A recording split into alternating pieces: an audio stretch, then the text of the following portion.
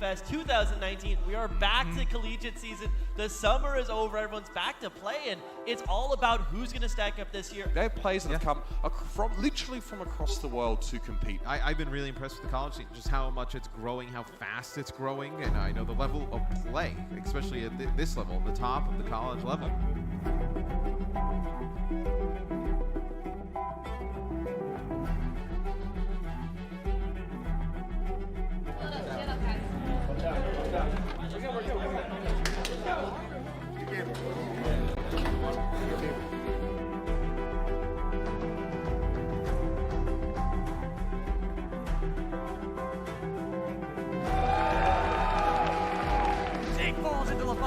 I'm going to be the next casualty coming in for Harrisburg.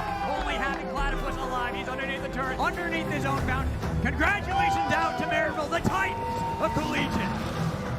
Look at how far they're pushing. Hypnon outside of the shield. Neutral knockdown, but Olu is in enemy territory for the second year in a row. Maryville double down and come out on top as HUE Invitational champions.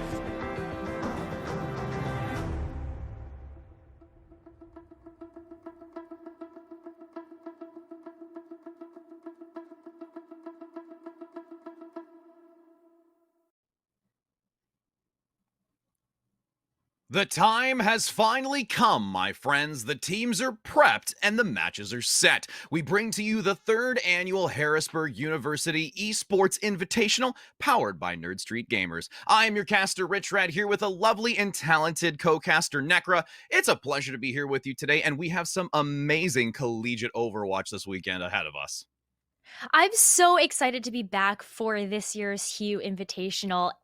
Teams are stacked. Teams are ready. We're covering 2 games this weekend for League of Legends and Overwatch, but this stream is going to be focused on the Overwatch portion of the weekend. And Rich Rad, I'm so excited. It's a brand new school year, and teams are gearing up more than ever to be able to participate in this year's Invitational.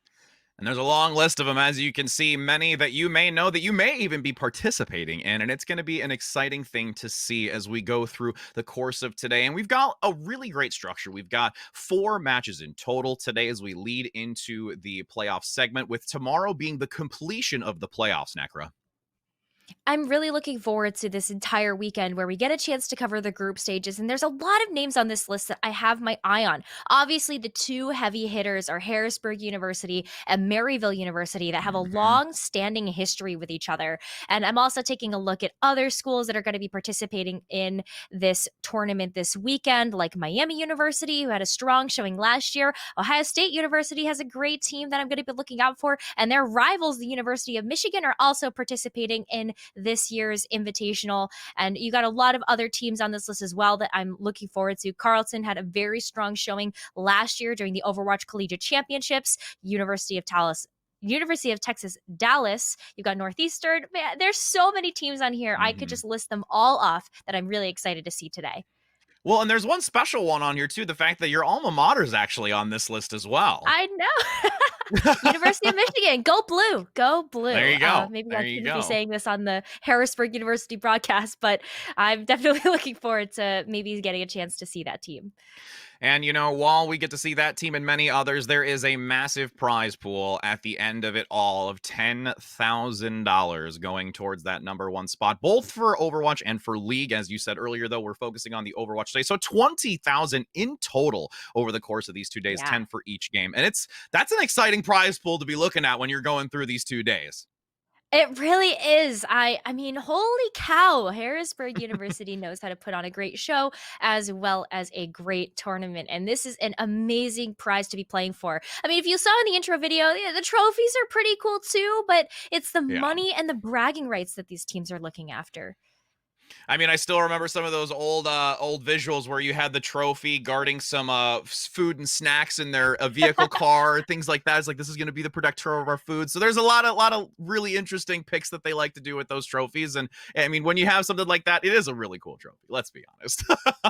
Oh yeah, I love the color blocking. I love the palette on the trophy. It's neat, and it's a bragging right for schools to capture that. But there's been one school in particular that has taken home the title of the HUE Invitational champion 2 years in a row, and that is Maryville University. Can anybody out there dethrone them this time around from taking home a trophy a third time in a row? It's going to be a tall order, but again, as we've seen with the dynamic change in Overwatch, with the most significant patch note being last month, that is the thing that you really have to kind of look at, and how these, teams across the board today and tomorrow are going to acclimate to these consistent adjustments that have really wavered away from this double shield type of meta that we so long saw in competitive play. They've had a little bit of time to be, playing on this live patch, but there is still a lot to be had going into this, because you can see things that are very unique coming out. I think that's the big key word for collegiate esports is unique. I love the ecosystem that collegiate esports has. And for Overwatch specifically, there's a myriad of different compositions and team styles that come into play for what we might see coming out of today. So I am looking forward to getting a nice feel of what's going on, the temperature of the water, what teams are kind of opting to go for, since you're absolutely right, Rich Rad. We've had a huge number of patches come through since the last time teams have ended up facing each other in collegiate esports with the Overwatch collegiate championships, up until now, for a new school year coming through with roster changes, as well as traveling through that history of patches that we have had, like the Genji buff, and then the Genji nerf, and the double shield nerf, and now we're at this point where we saw Roadhog come into play for a long time, and now it's getting nerfed again. So Yeah. I don't know what we're gonna see today. Well, we're not only going to discuss about how the Roadhog has received a nerf, but all of us, I think, that are really acknowledging that a Torbjorn got a buff with that whole shotgun change, and also just the way that Yeah. works. I mean, that I'm really curious to see if we are going to see any type of gameplay, but we will find out very shortly before we go into our first match. And we've got a lot lined up today, which is going to be, you can see on the screen, all of our massive groups that we have going. And there's a decent list. We've already going to be starting off with Group C first. It is going to be University of Northern Texas versus UCLA, University of California, Los Angeles. But we've got a couple other groups after, which are also something to really look at as well, Necra.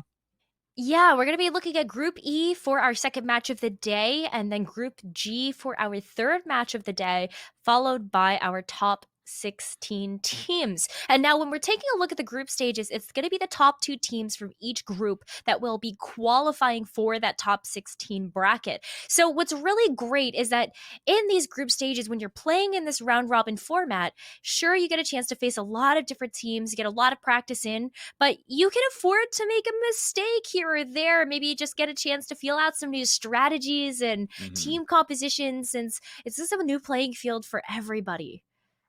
And for those that are curious for the group stages, it is going to be a best of 5 with map pools. The whole segment of the group stages will start out on the control of Lijiang Tower, so that will be consistent throughout the remainder of the day until we get to playoffs. But the best of 5 is a very long haul for that early group stage position to be playing.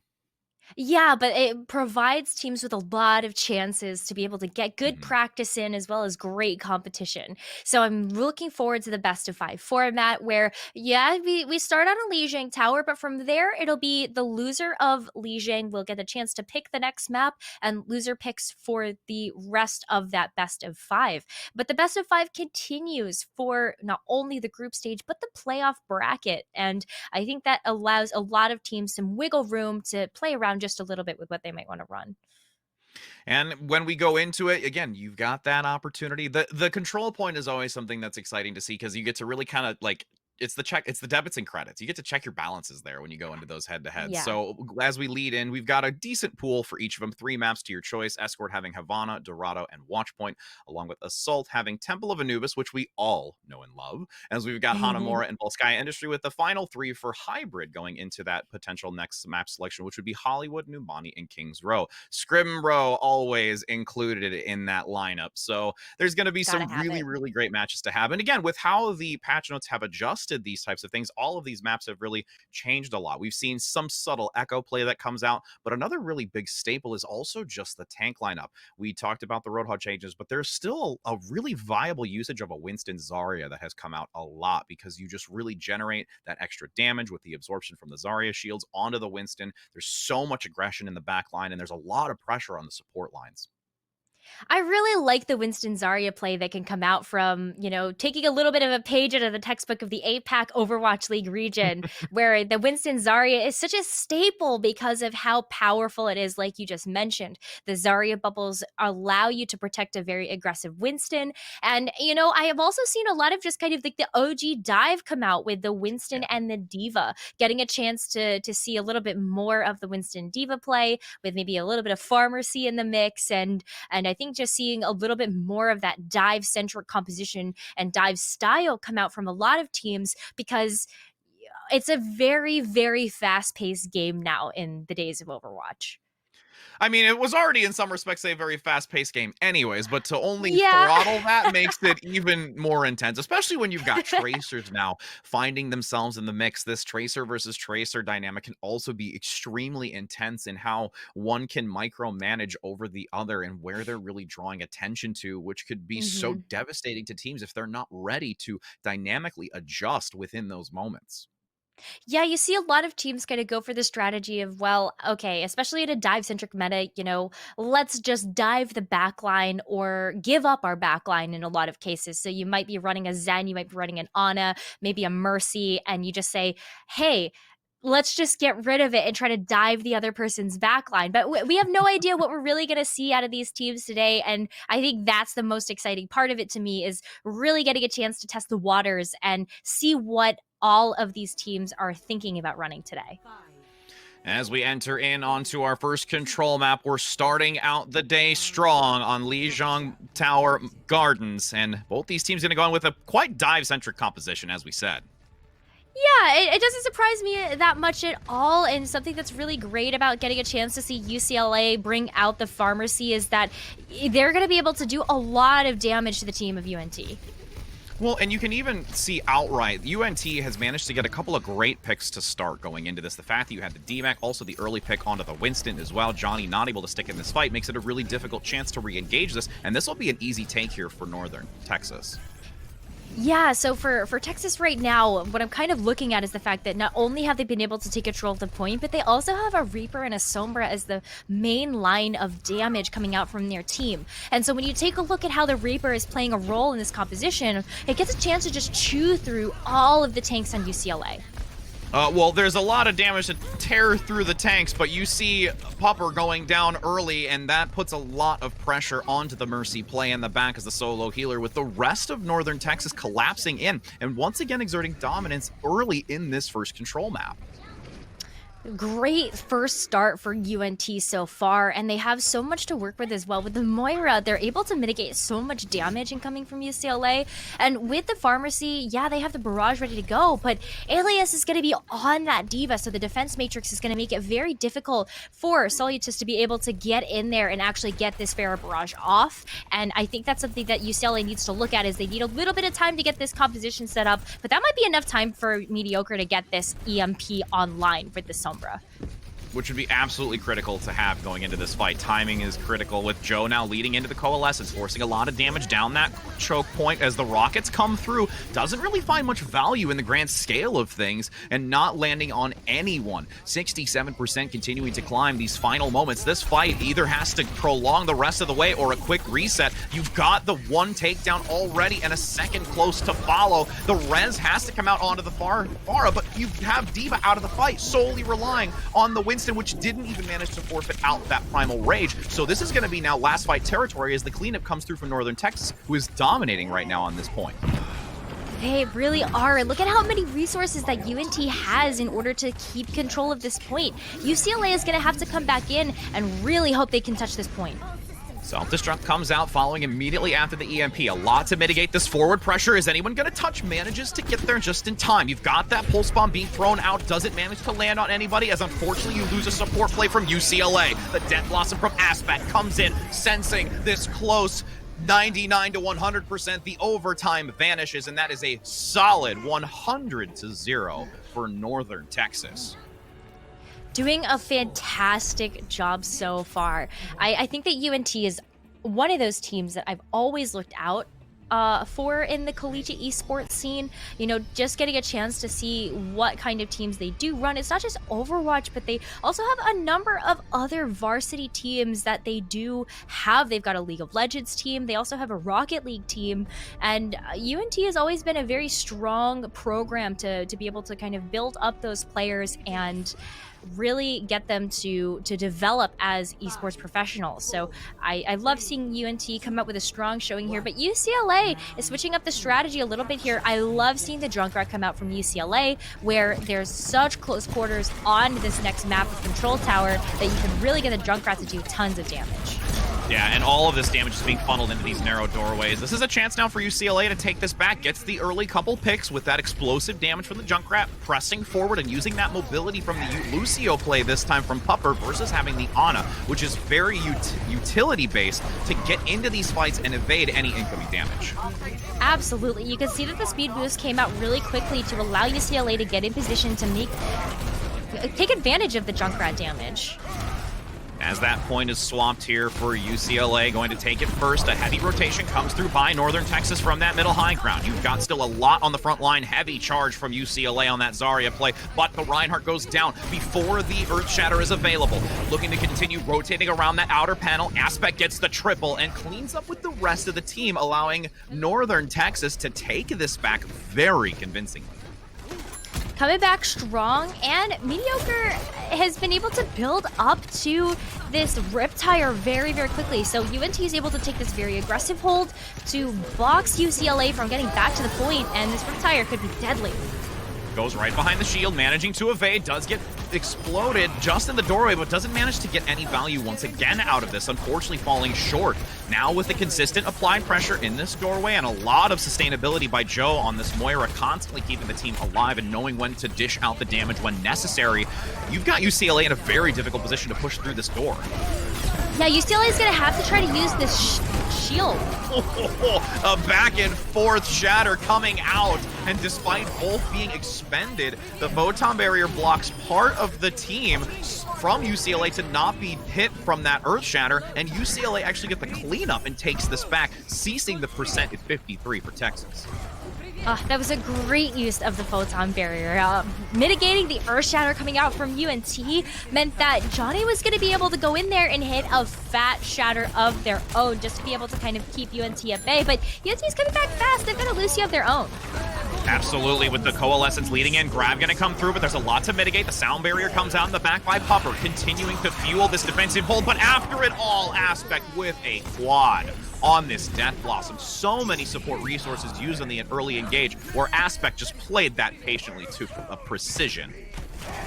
Yeah, I think that was one of the greatest parts about that play, was that Aspect was waiting for that moment to hit the Death Blossom when there were cooldowns that were unable to be used. So you didn't have the ability to kind of speed boost away from it, and that was unfortunate.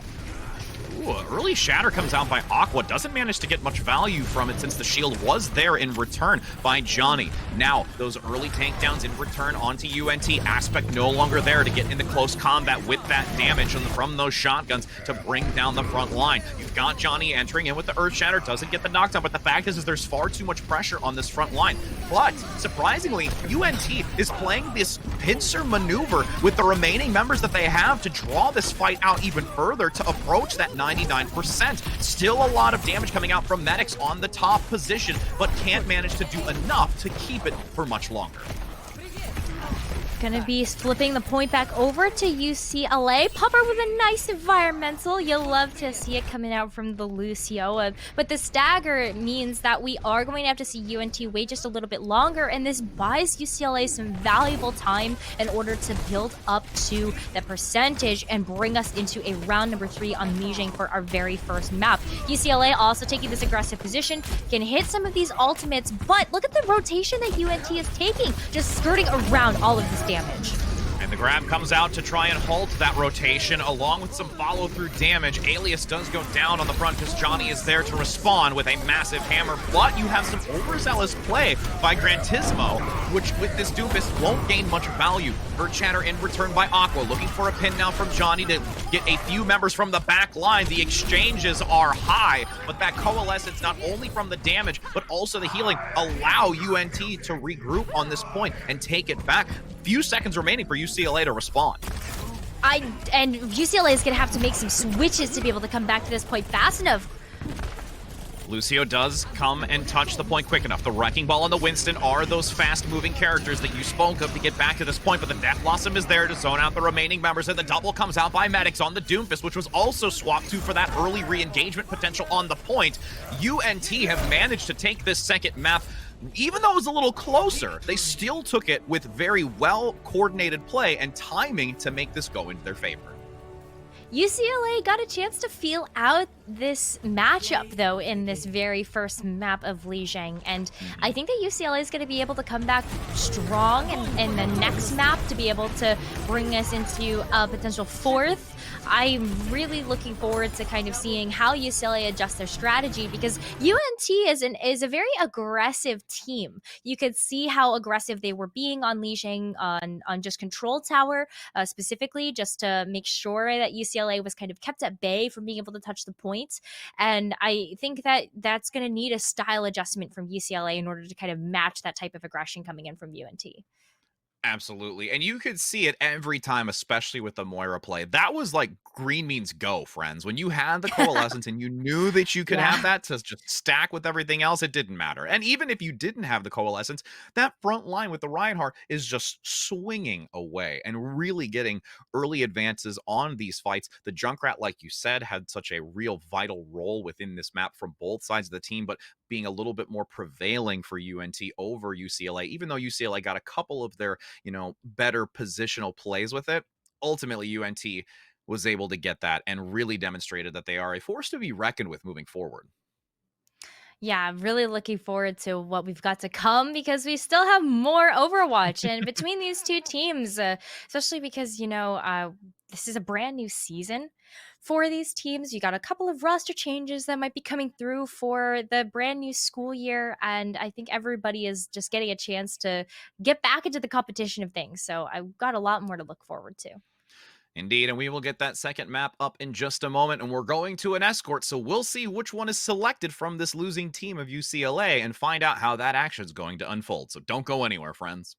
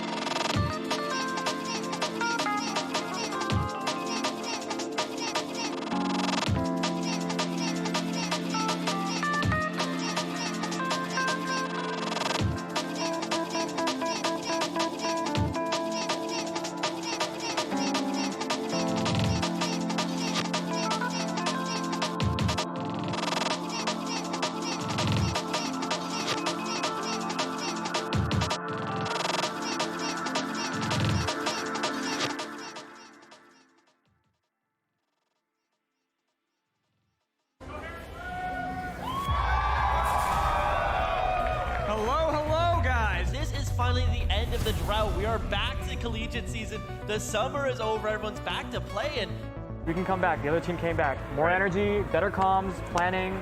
Remember the fundamentals. A wake-up call of we need to work even harder. Remember, guys, always do a little bit more than what you think you can. There's a lot of pressure on the players to succeed. I'm kind of worried about how our teammates are going to play it out.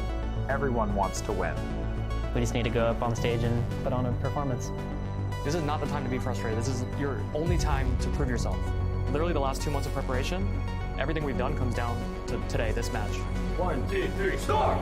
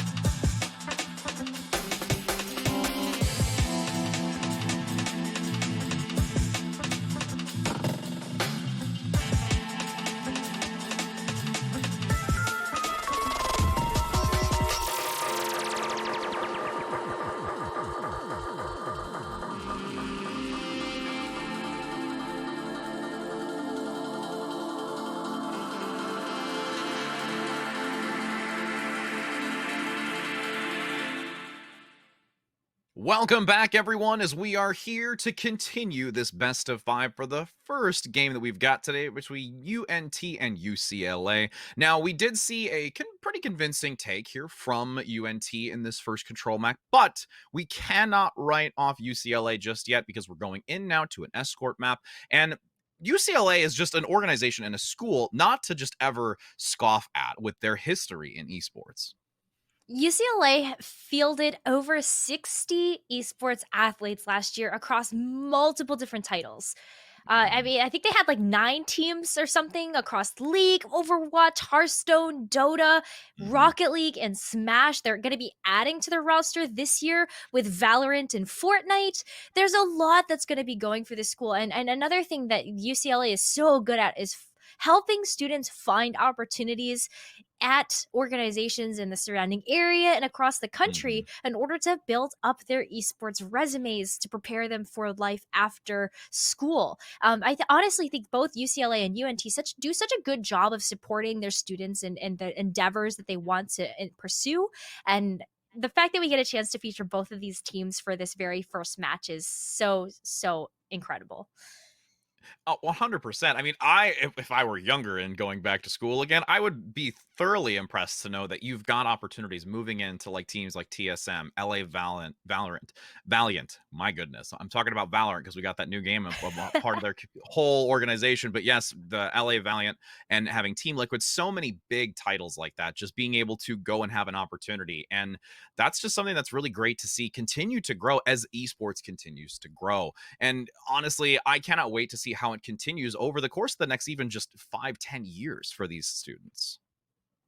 Yeah, it's going to be really exciting to see how the path of collegiate esports flourishes. But we still have this match at hand between UNT and UCLA. And we've got map number 2, where UCLA, because they lost Li Shang, our very first map of this series, we are going to be moving into our second map, which is going to be their choice. And we've got Dorado for you. So really excited about what UCLA has up their sleeve for how they're going to approach this map. Maybe see a little bit of popcorning off of the first building, which means that the Diva and the Winston get a chance to kind of just drop down onto the enemy team and stop that cart from moving. But interestingly enough, we got a first, oh my gosh, a hook.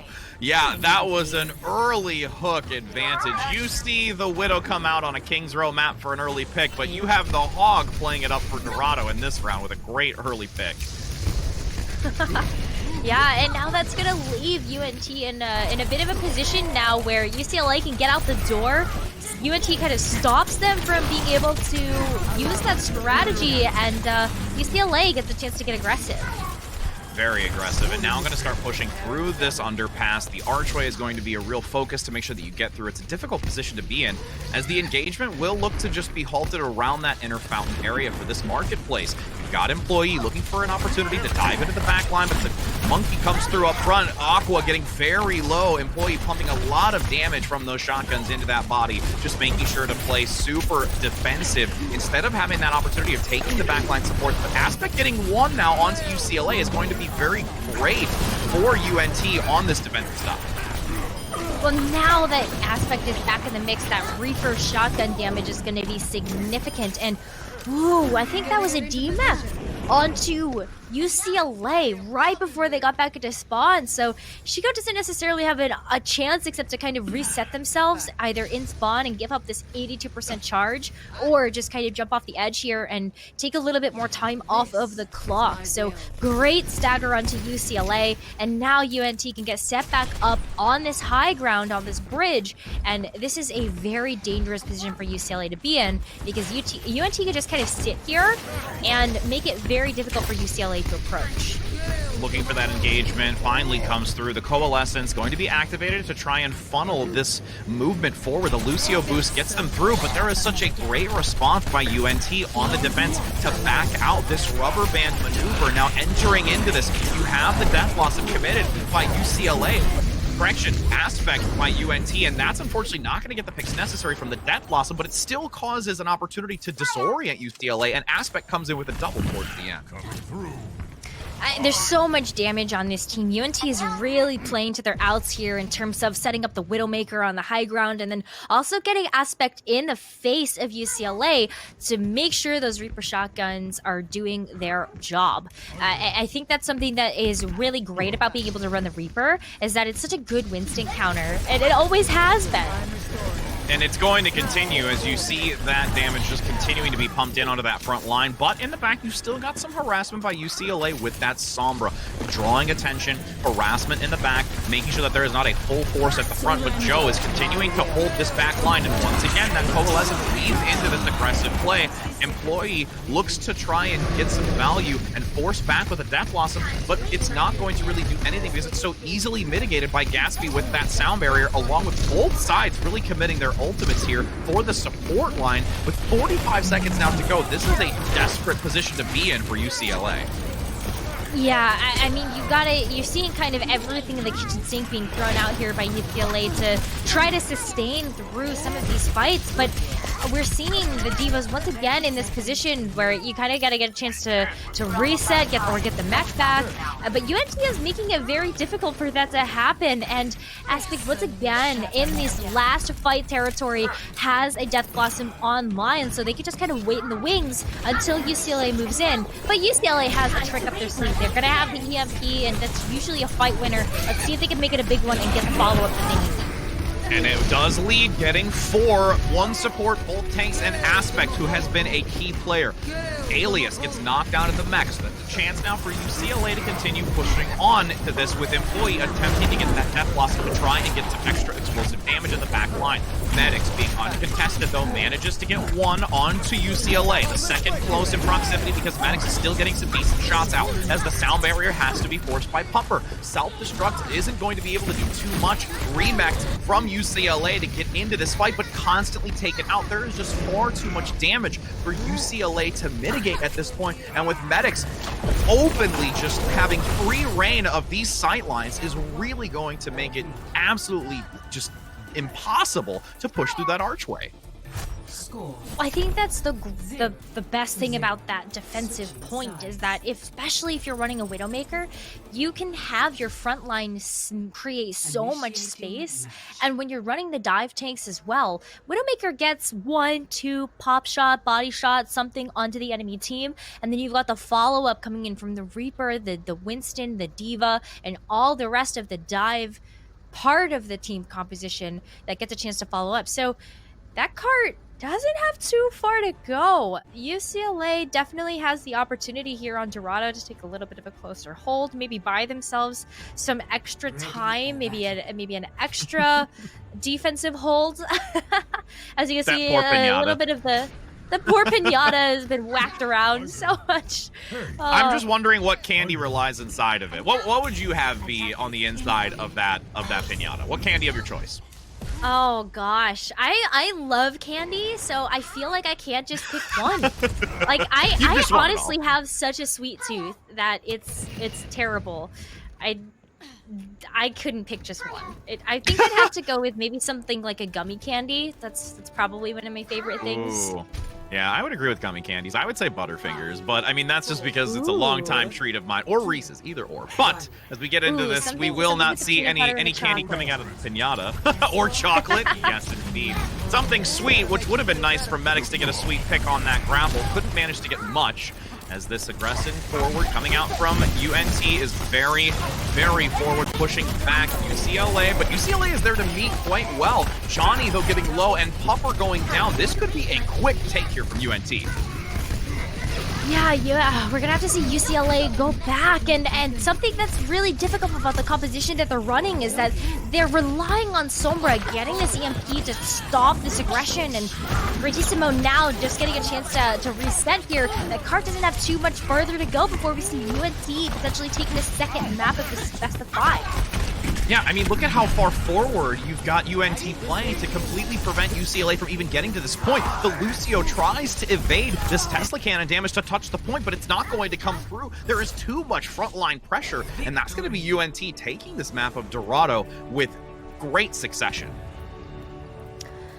That wasn't too far for the cart to move. I think that UNT ended up doing a fantastic job of the defense there just to be able to kind of set the goalpost for this map of Dorado, and you could really see how this Reaper play was such an integral part of that strategy. Take a look at how, sorry Winston, you got a big hitbox. It's yeah. Reaper shotguns are going to do a lot of damage to that area of effect. You're going to need a lot of peanut butter to recover from that when you're hitting your comfort food. Ours might have been gummies and chocolate, but Winston's is for sure that peanut butter after that engagement. But yes, as you said, this dive-centric composition has really been working out well for these teams. That's what we've seen most, relevant. But the Reaper does play such a huge role against a Winston. If you get that Winston caught out and are able to eliminate them from that fight so early, it's just a domino effect, and you crumble without having that type of secondary tank to assist, specifically leaving the Diva all alone. Yeah, I mean, that's why you kind of see Winston and Diva work so well in tandem, is because they really cover each other's strengths and weaknesses. And without one, you don't necessarily have a strong other half either. But I think that's something that we can really say is a unique success point of UNT, is how far forward Reaper gets a chance to play. It has been making it difficult for UCLA to find this avenue of approach to execute their game plan when it comes down to some of these team fights. And I mean, if they can refine the team fights, find an opportunity to keep enough aggression, but not become overzealous with that Winston play, finding those pitfalls of where Aspect has been constantly able to respond, that's going to be a chance for them to really start turning this around. Again, best of 5, there is a chance for a reverse sweep. You and I have both seen many a times teams rally at this position. So we'll be able to see that potentially coming up soon, as we are on match point for UNT and a possible reverse sweep for UCLA. So don't go anywhere, friends, because we'll be bringing you that action very shortly.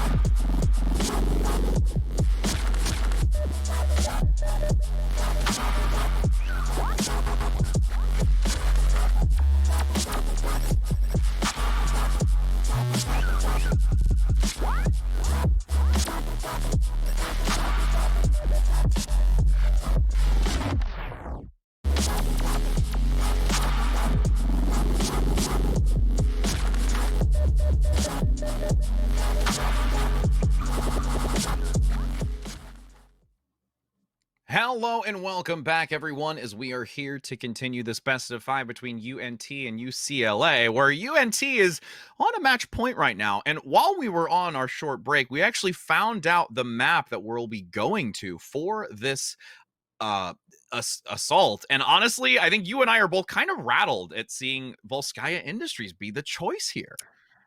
You've got Anubis that you could pick from. You could have picked Hanamura as well, which are kind of more of the classic assault maps when you think about the game and what teams like to play. Volskaya is a pick that ends up being really hard, and a lot of teams choose to not go onto that map unless you've got a strong maybe Widowmaker or a strong hit scam player that can really keep that defense pressure alive. And we've seen a very strong Widowmaker on the side of UNT, and I'm patiently waiting to see whether or not that comes out from UCLA as well. But like you said, this is going to be potential match point. I think this map is one of the harder assaults that we could have picked from, but maybe UCLA has like a secret Symmetra strat up their sleeve, something. So I'm all for it. I mean, because we've even seen some interesting ones with like a Sombra play, but you put so much resource into a Sombra when it comes to that type of selection because you're so reliant on you cut the DPS and you increase the utility. And yeah, and there's so much like just pace change when it comes to it, even though you have the utility from the Sombra. So that's sometimes what we've seen, but it's a very high risk, high reward. The Symmetra, as you said, could also be an interesting tactic, or maybe even a Torbjorn. Throwing that out there, high hopes. Whether or not that happens, probably not. But there is a lot of opportunity. But to build on it further is also with UCLA having a little bit of those moments of where they lose one of their tanks early in these engagements. It's very critical to have the synergy between your tank line on a Winston Diva, but very much so on this initial point, pushing onto Volskaya Industry because of just how the architecture of the map is onto that first control point.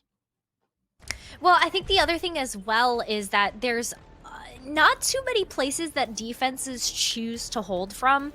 You've got kind of above the hut and with a dive composition, maybe gonna be on kind of like the back high ground. But again, doesn't really surprise me that from UNT we're getting a chance to see Aspect come out on the Ashe to be able to help out with some of this long-range damage. And then we actually have Mediocre playing the Sombra. So that's going to be a race to try to get up to this EMP. Mediocre already getting some great shots into the back line of UCLA. Had to translocate out, but I love the rotation that UCLA is taking right now. Very swift movement up this catwalk to try and get that flanking position. And again, Mediocre in a really great spot. Grantissimo cannot compete with the amount of ultimate charge that's coming through on this Sombra play. And the Dynamite's going to get a nice early lead, though, because Aspect is already approaching that Bob play. Employee going down by Aqua only further just puts UCLA at a deficit right now, and now they're in such a challenging position because they've got Ashe damage from behind and the front line of the tank from UNT. Kind of like that pincer movement happening right now where UCLA is getting stuck between those Dynamites and also the front line of UNT. And now where do they go? They could maybe drop down, try to get to the point, but you also have members of UNT waiting for them if that were to happen. Yeah, and you had that coalescence lead in by UCLA to try and get the advantage, forcing out, but Aqua manages to take down again Employee. That's the second time in this engagement, 2 minutes and 40 seconds, and both engagements have not prevailed. The nice takedown, though, onto Aqua, being a little bit overzealous, this time on the opposing side. But this opposite balcony that you've got UNT holding is just so well fortified at this point. I'm trying to figure out how UCLA approaches this point, because yeah, they could drop down, but then UNT has so many resources right now. Yeah, and UNT's going to lead into this with a self-destruct forcing back. Also, you had Mediocre throw out the EMP. Grantissimo attempting to survive, but Aqua gets the pick in the back line as Joe, let's be honest, on this support play has been in perfect positioning the entire match on Volskaya Industry right now, uncontested, and no worry about that backline support. Especially when you're taking a look at a dive-centric composition, Ana gets a chance to carry the team so much. So as long as Joe stays alive, they're able to heal up the front line of UNT, allowing them to be very aggressive. But UCLA is doing something very smart, which is forcing out ultimates from UNT, and then they're going to have a full slate of 6 to move in for this next push. Full slate is coming shortly, but the sound barrier will lead in along with the Coalescence, EMP, and Death Blossom. 4 in total.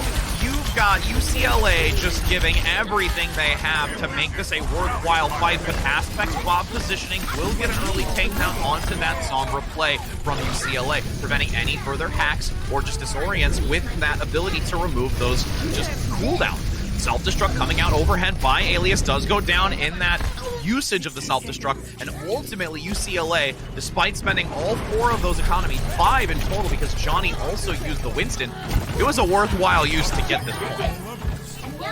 Very worthwhile use because capturing point A means you get additional time on the clock to move into point B of Volskaya, which is, gotta say, the raid boss of this map. This is the hard point that we have been kind of alluding to, talking about Volskaya as a very difficult portion of the map. Either you can snowball through with overwhelming with ultimates, or you kind of get stopped here. That's really what happens on this map. Got Johnny getting some decent damage around the side, attempting to take down this raid boss. Does get hacked up front, and Aspect manages to follow through. Mediocre holding on to this EMP, no real need to use it. The cleanup is going to come out. Still 3 minutes to work with, so there's going to be a better chance to use it, and UCLA is going to have to force a regroup. Yeah, I mean, this is kind of something else that UCLA can do. Remember how smartly they played that point A, where they just stacked up ultimates waiting for them to come online, and then once they had the full slate of 6, were able to move into the second point. It's kind of what UCLA has to do again if they want to be able to capture this second point. UNT also switches a little bit of their composition up. They've got Aspect now back on the Reaper, and I think that's also going to be a little bit of a showstopper here for UCLA. Until they get those ultimates online, the best thing that UCLA can do is just force out as many as possible. Well, UCLA is going to get hit early with that EMP, and Coalescence is going to be committed by Joe to just continue this aggression forward. These ultimates are really being forced out on the side of UNT, but UCLA is still responding with some of their own. So they are going to have at least the 2 tanks, but the self-destruct is actually tucked into the back, doesn't really get any value with it, and I feel that UCLA might be over-committing a little bit of their own here, but still feel confident to press forward, because now the picks are starting to come through. Yeah, the picture is definitely starting to put itself together as long as UCLA can keep target focusing down the members of UNT that come onto this point. The whiff of the EMP on UNT actually opened the door for UCLA here, as long as they don't get overwhelmed with the reinforcement. Move, the hack comes out on the front, starting to break down this tank line, and the remaining members, 1 minute and 30 seconds to go. Almost 1 tick obtained by UCLA, but falls just a smidge short to get that, and that would have been truly beneficial to them to at least get that early tick, but they've still got another attempt here.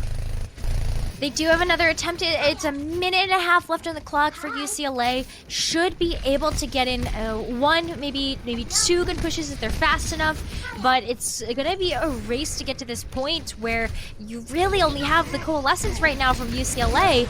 And you're kind of going up against this big EMP fight winner for UNT. Oh! Mediocre underneath. That was an absolutely dominating position. All 6 members of UCLA being hit by that. But now they no longer have to worry about that EMP going into this next fight. They really more so just have to keep an eye on these double support ultimates that are going to fuel this defensive hold. UCLA has an EMP of their own that they're going to be working up to. Shikoku might get a chance to get this Diva Bomb online. That's been a powerful combination we've seen from these teams so far. Throwing the EMP out there first, hoping that that's enough to shut off all the cooldowns onto each member of UNT so that they don't have their mobility to get away from the Diva Bomb. Shikoku just has to get this Diva Bomb online. This is last fight territory, Rich. UCLA, this is their last chance to make something happen here. And Grantissimo sitting in the back, waiting for that perfect time. Not wanting to get sought out here as the regroup comes out. The hack and the EMP will be stacked. Going to get it onto 3 targets, but the self-destruct and Gatsby with that sound barrier come out just in time to give some buffer to withstand UCA pressing forward. Now the Death Blossom comes out by Employ. UCLA in a dominant fashion now applying pressure to make sure that they can at least get 1 point, but looks for the full. The respawn advantage by UNT is here with so many members down. UNT is going to have to look for a regroup to compete after the second tick. It's the last desperate play with the Lucio to touch the point and keep it in contention, but there is just not going to be enough time for a regroup of a solid 6. That timer will finally be complete. Round 1 is fully finished by UCLA. UCLA played that so well, and it looked like it might have been over for a couple of seconds, where you saw the EMP come out from UCLA, and then you saw the sound barrier in response from UNT to just be able to come in and mitigate a lot of the ability of UCLA to follow up onto the EMP. But after all of that was said and done, UCLA started getting other ultimates online to be able to focus down all of their targets on UNT, and the wipe meant that it was going to be very difficult for UNT to come back into this one without regrouping as a total 6 to get back to the point. So UCLA rewarded for their patience with those 2 points of Volskaya in overtime. So there's still a win condition on the board for UNT. If they're able to capture both of these objectives with over a minute in the bank, then they'll be the only ones to be able to get a chance at a round number 3. And, I mean, at this point, you could see UCLA holding here. The fact that they got that second gives an opportunity to really persevere through this attack from UNT. So I'm really liking that they were able to work through that, as you said, finding an opportunity, and were rewarded. As we take a swap of sides, you're still going to be a very similar composition coming out. You've got now a potential minor adjustment from UNT, but we won't know until those doors open. And I think a lot's going to be riding on Employee, along with Grantissimo, on this Sombra for this defensive play from UCLA. Yeah, a lot rides on the DPS for UCLA. Being able to work up to the EMP just to get yourself on a good ultimate rotation is really important. And UCLA, the way that they played that first round was really great, because they were on the attack just to kind of bank up those ults. But they're going to need stuff in the bank in order to hold on to this defensive point. Well, and something that you don't have UCLA with in the bank, as we saw in that overhead, there was a great pickup taking down Grantissimo from Mediocre in the back line, leading with the numbers advantage. You've got UNT now pressing on. The fact that you didn't have anyone to mitigate with hacks or cause harassment in the back just continued to allow UNT to press forward and really start to claim this. And now Grantissimo's coming in late just to buy some time, but there's not really any value that can be obtained from it. Now this point's going to be going over to UNT, and now it's on UCLA to stop UNT from capturing progress on the second point of Volskaya. But UNT, they might be able to snowball this. They've got a Diva Bomb in the bank. They might be able to work up to this EMP. Mediocre's building up that charge very, very quickly. And then the Coalescence as well. UNT has the potential here to snowball. And now with that snowball, can it come through? Joe leads in with the Coalescence. We've seen it before on a control map. Can it be also played here? Alias gets the micro rockets onto the back line, taking out the Reaper, and the self-destruct is still being held onto because Aqua forces the Primal. In the counterpart, Johnny forces it out, but cannot withstand the damage from Aspect on this Reaper play, just pumping in damage. An EMP, though, to counter, comes out by Grantissimo, but Gatsby sitting in the outskirts, keeping distance for the sound barrier, does go down despite that use, but it still keeps this front line healthy. 5 minutes and 10, exchanges back and forth. The longer that UCLA can keep this going, the regroup and numbers advantage will start favoring them with that spawn positioning, and finally, you've got UCLA prevailing. Good job by UCLA to stop the snowball. Woo, that was a scrappy fight for the second point. And UCLA able to come out on top means that they're able to get stuff back up, to build up some more of those ultimates, and I think that's something that UCLA has done super well in this series, is persevere through a lot of these more disadvantageous fights that UNT has been bringing to them. Oh, and Mediocre was looking for a potential engagement with that EMP on the translocate. Does still find value onto 4 in the back with Alias combining the self-destruct. Having that also followed by a Death Blossom is just the nail in the coffin. 1 tick done, 2 tick near, 3rd to be had, as UCLA is going to attempt to touch with that Lucio, managing to get there, and the Wrecking Ball has to come out. Again, heavy mobility to try and spin to win in the center, but Alias, along with the entire focus fire from UNT, removes that hamster from play. And that's a 4-minute and 2-second time bank to compete against UCLA. 4 minutes and 2 seconds to only capture a third of the pie. And Rich Rat, this is match point. UCLA can't afford to allow UNT to capture this third of this first objective. That would mean the end of this series for UCLA. We're still playing at the group stages though, so with the round robin format, it's not necessarily over for UCLA since it's going to be the top 2 teams from each group to move on to the top 16 playoff bracket. But first game of the day, UNT's looking incredibly strong here. UCLA has to play flawlessly to bring us into a map number 4.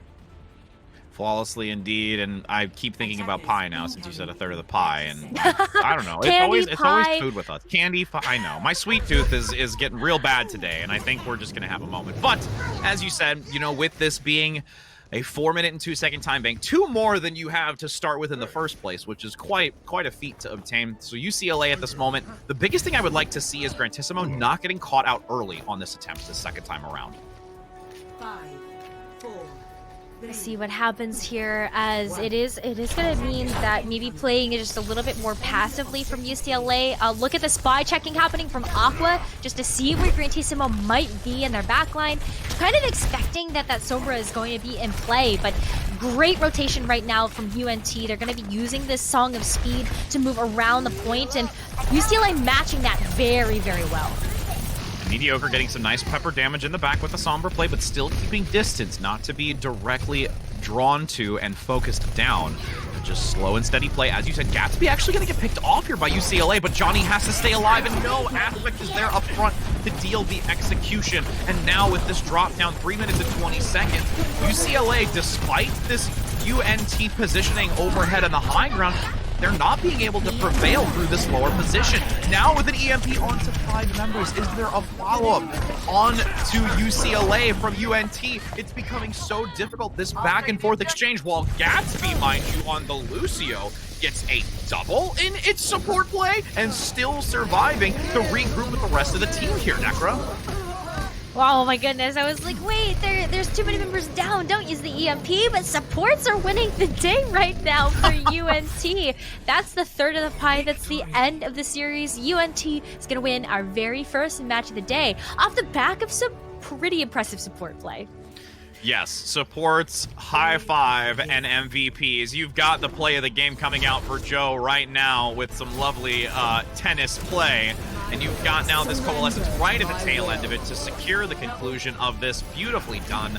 And again, it's so great to see how these supports it's just done to precision. They're not able to just keep the team alive, but able to deal out some serious damage to really push that extra mile to get fights like that to go in their favor. I mean, that's kind of the thing, right? When you think about a support, you're thinking, oh, they're really only there to like heal up the team, but that's not the case at all. Especially when you're playing at this high of a level, you're seeing supports that honestly play out of their minds. They're able to handle both parts of the job really well, dealing the supportive role to the team of making sure that everybody's healed up and enabled, but also making sure that they can follow up on some of these plays as well, and just kind of adding in their own damage to the mix and making sure that focus fire is there. So hats off to UNT. UCLA, it's not over for them yet. We still are playing through group stages where UCLA is and UNT are going to be playing 2 more matches in our round robin group stages. And the top 2 teams from each of those groups are going to be moving on to that top 16 bracket. So we still have a ton more games to be able to show you today. A ton indeed. And we're actually going to get to still see the second group that's being played. It'll be Group E next, where we get to see Texas, different university, coming through and actually showing how their team is able to manage. It's going to be University of Texas Austin versus Boise State University. So again, we've got another good state from the South region coming out in this next one, and it's going to be really interesting to see how they play, whether they're going to stick towards this type of, composition. Will they have something different that we've not seen so far? And again, how they accelerate through their own group, which again is Group E. So before we get that underway, we will be going to a brief break before we get that started. So we'll see you in just a moment, friends. So grab some snack and grab some drink, because we'll be here with you then.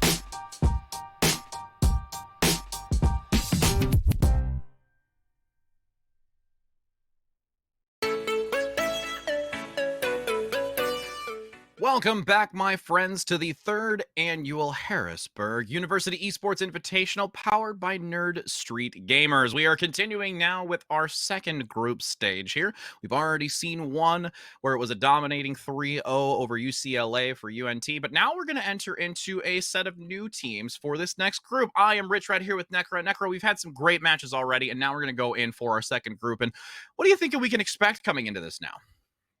Well, now that we got a chance to see how the first game went, it's a lot of dive, a lot of Reaper, a lot of just heavy hitting damage with a very aggressive front line. And that was kind of what we were talking at the top of the show, expecting to see for a lot of these teams now that double shields are nerfed, as well as you're not necessarily seeing the big Roadhog buff that people were super excited about, seeing Roadhog Zarya next to each other. It's a lot of dive. So I'm super excited about that for a couple of reasons. One, it's been a long time since we got a chance to cast some dive, and two, I think this is a style that really lends itself well for the team styles that a lot of these collegiate teams have, which is just running super aggressive and trading backlines and just making sure that they're at the front line of that aggression. But for this next match where we've got Boise State University Blue versus the University of Texas Austin, I'm really looking forward to this match. I think that these are two schools that have really shown up into a lot of the competitions that they've been a part of. Boise State University is definitely one of those teams that I was looking out for last year. And then University of Texas Austin, they were able to make it to the round of 16 in the Overwatch Collegiate Championships in this past year. So lots of heavy hitters there for both of these teams. But that's going to be Group E for those of you that are just tuning in. We're going to be following Boise State University versus UT Austin. But there's a lot of other matches that have taken place for this first round that we've got results for.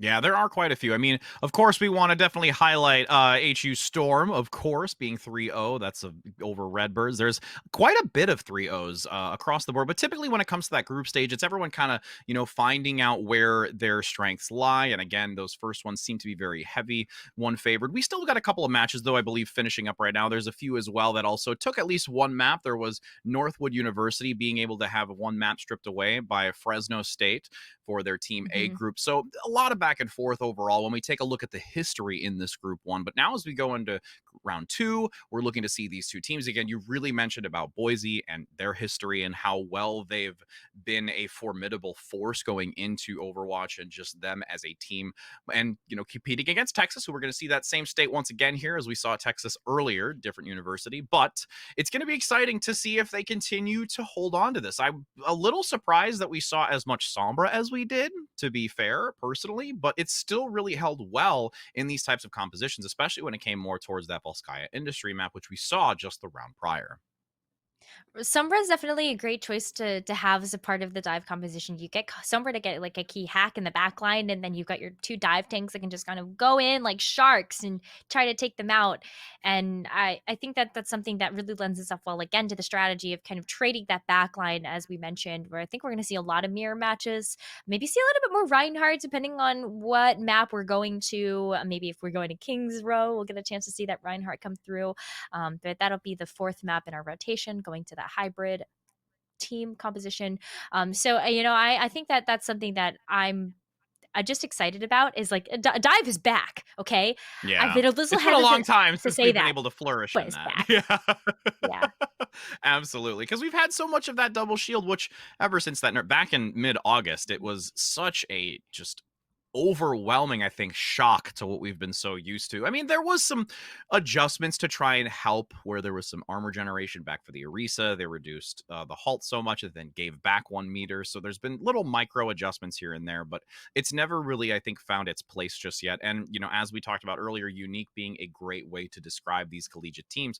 We've even said it, in some other regions for contenders that do the same thing. They're very kind of chaotic. They have a really unique type of style when it comes to metas, or what they like to run, or the compositions that they feel confident with. So in this collegiate scene, I've always said the same thing too. When I used to, go to like my college's football games, you would see collegiate play, and then you look at like main tier 1 play, and there's just this fire and this entity that comes from collegiate players just across any sport. And it's really great to see it here, even now in esports. Oh, absolutely. And I think that starting out a Li Zhang for our every control map that starts out each of these best of 5 series in our group stages is a great way to kick things off. And because we're not in kind of like the open air market space like we see on Gardens and Night Market, we are going to be seeing a little bit more of that Reinhardt play. And look at this, Richrad. It's Torbjorn. You were waiting for this to come out. I've been waiting, and the glorious moment is now. And with this Torbjorn combined with the Junkrat, that's going to be a lot of nice crossfire and just damage coming from multiple angles, ricocheting those explosive grenades. You still have a lot of dominant play coming out from Boise over UT at the moment. Just going to be forced back. Austin really has to just draw back, regroup, because there was so much forward momentum by Boise. Yeah, Boise's doing an incredible job right now of just making sure that they can take that aggressive stance. Again, very classic seeing it on Control Tower, just making sure that you are going to get a chance to build up a lot of that percentage for your ultimates and also try to keep that team at bay. And also, I think what ends up making it really great is that, look at this, they walk in and it's a Riptire immediately. But it's instantly shut down by the backline. So much focus on that Riptire turn in the corner. A grab has to come out by Boise to try and stop this exchange. Molten Core also going to really kind of divide and conquer this team of UT, but there's not enough members from Boise to really fight against this, even with the Molten Core kind of dividing their numbers. The Molten Core was a great last-ditch effort from Boise just to try to take over as much percentage as possible, but I think that was what it was. It was that last-ditch effort, knowing that there were so many members of the team down on Boise State, and then, you know, trying to follow up on that was always going to be very hard. But UT Austin has a Riptire of their own. Ooh, but it does go down. Both have not really gained any value at this present time, so it's been a little bit nullified, and very great awareness from both teams. Amber up front, leading with the grab, has the sound barrier to also be very reinforced with a Dragon Strike coming through the side. The Dragon Strike doesn't get the kills, but the support line sure will from Austin, and managing to keep this percentage continuing to climb. Oh, and you can take a nap with a Bionade there too, Goblin. Yep. After a long day of hard work, sometimes you just gotta take a little bit of that nap. And what better than when Scarlett's really send it to him for Boise State, but here comes the Earth Shatter. And it's not going to gain too much. Shield is there. The Riptire to chase. Plato manages to get the double, taking down the junk counterpart as this movement forward allows Boise to take it back, ceasing that percentage gain up to 63% from UT. And now they have a chance to try and start putting this back into their favor for Boise. This is so back and forth, and hold on a second. We've got a Bastion into the mix now. I'm gonna one-up your Torbjorn, is what UT Austin said. I'm gonna go with the Turret 2.0 and that's kind of an all-in, then not only just raising the ante right now. You have a really, really interesting play. Molten Core comes out to try and dislodge that sentry position with the Bastion, getting overwhelmed in the back, but still not yet being brought down. Finally, from a long-range grenade coming through by Plato to get the pick, with this grab being thrown in onto Austin. That's a great chance for Boise to collapse onto this and bring it to a final fight territory. Austin has to regroup and then find their way back in. It's going to be really hard to get that Bastion set up when you, as Boise State, just use the architecture of the map to get away from all of the shots coming through. But, and that opener as well from Boise. This is going to be tough for UT Austin to come back. Oh, and the Riptire comes in the flank, getting a double. The overtime remains, but it is high hopes while Plato manages to get multiple kills in the end right there, 100-63. Even though UT had a really great opportunity of getting a decent 63%, Boise in the long haul played the very great macro game. Yeah, I'm still giggling over the Bastion choice. It might not be the best strategy, I think, coming out from UT Austin, but it sure is a flashy strategy. Again, kind of saying, like, you know, I see your Torbjorn, I one-up you. I anti-you this Bastion. Let's see how you respond. But you know, for UT Austin now, I think switching up their strategy here is going to be really great. I think that on this map of Lijiang, on this round particularly, we are seeing that there's kind of like that two-sided strategy here. You're seeing Boise State go with a little bit more of the textbook play out of the Owl APAC region, and for UT Austin, sticking with that Reinhardt. Yeah, this and that getting a great positional advantage with the Symmetra just before Boise, since you didn't have Boise commit to that Symmetra play in this round, with those turrets also giving some great presence in the back. Austin now on this outer flank looking to try and collapse onto the back line. Plato having a difficult time getting some damage, though all the while in the outskirts you've got Boise pressing on, forcing Austin away and getting this point first. Now, though, with the play here, you know, how do you set up the Symmetra? I think that with UT Austin, if they were able to control this point first, then you get a chance to set up all the Symmetra turrets around the door. It's going to be much harder to do that now. Wall, though. Yeah, wall comes out by the Symmetra. There is already too much done, though. You have the Coalescence coming out to try and counter to keep Austin alive in this. You've got Guac already getting the double with that Winston play on the front, and the chase comes through very swiftly. Yeah, that's going to be another reset for UT Austin, but they're switching up their strategy now. Now that they use the Photon Barrier, this and that's, they're switching over to the Ashe, and I think the Ashe is one of those things that, especially with a dive composition, you've got the Bob that can be that 7th member of the team and really get something done in terms of making sure that you can deal with the turret, you get those long range damage coming through, the dynamites, and the Bob disrupts a lot of that pressure. And Amber leads in with the grab, managing to get some follow-up with the damage as well. You have Plato committing the Death Blossom here to try and reset some of that aggression from Austin. Doesn't really get too much value in the grand scale of things. Squawk has to force Ashe on the back.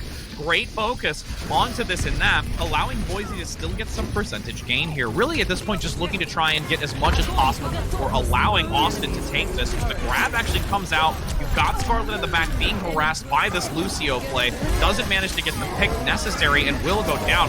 And yeah, this is just a drawn-out fight to keep the percent for as long as possible. I think that Boise State was hoping that they'd be able to get a flip through there. That's why they committed the grab, and they also committed the Molten Core. But you're right, Rich Rad. At the end of the day, it is going to be just building up that percentage and getting Boise State into a position where they can come back into this. And if they take back control of the point, then UT Austin has to hustle their bustle and get back in order to pop the overtime. Goblin for Boise State is going to be getting this Widowmaker into play. Fortunately, gonna get taken down there before getting a chance to get too much done, but the Widowmaker is a really strong choice on this map because you can really contest these sightlines that this and that on the Ashe where UT Austin is going to have. Especially with Bob coming out to play, just got the percentage in time for this engagement. 42% climbing as the Earthshatter comes out now by Austin to get a follow-up with a great fire strike onto the back line. Dynamite getting even more value with that close encounter. And Boise is going to have to look for another engagement, but they still have more than enough time to set themselves up to get those last couple of ultimates that they would need, specifically that Primal Rage, to go into this next fight. Yeah, there's still some time here for Boise State. Something that they're going to want to do is, okay, they're switching over to a little bit more pick potential. You've got Goblin now kind of going over to this Doomfist, which will be able to help out a lot with all of these walls and also just turning around the team of UT Austin. Instantly, just you heard the sound effect of it starting to switch, and all of Austin rotates back. And honestly, there's a great couple of picks early. Still numbers advantage here for Boise to take this back. Just about to surpass the percentage of Boise. UT is in a good position to keep this, but unfortunately, through this engagement, it is not going to be enough. Plato gets the Death Blossom to really draw away any members of UT to stick on this point, and taking it back now with only a good 10 seconds remaining for UT to come back on this. Ooh, there's almost that stagger. There's almost that stagger onto Austin, but Reinhardt gets to be kept alive. Charges right into the fray, though. Yep, gonna instantly be deleted the second reaching that open space with the charge. Cal on this Zarya continuing to mitigate, give shields with that high energy charge, just constantly full 100%. There is a double coming out even later in this fight. The grab is going to be thrown. No one from UT managing to stick through that engagement, and Boise's gonna be taking this first control map. This first map may be going in the way of Boise, but Rich Rat, this has been really close. UT Austin has had a great showing of things in terms of taking over control of the point, playing this patient game, and like even we're gonna see this play of the game go over to UT Austin for that fantastic Earth Shatter and just all that cleave damage coming through. Definitely a close map, which I think lends itself really well to a close upcoming series. And it was very responsive. That was the biggest thing, is that there was adaptation from both of these teams to try and figure out the strengths and weaknesses, what's going to work better or have a more compositional advantage over your opponent. And those subtle changes really can turn the tides, most specifically when it came to, that hit scan adjustment, rotating. Granted, the first time around, we saw the change into a Bastion, which I would say is probably not the better decision. But in this case, seeing the Widowmaker, I would say was. Yeah, the Widowmaker for sure was a great choice, just to be able to kind of keep some of those slog sightlines that we were seeing from the Ashe on UT Austin at bay, and then we kind of saw that the Widowmaker not getting as much done as maybe they were hoping for. So see that switch over to the Doomfist, I think that also not only shows the versatility of the hero pool, but also those micro adjustments are playing a much larger role in this match. And as we continue to the next one, you do see Boise State again taking the first control map. We'll transition into an escort map, which again will be decided by University of Texas going into this next one. So we are going to a brief break for a brief moment so that we can allow them to make that decision on the map. So don't go anywhere, friends, because we're going to see if this adaptation can continue so that Texas can take a map away from Boise.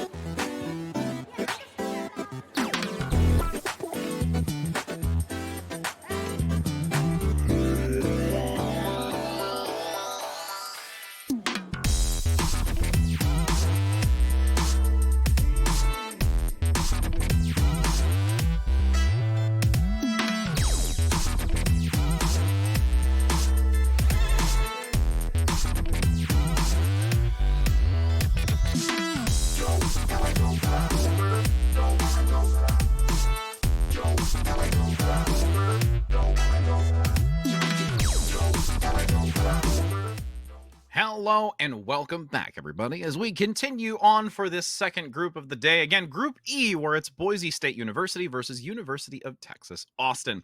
We've already managed to see one round completed for Control as we enter into the next map, which is actually going to be Dorado. We're going to get to see this a second time now, Nakra. Okay, Dorado Part 2. I'm excited for it. I think that it's a great map for the strategies that these teams are trying to run. I would like to see maybe that UT Austin try out the Winston and the Diva. I think the dive works just a little bit better on Dorado than the Reinhardt and the Zarya might, just because of the verticality on the map for points A and points B. But if we get a chance to move into point C, then the Reinhardt and Zarya ends up being really great for those close quarters fights. So let's see if there's some adjustments that come out from UT Austin. It was very, very close on Lijiang Tower. So I don't know what's going to happen for Dorado Part 2.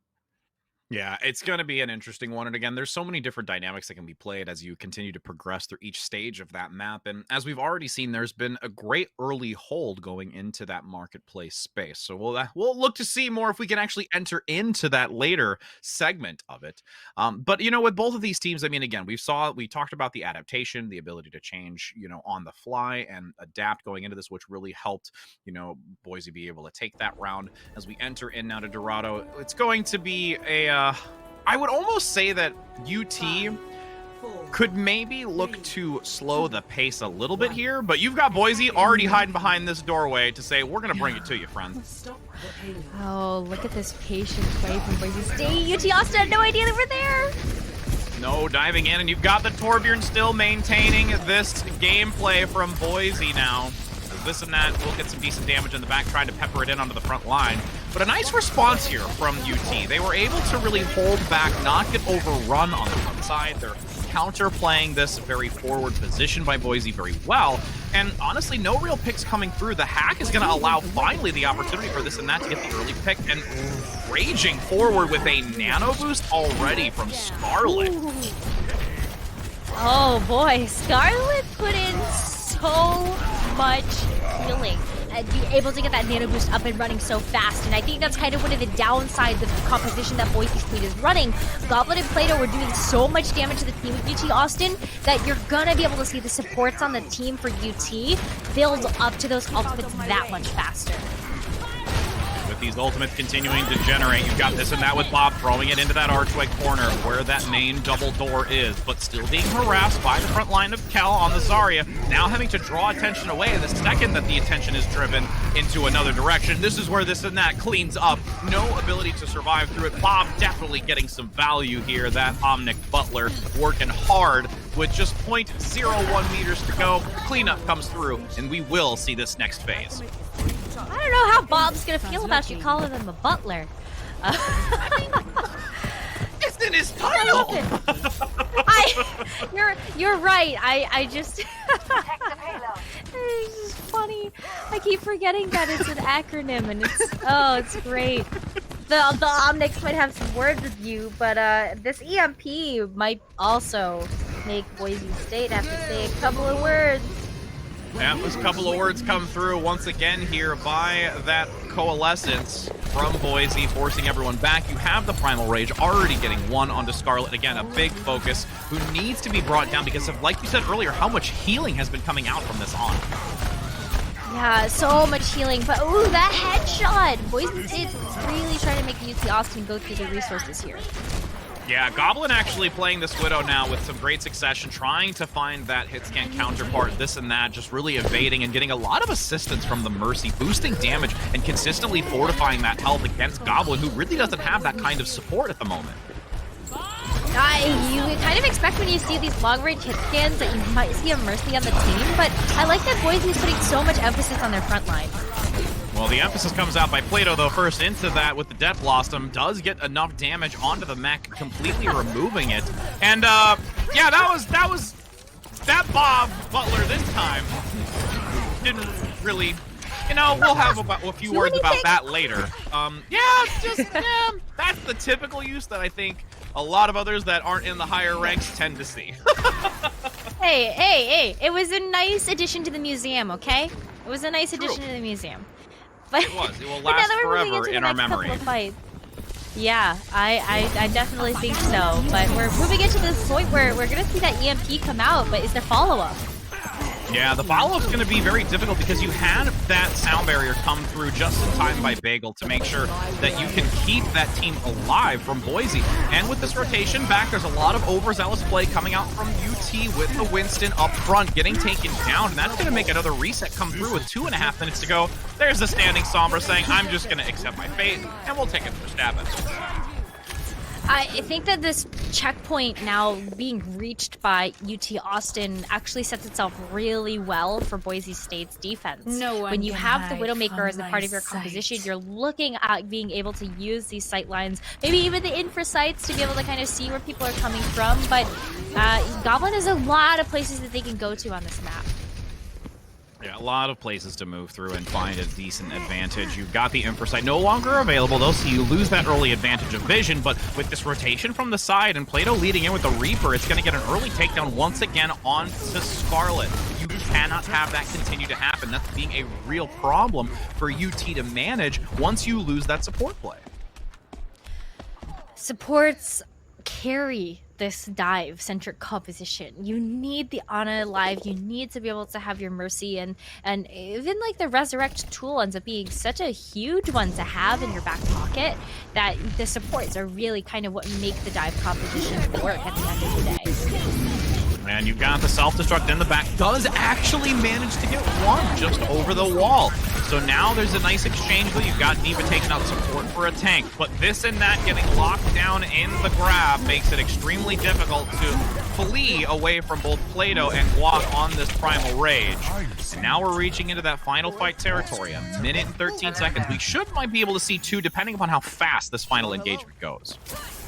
Definitely depends on how fast UT Austin decides to move back into things, but what UT Austin's really waiting for is just kind of playing this neutral fight to be able to get some of these ultimates online, and then going in with those resources to overwhelm Boise State and keep this payload moving. Now starting to draw back just slightly. Boise pushing very, very hard into this, but does get hit by the Bionade. Bolted tank in the support line, needed to play defensively. Pulse bomb in the back comes out, but doesn't get the kill necessary.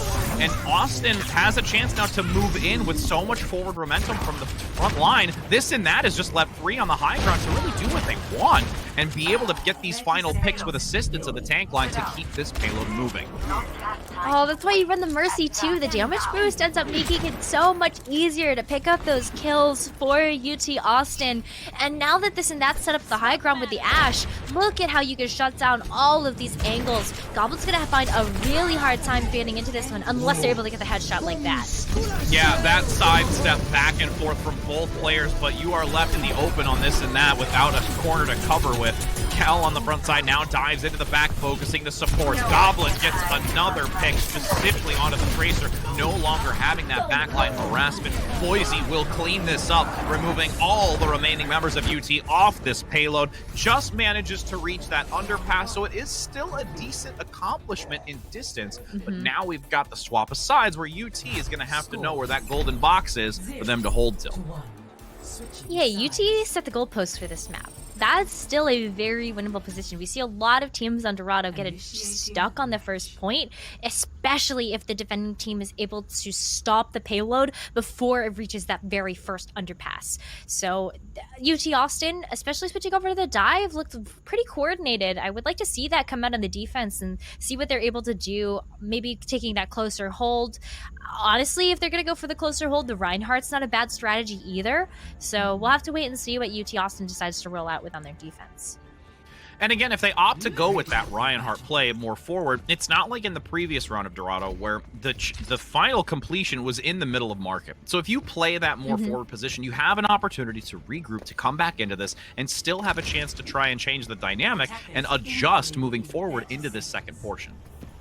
Absolutely. That's one of the reasons why we see that close hold historically on maps like Dorado, even when we got a chance to see it on Rialto a little bit of time, which isn't in our map pool, but Dorado's definitely where we're going to be. And, No authorization. All right, fine.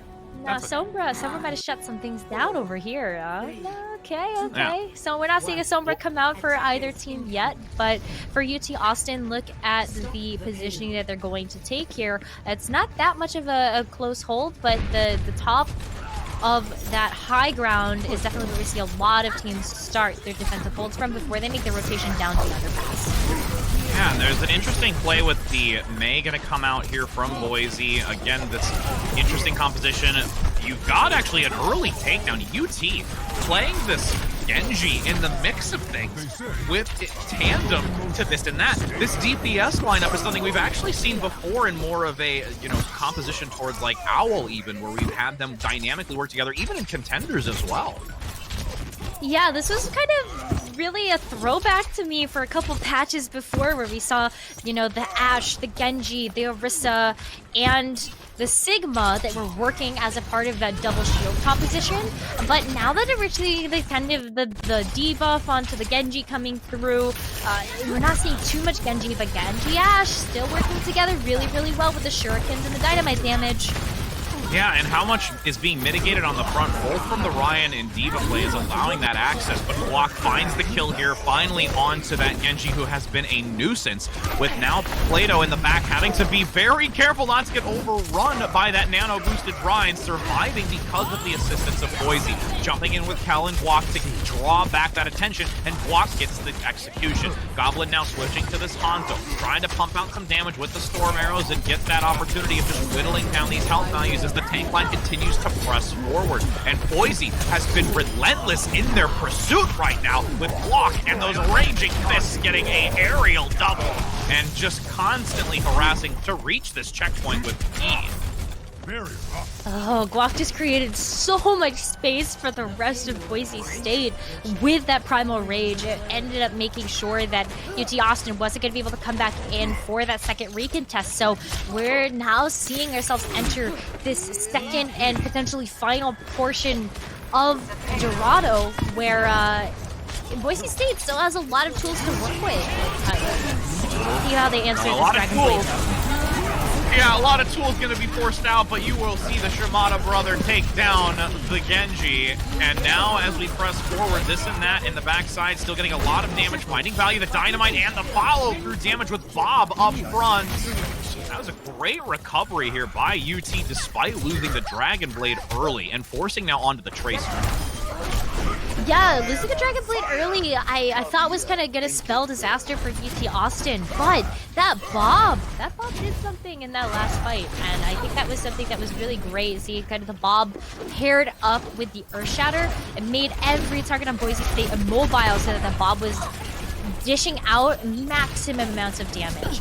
Now that we are going to see the switch from UT Austin from the Genji over to the Tracer, so Tracer's going to be able to work on the backline of Boise State, but you've got two very difficult characters to hit in the backline. It's going to be that Lucio with the speed boost and the Moira that can fade away. Ooh, and you've got these picks coming through now. There's so many moving parts to this team of Boise. Plato getting that Reaper position. Even though there is the Tracer to harass from UT, it's not enough to try and divert around how well Plato and this front line has been working in tandem to give space to Goblin. Yeah, so much space is being created by this tank line, and you're seeing it working super well with the Winston and the D.Va working together. The D.Va defense matrix being able to allow Guac to get in and be very aggressive. But we're going to see UT Austin get in for this final touch.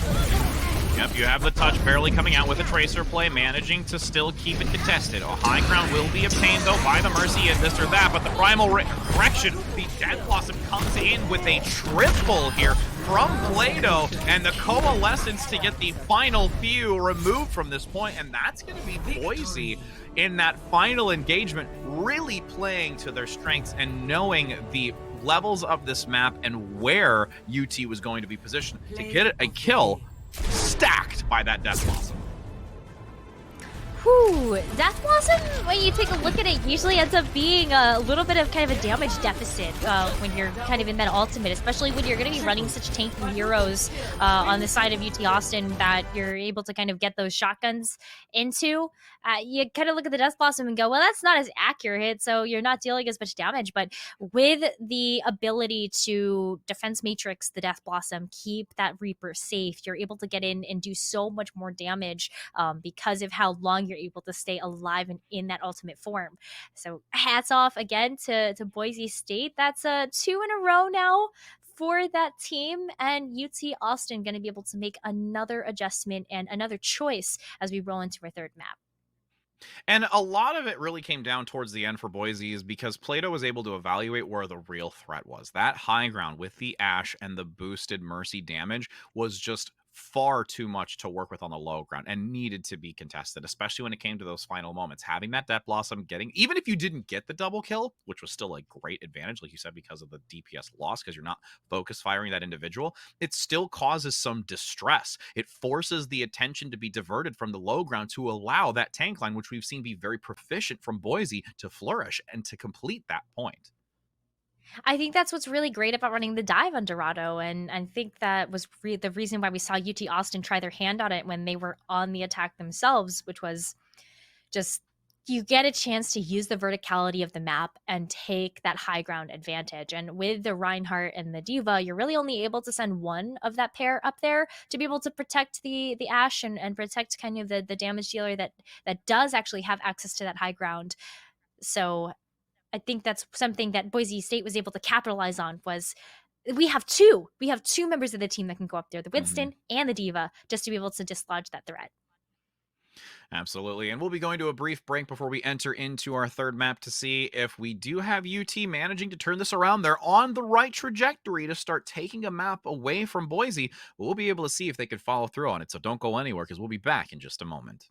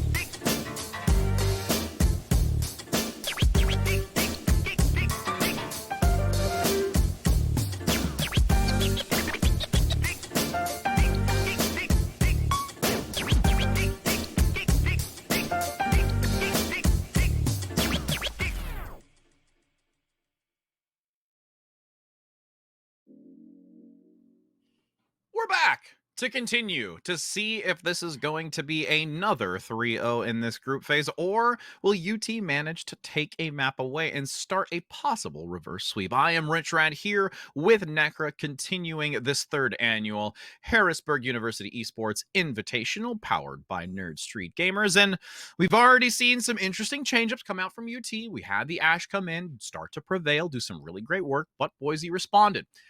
Do we think we want to still see this kind of Ashe play from UT? Do we want to see another change up? What are you thinking, Necra? I think so. I honestly, when we took a look at how the Ashe and the Genji played together for UT Austin, it just looked so good.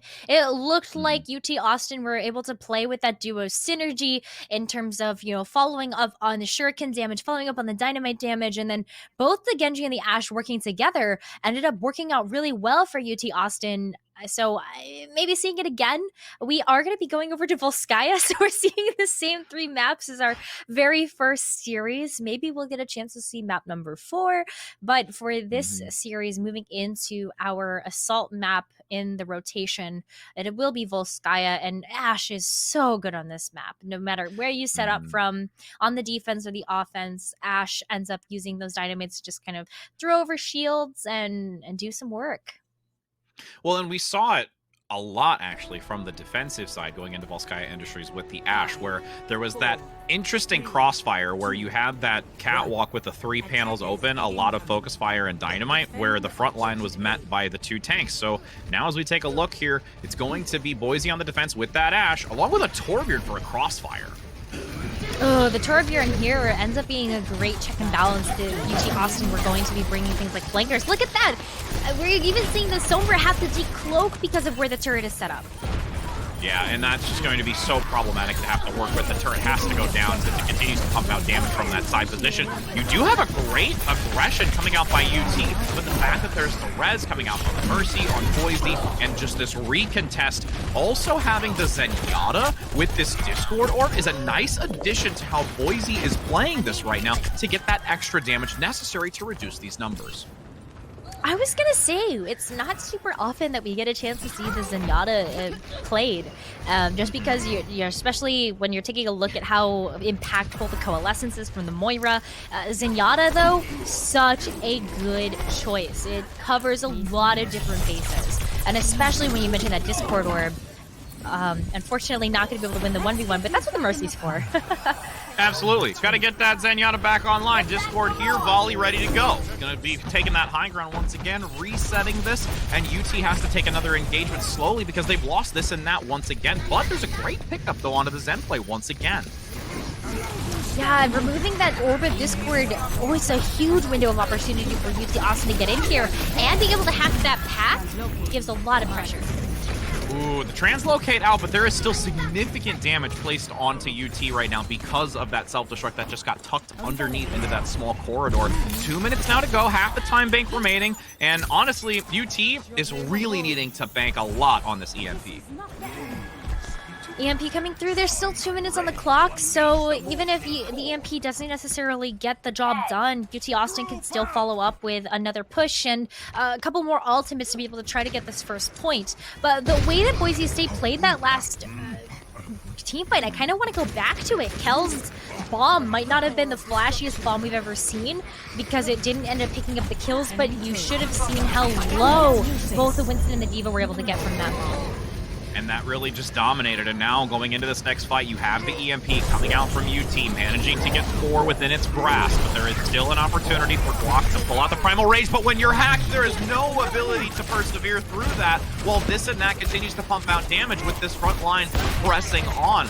Dynamite into the lower corridor, both where the turret is and also the Mega Path. The collapse is there. And this is where Boise, unfortunately, is going to have to digress back because UT has found a really great position and is now advancing to force Boise back. Yeah, this is going to be a point capture for UT Austin, and now they're going to be able to get a good chance to get some extra progress on life. Someone is doing the work back there. I see that number slowly ticking up. That someone is making it. Oh, but look at this. Because of how slow that happened, Boise State's able to come back. Yeah, Yeah, they recognize that it has to only be one person on that point, and the primal range from Guac actually comes out to recontest it. Their heavy dive-centric composition from Boise allows their contention on this point.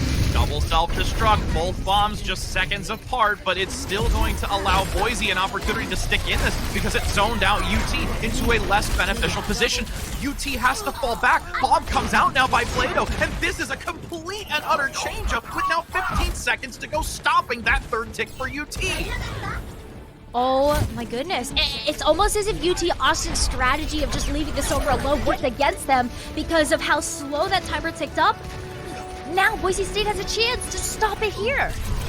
And the primal rage now comes out from UT, leading into this to try and contest back. You have D.Va managing to use the rocket boosters to get back onto the point as the multi-port comes out from Goblin, making sure to zone away as many people as possible for UT. Numbers advantage starting to go in favor of Boise, but the EMP lands onto 6. Cal is taken out of the mech, and Guac is going down. No primal rage for you because that EMP was still active. Play-Doh, though, despite it all, working in tandem with Goblin, come back through towards the end and clean up all of UT, making that first round complete, but only with 2 ticks and a few percent on that first point. 85.2%. UT Austin could have had 100. They got greedy, they got aggressive, and they left the point to just one member. And you know, it's kind of hard to remember this, but if you have one person, you know, on the cart, then it doesn't tick up nearly as fast as if you have 2 or if you have 3. So I think leaving a couple more members back there for UT Austin to just capture that progress would have been able to seal the deal and bring us into a point B scenario or even extra rounds. But now Boise State on match point has to capture 85.2%, 85.3% of this first objective, and it will be the match for them. It's one of those things where it's not such a strange thing to play forward to keep space to make sure that you claim the point. But the fact of the matter is that when you only left that one individual, and knowing how Boise's played aggressively and is willing to take those risks, that's the shortcomings that you're finding. And now in this type of position where UT has to have a stellar defense.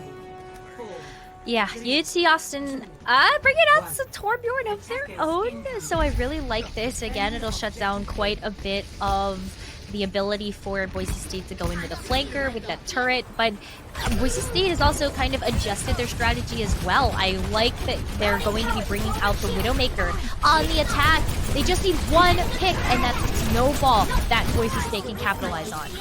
Yeah, Boise State going to try and capitalize even more so now since they have dislodged UT from that high ground position. UT has to rotate into this small room where that pack is to try and stay healthy. In addition, the res is going to get booped. You don't see the click come through, and now you've got Scarlet going down as well. UT in a very difficult position for these supports. The follow-through is there. Boise dominating. You've got Bagel in the back harassing and making sure that nobody will survive.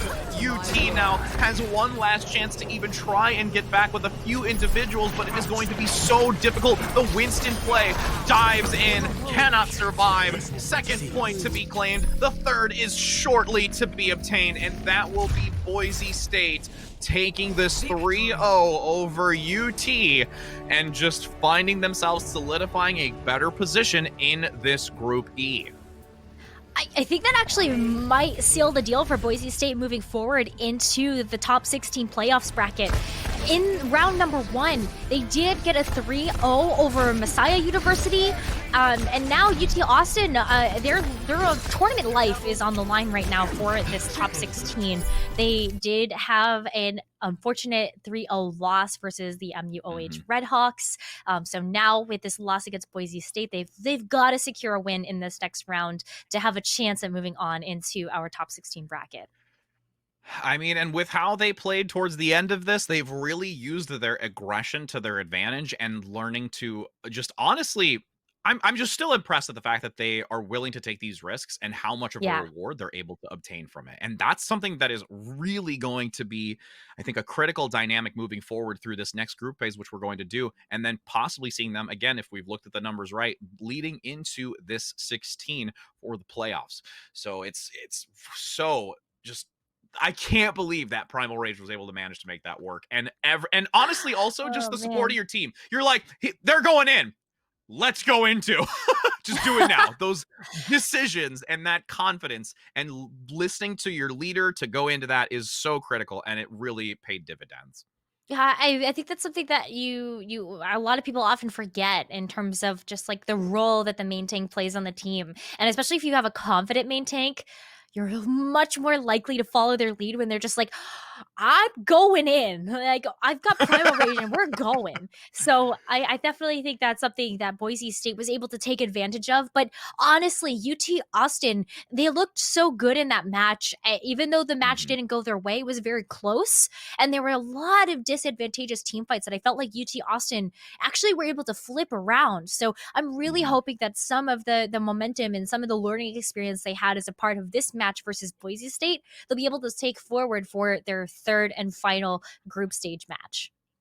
And they need to. They have to download all of their micro mistakes and try to be able to correct those to give themselves an opportunity to persevere through into these playoffs. And as we go into the next one, it's actually going to be Group B. We have the selection for our next two teams, which is, according to our lineup, University of Louisiana Lafayette, or also known as, we've discussed, the Ragin' Cajuns. Ragin' Cajuns.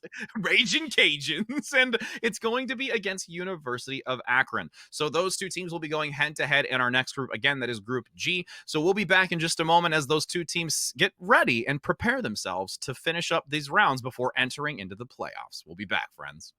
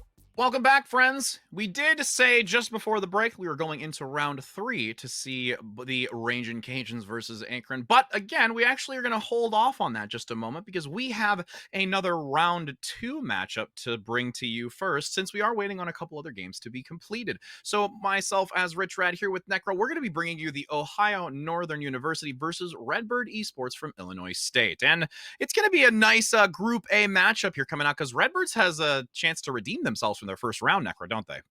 Yeah, so Redbirds gets a chance to redeem themselves, and maybe Ohio Northern University gets a chance to redeem themselves since both teams got 3-0'd by Harrisburg University, which is the other team in their group. So now we're taking a look at this is going to be a deciding match. Who moves forward from this Group A to the top 16 bracket?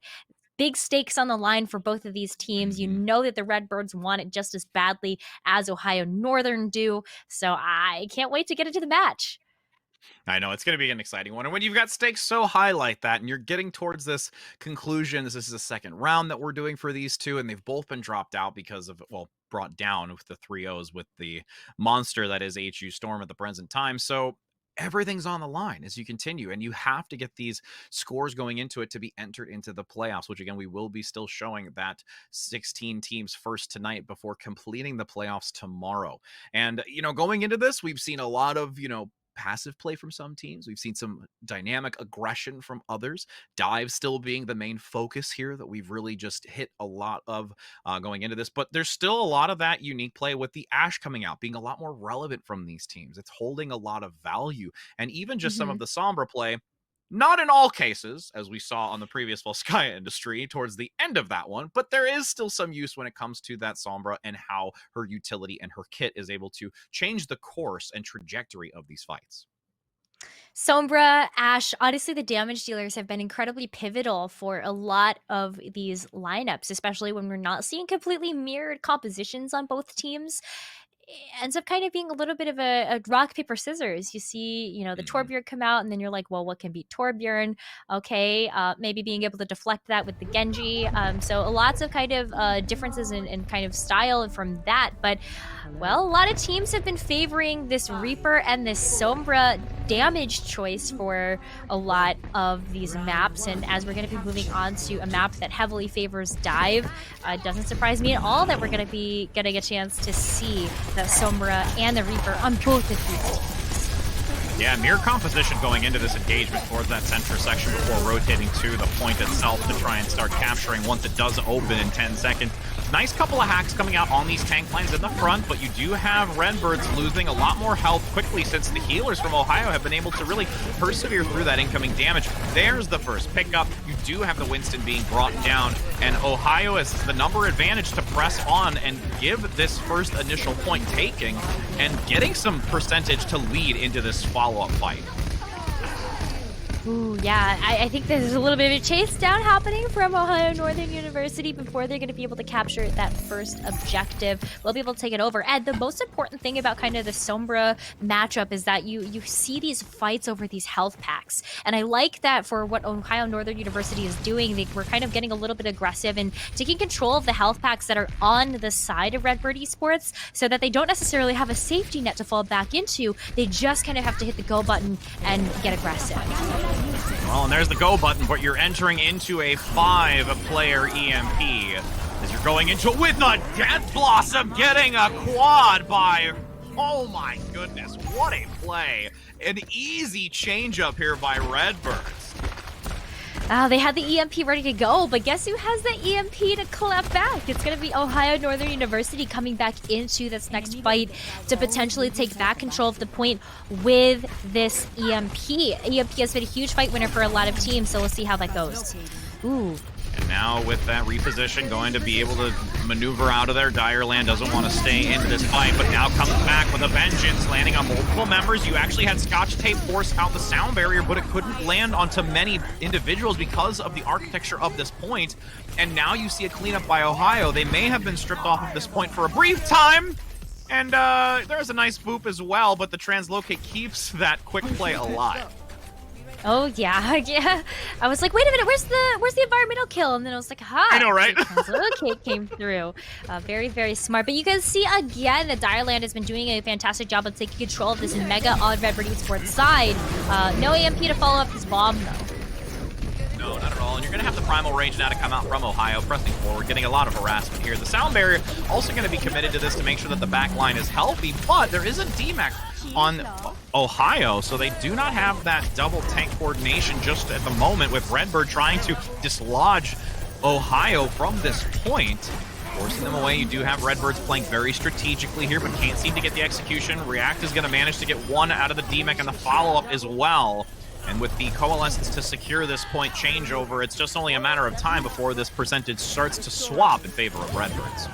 Oh, you got that straggled Lucia. Oh, and look at this. We're going to get a chance to see the Diva come back through the window as well, just working up to that percentage, and the Winston follow-up too. Ohio has been able to do a good job of just trickling in and building up that percentage one at a time so that they actually get to a point where they can capture 99% of the objective, and then there's no wiggle room at all for Redbird Esports, taking that initiative away from them. I also loved that mech kill. When it dropped in, it got just enough damage to get the kill and the kill feed on that one, and that's just kind of like one of those subtle rewards as a Diva player, I feel. Right? And just a little bit of that, that edge factor. I really like it. Definitely something that you can get a chance to look forward to. But here comes the EMP. Oh, and something to look forward to is React with this Death Blossom once again, following up after the synergy from Vintage, and now this is a team fight clear and being able to buy a few more seconds so Redbirds can be in a prime position to hold against Ohio. Yeah, but Ohio has that EMP once again, and these have been absolutely clutch from both teams. It's one of the reasons why we've been seeing this massive back and forth. Redbird Esports does have that sound barrier, but the last time they didn't get a chance to get that on multiple members. Oh, and you got this EMP coming through, but a sound barrier once again. Scotch Tape constantly keeping distance from that EMP range. Really heads-up play from the support line. But Duke, with this primal range, starting to try and compete against Redbird, is an opportunity to try and dislodge some of the members from Redbird on this point to try and take it back. 99 to almost 99%. The numbers going finally in favor of Ohio, despite the harassment that you've got from both React and Vintage on this DPS line. But the overtime is going to continue to commence, but Ohio's in a good position to take this now. Yeah, Ohio should be able to take this. Oh, but the bomb comes through. Tucker on the corner does just manage to nip one.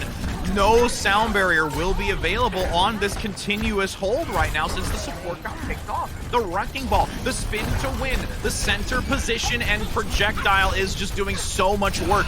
The crowd control as well. The boot back now onto the Death Blossom. It is not going to keep enough distance where you've got Ohio taking it back. The longer this goes, the faster it vanishes, and that will be this first Gardens round for Legion going in favor of Ohio. What a close round number one, though. 99 to 100. obviously doesn't get any closer than that for our very first round of Lijiang. And now moving over to Night Market, we got a chance to kind of see maybe a switch up in strategy, maybe not though, because of the open spaces and the verticality of the map. I heavily think that we're gonna just kind of see the same thing here, especially because both teams looked incredibly comfortable on it. But it honestly comes down to, especially with the rotation of these ultimates, it's going to be who gets control of the point first. Redbird Esports, when we saw them on Gardens, we did see that, you know, even though Ohio took control of the point first, they were able to come back in with the EMP and the Death Blossom, so Redbird was able to move up to that very, very quickly. But again, because Ohio Northern were able to capture the point first, it gave them so much momentum for the rest of the map, and they're making it the point first. Yeah, they've been able to solidify this position. Ohio has a dominant positional advantage, funneling damage out through these doorways. And you really have to see Redbird respond to this correctly to not get overwhelmed by the amount of damage that can be pumped out. That Winston shield being instantly removed in this engagement, and the follow-through comes out because this Reaper damage is just so heavy. And Ohio is starting to collapse onto this, and it's being so just troublesome for Redbirds to respond to it. Look at how much damage came through. Again, though, Vintage is going to be the first one to the EMP, but React isn't near that Death Blossom yet. So even though Redbird does have a chance to kind of come in with the EMP, I think this is going to be a really close fight. If Ohio Northern are able to kind of secure this next fight, it's still going to be an uphill battle for Redbird Esports to come back into this. We'll see what happens with this EMP. Vintages looks like they're ready to strike.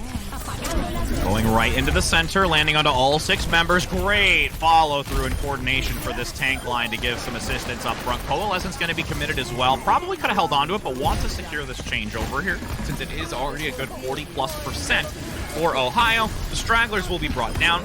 Ultimates, I would be very, very scared to see Ohio use any in this and allow themselves to have a full 6 stack going into this next recontest.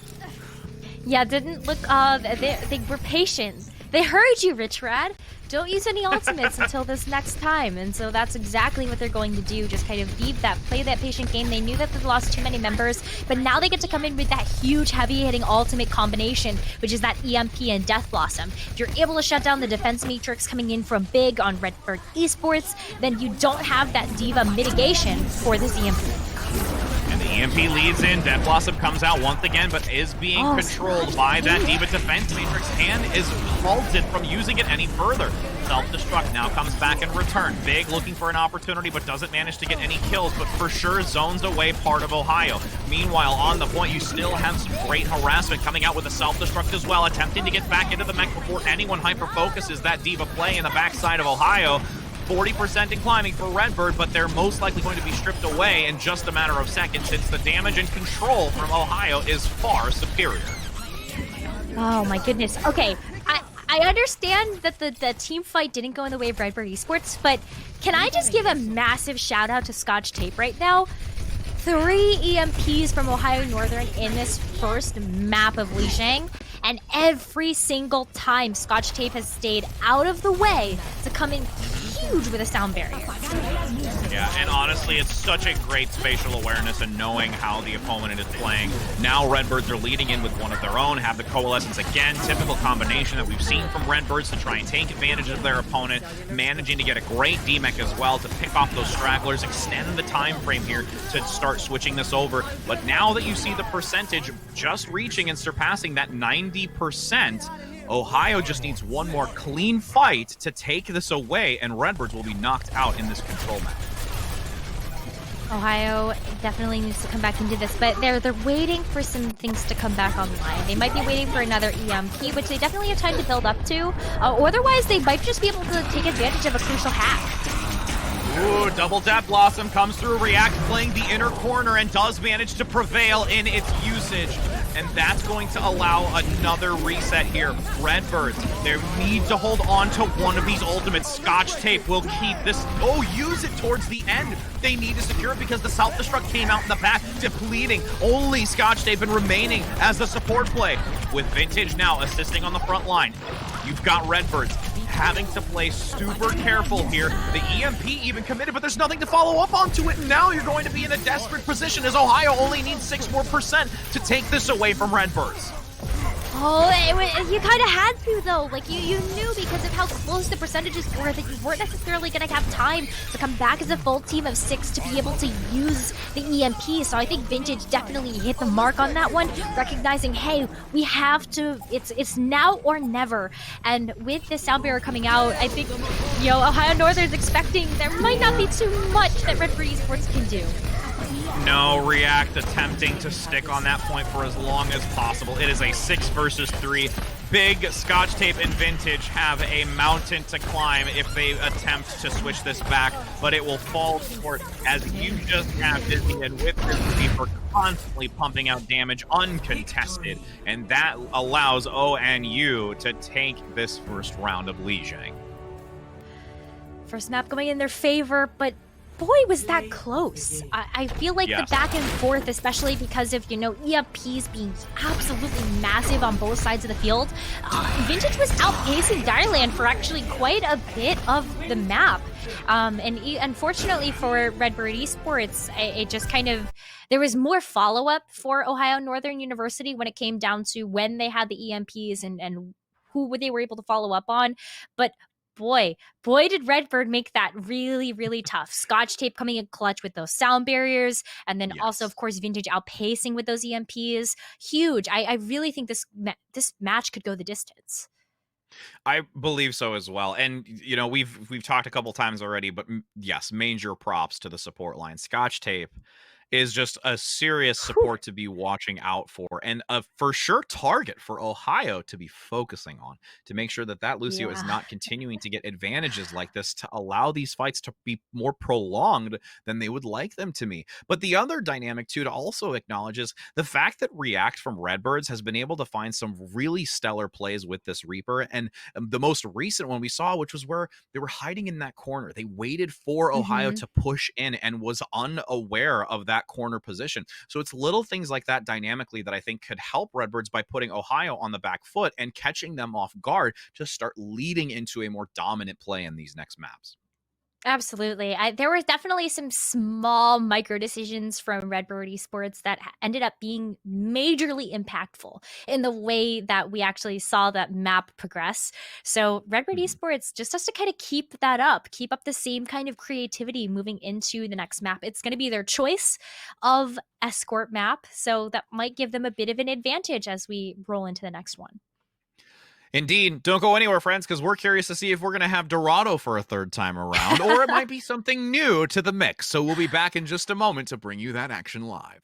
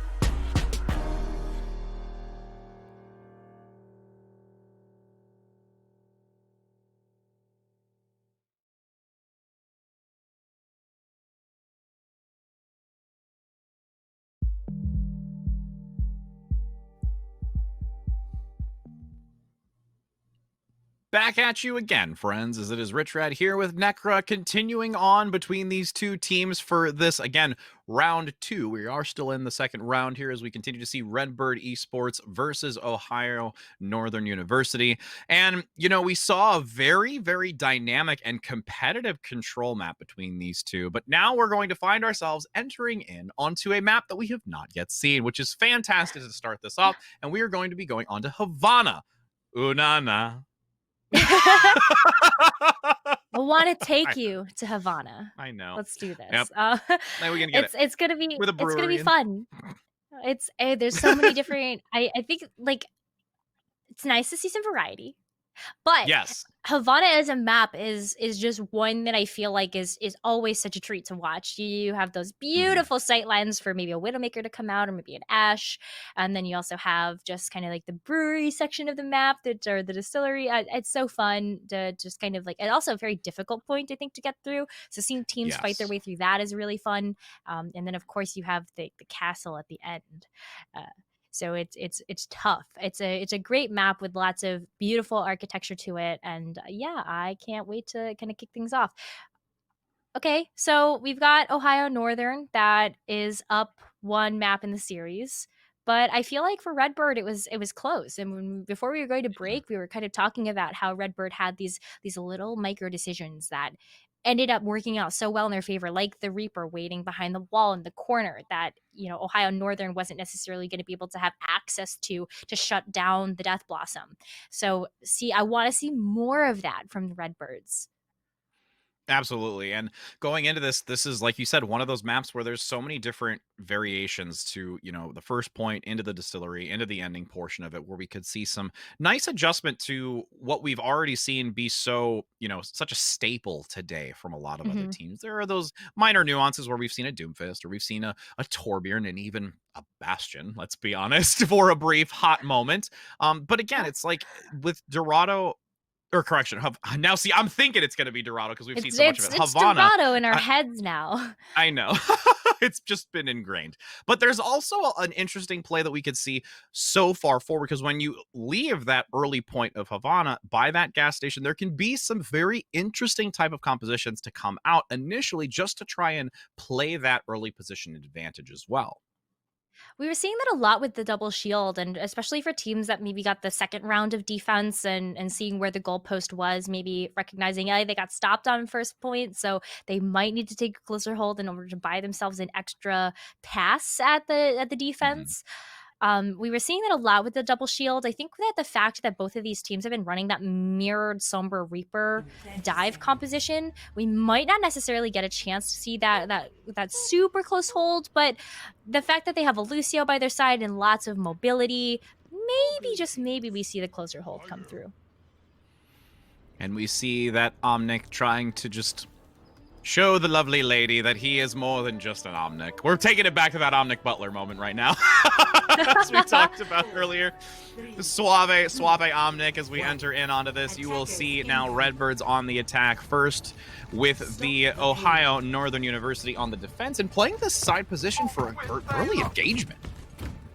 Yeah, like, it does look like they're a little bit of an early engagement. The scouting, though, by Vintage on the Sombra is going to really tell Redbirds where Ohio is, and that is waiting for them behind that corner. Yes, instantly. And even though there is some early knowledge, you still have Redbirds managing to take advantage of this and pressing forward. React just constantly dishing out the damage on these big, beefy health targets. With already this early 30 seconds, a DMEC comes through, React gets another onto Winston, and that's just going to be a slow effect here for Redbirds to start pressing into this open space where those high grounds are for Ohio. Going to be able to get the card to roll forward. But you see, this is the power of that close hold, is that Ohio Northern's going to be able to come back into this and actually get a full 6 recontest, whereas a lot of teams that fight behind the corner that the payload is currently passing don't always get that ability to come back into things the way that Ohio Northern is approaching this objective. And now approaching the objective with both Coalescence active, you've got Big trying to divert around and really look for an opportunity to mitigate damage if anyone presses in the backside. React going to go forth with that Death Blossom, getting a kill onto the support, and close in tandem will be Vintage to assist with the double and shutting Ohio down. But this is a chance for Redbirds to really start gaining some serious momentum onto this team and transitioning through this brewery very easily. Yeah, the payload has been able to push forward, and Redbird also hasn't had to use too many resources for this. So with this next objective, should be able to make it through. Yeah, and once again, Scotch Tape outside of the EMP range, constantly being aware and helping make sure that Redbirds has enough fortification with that shielding to survive and reach this payload's next checkpoint, and which they will, having a decent 4 minutes and 20-second time bank to continue on. That's a lot of time to be able to make it through this next objective, especially when a lot of teams get stopped around the verticality of this one and also the corners, and there's so many different angles that the defense and the attacks can kind of come from.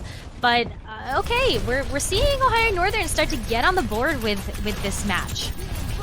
Yeah, the Kahuna coming in big, getting the pick onto React, saying, all right, friend, you need to stop. And going up forward with that utility to move this team quickly into these doorways to prevent Redbirds from getting a good position to keep this. And this is actually a very difficult position to be in where this payload is located for Redbirds. Yeah, I definitely think that this is a place where this going might get a little bit tough, but with the Sombra getting taken down from Ohio Northern, the backline is just kind of falling apart for Ohio. Yeah, and the self-destruct committed as well to try and zone and press Ohio almost into the frontline ranks of Redbird so that they can collapse. Great utility of that ultimate, forcing them to either go at the team or try and digress, and most had to go into Redbirds, which allowed them to clean it up. Redbird's doing a great job here in order to kind of move this cart forward. Look how aggressive they're going to be able to be as well, leaving the Lucian cart just to be able to kind of push that forward. Ohio Northern, again, gets a chance to buy themselves another chance at contesting this cart, but with the EMP online for Redbird, and we'll have to see whether or not the Kahuna can kind of stay out of the way with the sound barrier to come in clutch. Yeah, that's going to be extremely important. You've seen Scotch Tape do. Oh, Kahuna manages to do so, demonstrating their ability as well to keep distance from that EMP, but it is not going to matter. There is far too much damage coming out from all of Redbirds to reach this next checkpoint. And if these picks come through, this is going to be, once again, a very stellar time bank to keep pushing. Especially when you get to the fortress at the end of things. That's definitely where the going gets tough again.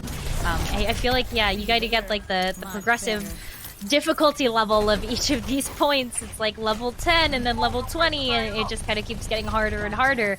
But Ohio Northern hasn't used very much. They're coming in with a huge bank of ultimates here. As long as they can get rid of that nuisance in their backline, which is bent that Sombra from Redbird, should be able to come in with these. Finally, Scotch Tape gets hit amongst the ultimates being used. Cannot get the sound barrier out for this time around. We've got a great cleanup from the Reaper play. Dizzy doing a stellar job to follow up and know that that sound barrier is not there to really reset all of Redbirds. I'm on fire. Redbird gets a chance. Oh, this is actually really tough because Ohio Northern, they might be able to just kind of spawn camp here. If they can get a crucial hack, though, and kind of keep that front line off, then Ohio Northern can't necessarily come back in. And, ooh, that might spell disaster, not being able to have that diva there. Yeah, when you don't have the diva, that is going to be difficult. But Dizzy unable to get the great press forward on this Reaper, getting a double kill to continue this momentum. Redbirds now with this EMP available, going to try and get another hack onto the support. Nice job as the follow-up there to get the pick. Manages to do so on this attacking side, and there's quite a bit stacked up here for Redbirds to push into these final castle doors. Yeah, Redbird being able to try to turn this around and also not using too much in their kit is exactly what you kind of mentioned, is still having gas in the tank to be able to push this payload into this final stretch of this fortress. And Ohio Northern, they're struggling even with the aggression coming out from Redbird to kind of get out of the gates here and figure out a cohesive game plan of how they want to approach this objective. They really need this EMP to come online fast. uncomfortable is how I would say they feel at this point for Ohio, and honestly, Dire going out of this fight early is not what you want to see. Redbirds committing multiple ultimates into this. The Death Blossom does get one onto the Reaper counterpart, continuing to shell out damage onto the D, but the mech is completely removed. And now Ohio attempting to try and generate that percentage fast enough to keep the D.Va back into this fight. Big manages to get back into the mech to keep this applied pressure and also have the defense matrix. But the EMP coming through by Direland in the back slows the progression for a hot second, but only the hot second will be it, with this completion of round 1 with still 1 minute and 23 seconds for Redbirds. Yeah, finishing with time left in the bank is a great sign, not only because it feels good to be able to finish off the map with some time left in the bank, but also now if we go into extra innings, you have this win condition on the board. You have maybe extra time. So Redbird have definitely put themselves in this position where, okay, here's the goalpost. Ohio Northern, it's your turn. It's your move. What are you going to do now that we have entered your defenses and captured all 3 points? A game of chess, strategy, decisions. As we enter now into swap to see how Redbirds will be able to adjust and acclimate, now being on the defensive side, to stop Ohio from playing this just as well as Redbirds did. And I would not be surprised to see Redbirds playing that side position once again a little bit more forward, but they could reside a little bit further back as we just wait to see where the slow, sneaking composition moves through. D.Va's mech is pretty loud, especially because you can't crouch. You can't. See, look at how they're pushing. You can't crouch the D.Va mech, so you gotta push it forward. So you know where they're coming from. That's one way to move a mech if I've ever seen. So. Okay, I like it. Direland figures it out though pretty quick. Yeah, finds that wave of Redbird players instantly. Now Dire has to force just translocate back into base for the time being. Ohio losing that 5th member for the time being, at least positionally, until they can get back into this. Duke, though, manages to get a kill early with a D-Mech followed shortly after. So this is a chance now for Ohio to be in a good position, getting the stragglers taken down. Redbirds, though, does have a long distance to recover from, so they can still come back as a full 6 and make sure to compete once again as a solid team against Ohio. They bought themselves a lot of time. I'm still laughing at that strategy. You have to push the D.Va mech forward. That's a new one I'm gonna have to try out in my own games. I think that definitely for Redbird, they have rewarded themselves with being able to come back into things, and especially seeing the Sombra, it's definitely something that will kind of put Ohio Northern a little bit on the back foot, but Redbird gets a chance to come back into things. They're gonna have to figure out how to get this D.Va off of high ground. But they're coming back in with quite a bit in their kit, especially with the sound barrier. Yeah, go with the EMP to enter into this beautiful sound barrier, along with the Coalescence played just before and out of range of the EMP from Ohio.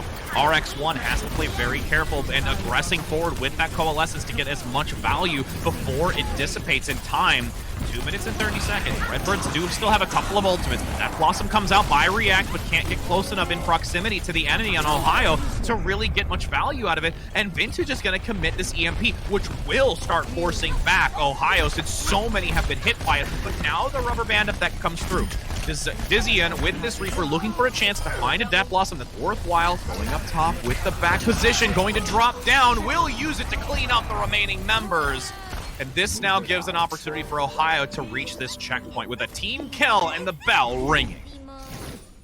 Bell is tolling for Ohio Northern, getting a chance to take out everybody on Redbird Esports, just ensuring that Ohio Northern is going to be able to capture this first objective. And now moving in, Direland's going to be able to have the EMP, should be able to shut down all of Redbird.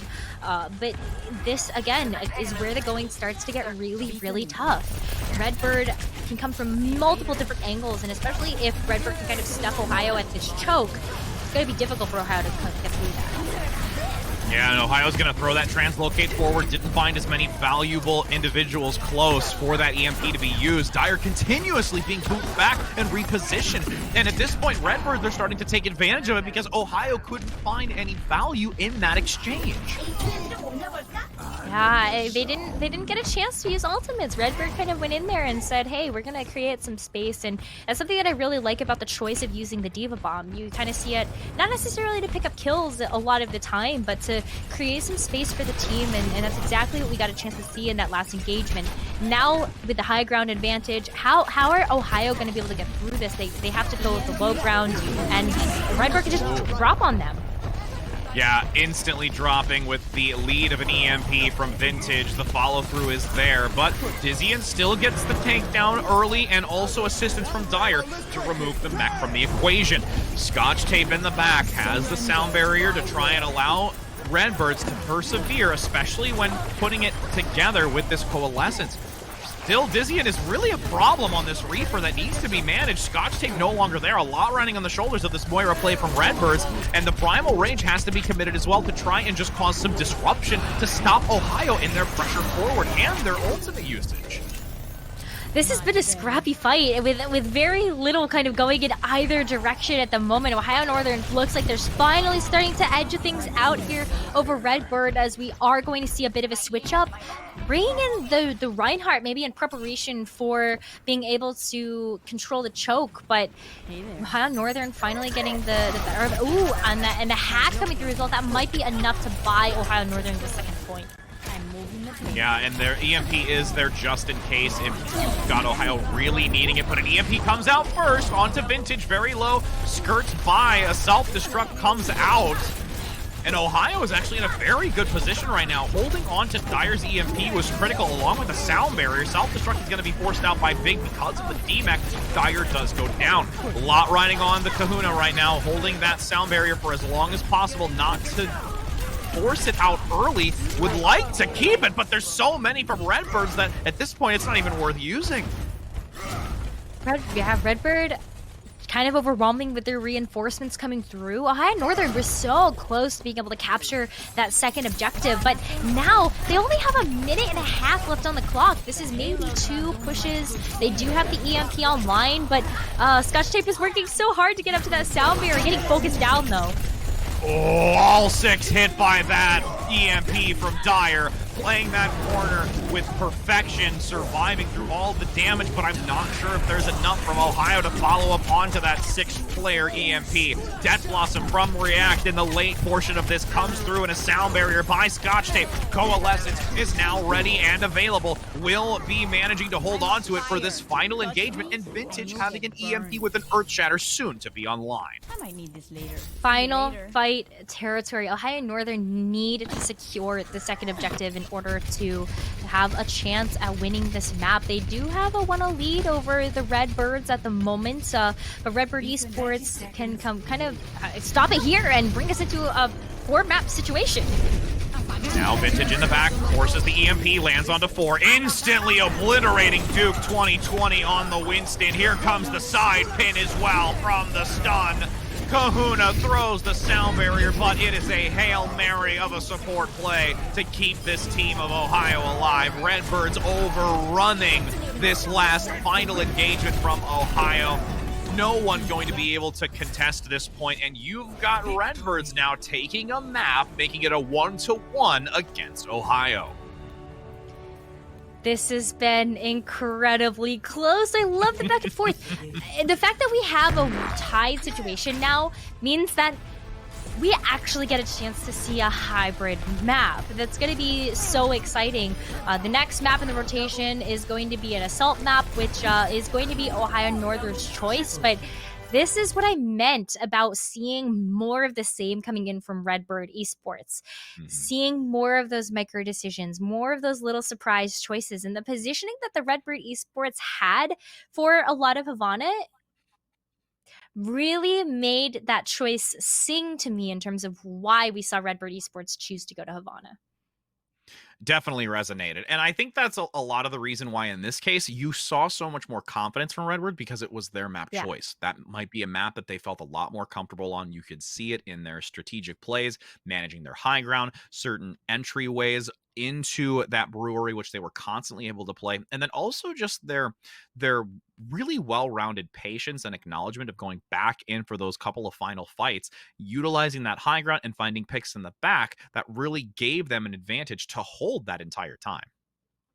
You know, when we were watching Lijiang, the first map of our series, it really looked to me that Redbird Esports was kind of losing out a lot of those rounds because of just ultimate economy, maybe not necessarily having something online at the right moment, but the choices that they made and the defensive hold, the setups that they were able to have on Havana honestly spoke volumes to me for how Redbird Esports like to play this game.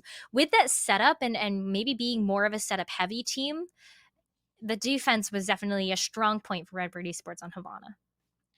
And we'll see if Redbird Esports can continue to increase that volume to bring another map in their favor, or Ohio's going to say, all right, let's take one back now to you, my friends. So we'll be back in just a moment as we go to a brief break before entering into our third map between these two. So don't go anywhere, friends.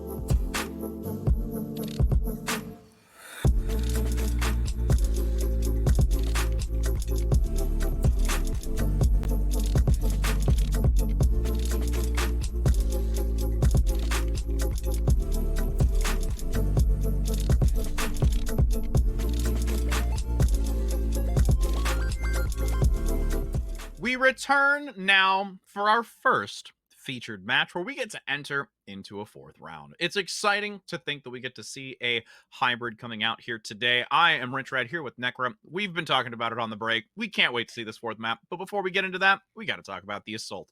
Do we think we're going to see Volskaya Industries again? Could we maybe finally waver away into something like Temple of Anubis or Hanamura? What kind of, map would, let's say, play to the advantage of Ohio going into this next one, since Redbirds had managed to take Havana? Well, in the map pool, we do have a couple of different choices here. Yeah, we've got Anubis, we've got Hanamura, we've got Volskaya, and more of the same, maybe, if we were to see some of that Sombra Reaper come out. Sombra does really well on Anubis, so maybe getting a chance to see a Temple of Anubis come through, but I think it's still going to be a challenge for Ohio Northern. Now that I've gotten a chance to see a little bit more Redbird Esports and seeing how much of a setup-heavy team they are, Assault is the perfect playground for Redbird Esports, especially if they're given the choice of being on the defense. Could have a full hold. We might have to see a fuller hold. There's a lot of different things that have to happen. And for Redbird Esports, I definitely think that they have the tools in their kit to bring us through this next map with a success for them.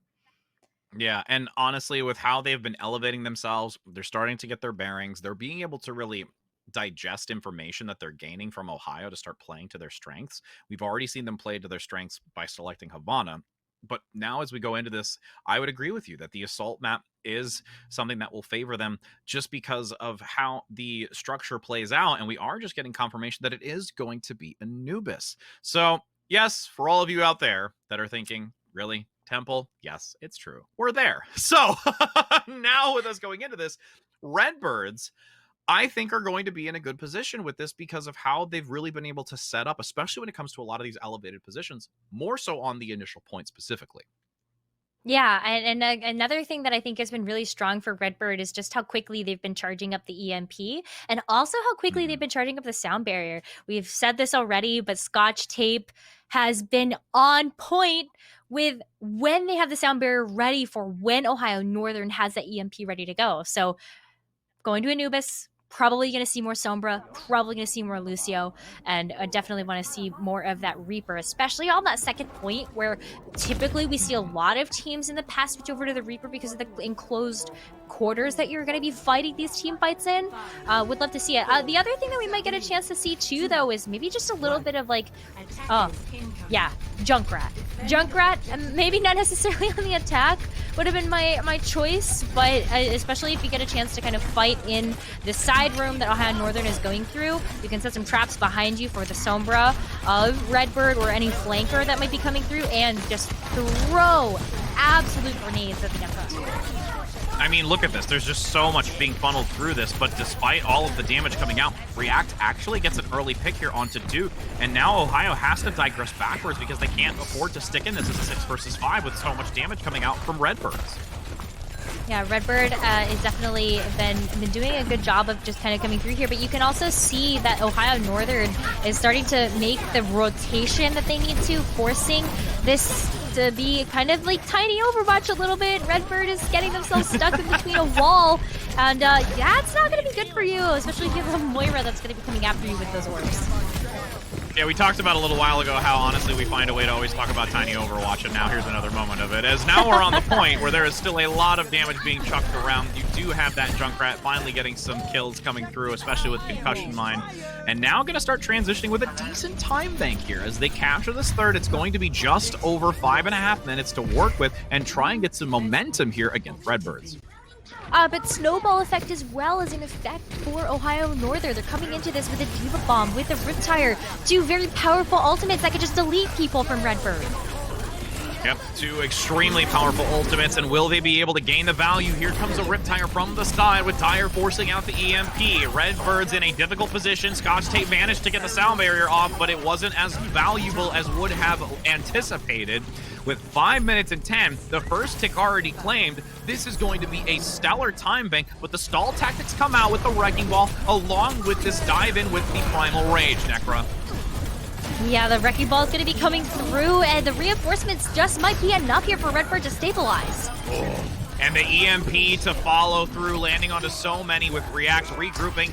Even though you forfeit those 2 points and a decent percentage of the third, the fact is you still came through with a patient play to get all 6 back on this point for Redbirds. But that's exactly what Redbird Esports had to do, and we see a lot of teams make that mistake. They start trickling it to the point, but if you wipe early from a lot of ultimates or a lot of pressure coming through from the team that's attacking, you can just go ahead and group up as a team of 6 and then come back onto the point. So Redbird played that really nicely, and that's why they're in this position right now of being able to keep Ohio Northern at bay again. But another Riptire, so fast from Ohio Northern.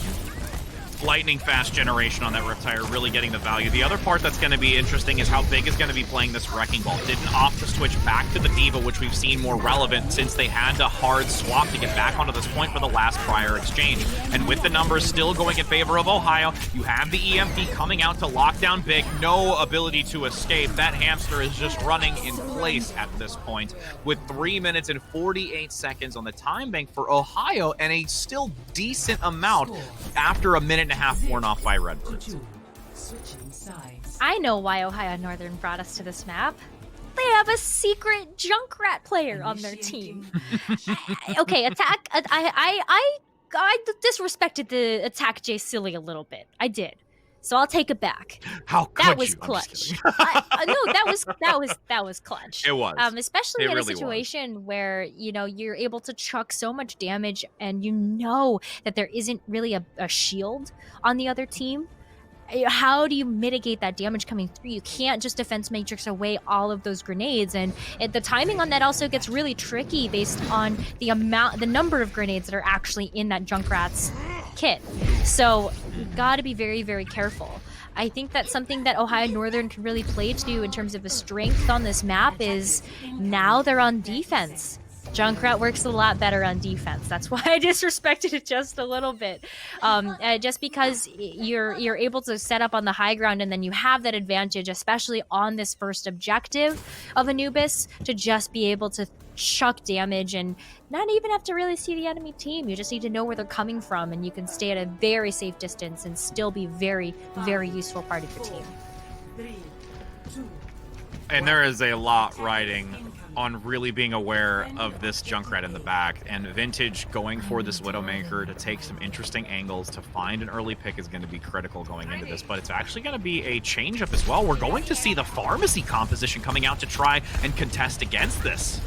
All right, I like it. There isn't really a great counter to it right now, except for maybe grounding the Pharah by using a hack coming in from the Sombra. So this is really intelligent. Knowing that Ohio Northern can't really switch up their composition now, there's a lot of space being created by the Winston jumping in, and this is buying some time for this Pharah to get set up in the skies. But you're seeing this D.Va play from Ohio really, really smart, making sure that you are covering that Junkrat. But now, as I say that, the D.Va steps away, and the Junkrat becomes a prime target in this aggression. And you will have now that key link being brought down, which was so dominant. And a swap going to come out now to the 76 to sprint back onto this point, as React is still being uncontested. Sightlines in the back by Vintage coming out, taking down the Sombra. This is a chance for Redbirds to really start pressing on and gaining a lot of time in the bank to transition to the second point, just like Ohio did the round prior.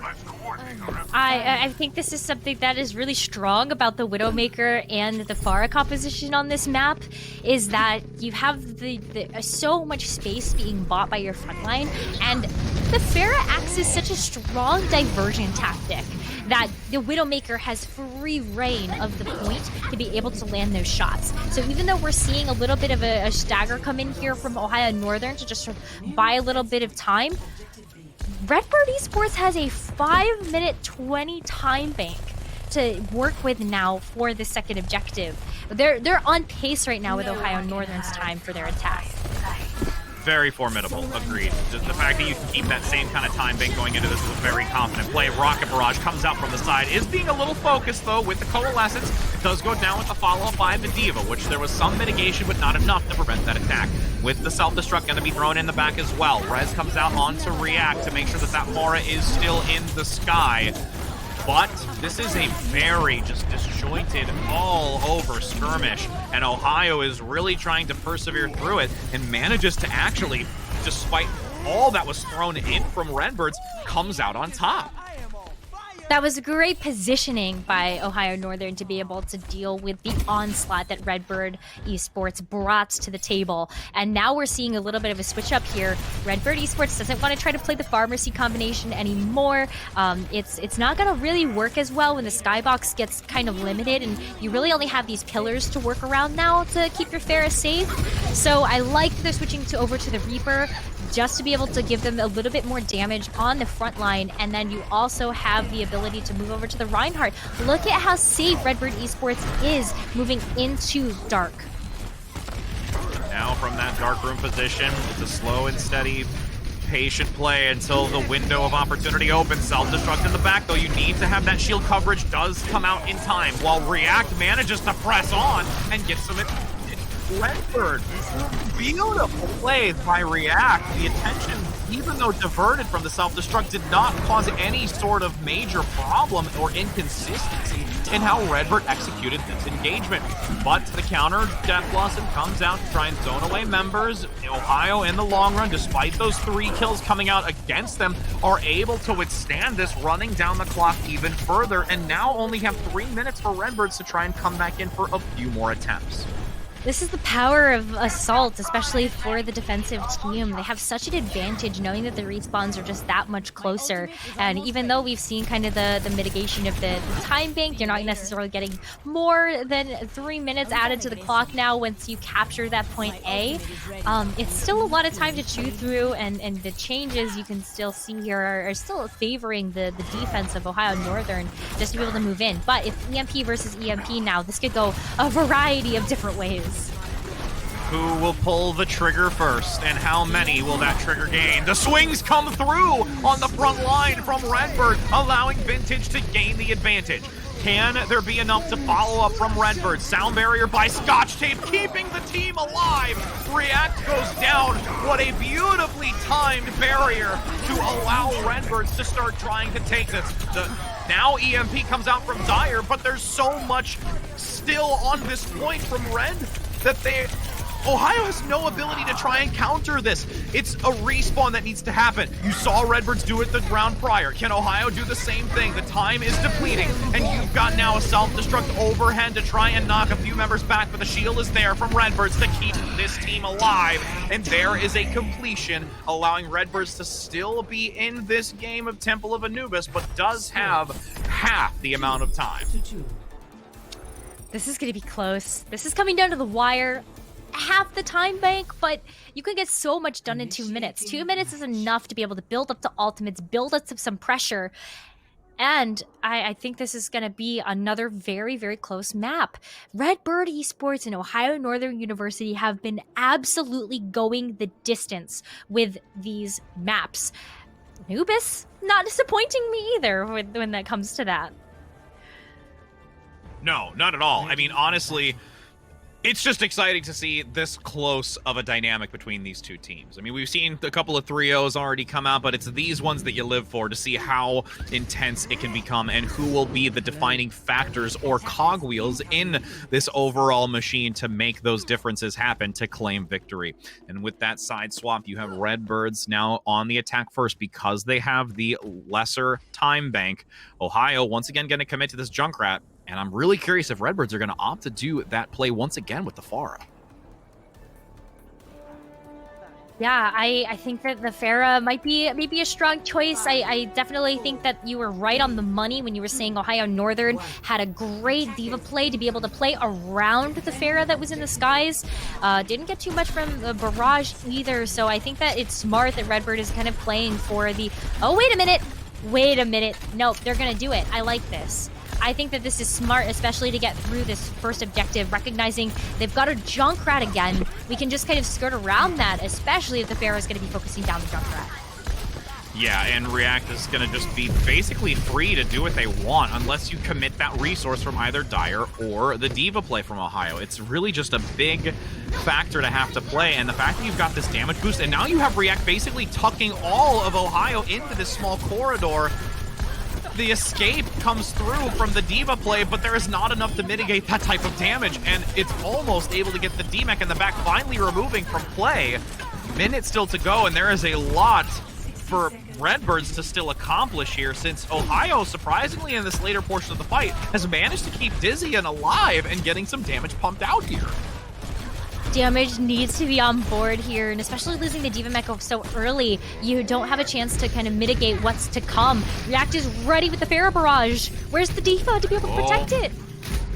Holding on to it, patiently waiting to unload everything possible. The Riptire comes out, manages to get Vintage, but it doesn't get more of what they would have liked. React actually goes down, follows too close to the ground, allowing Dizzy to get the pickup.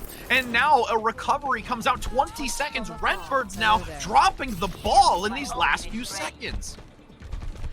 Redbird Esports, they were so close. They had the D.Va Mech. They had an opening, an opportunity, pushing Ohio Northern into that small room on the side of point. And now they just have to get somebody to touch. Can Vintage even get the EMP online in time?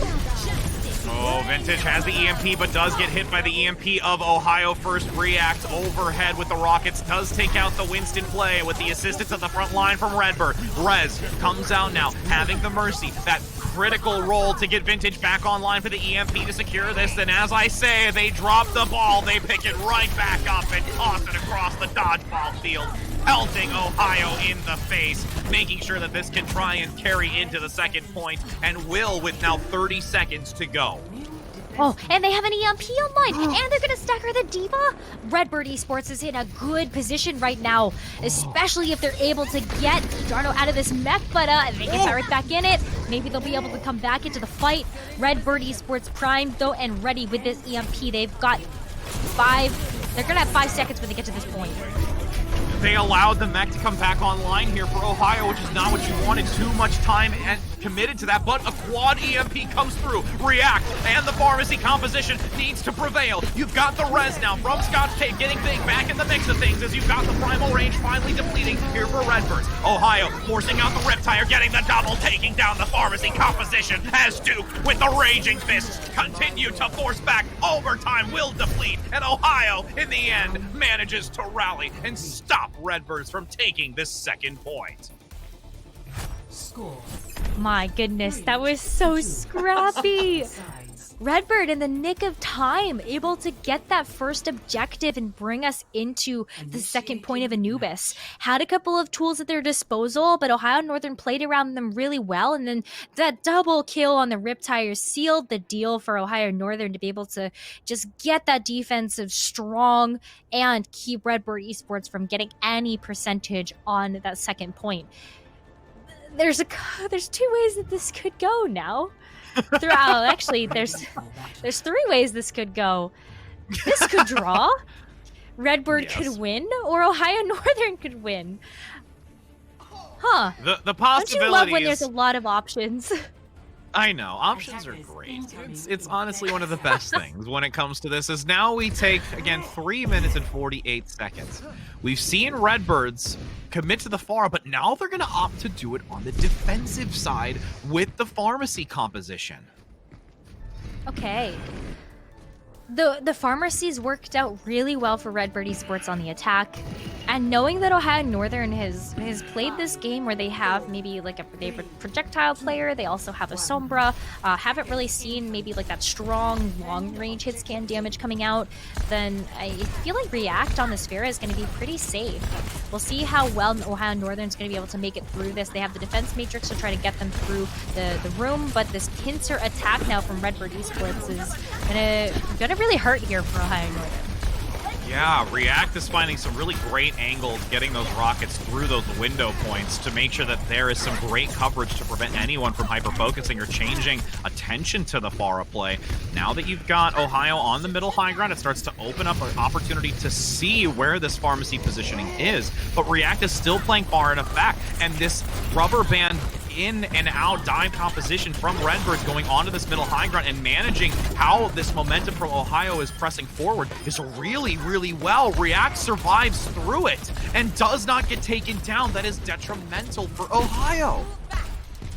Ohio Northern now has had so much of their time bank eaten away by this amazing defense coming in from Red Bird Esports. And now also, once Ohio Northern moves in, they have to deal with a fair barrage now. Look at where React is going. They are trying to go around the corner so that when Ohio Northern comes in, they can just hit them from behind.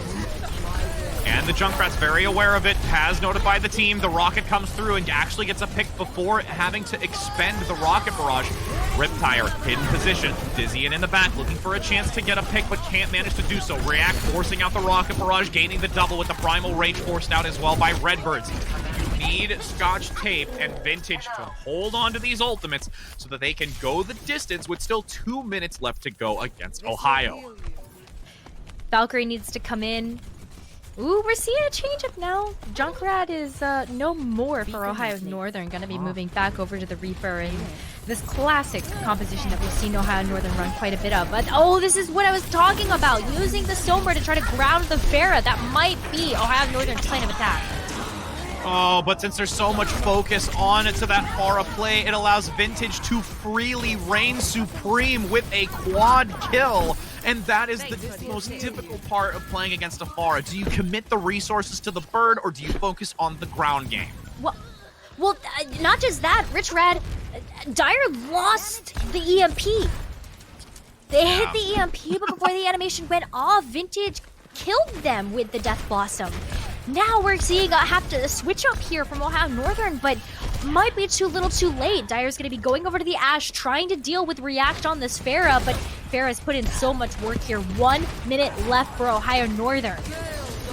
In small misplays, Dire can't seem to get up to that high ground, just clipping the edge of the corner, so it doesn't have nearly as much sightline to force down React. Vintage out of the fight, though, is a chance to take the numbers advantage. Self-destruct in the back as well, going to be forced out to zone back some of Redbird.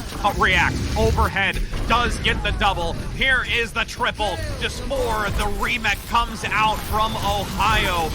40 seconds now to go, but Duke on the front says that I will continue on with the Coalescence assisting as Ohio perseveres with 30 seconds left to carry over into this next push, but they are not out of this thick of things yet. Okay, we have eliminated some options. Ohio Northern now has a chance to either win this map or draw. That is what is on the table right now. They need to capture 1/3 of this next point. They've got 40 seconds to do so, and we are seeing them try to move into dark very quickly here.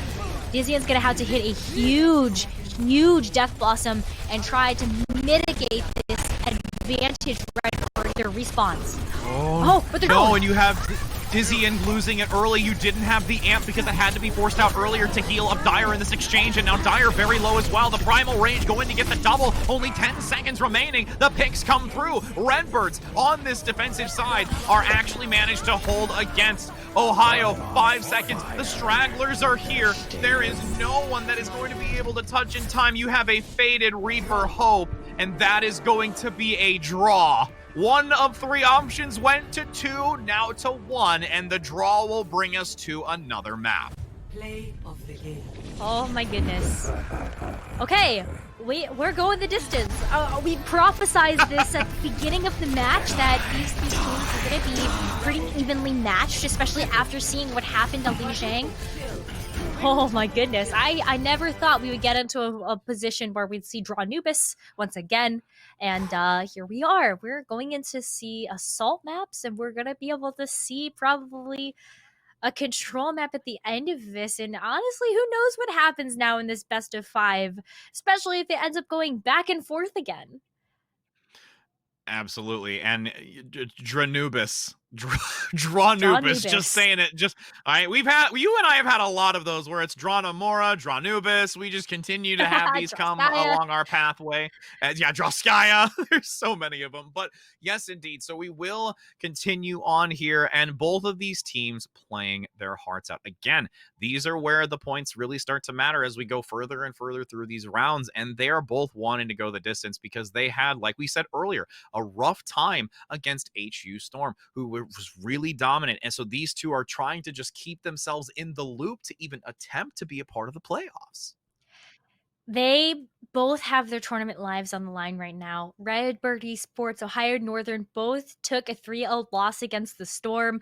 And so now in this third round of competition where they're facing each other, whoever wins this gets a chance to join the Storm in Group A to be a part of that top 16 bracket. So these two teams, they're fighting. They're trading some blows right now, and these are heavy blows that these teams are receiving. And after this draw, we're going to allow these teams to recoup for a moment as we go to a brief break and see who will be able to come out the gate on fire to take this next map. So don't go anywhere, friends, because we've got this climactic ending between these two in just a moment.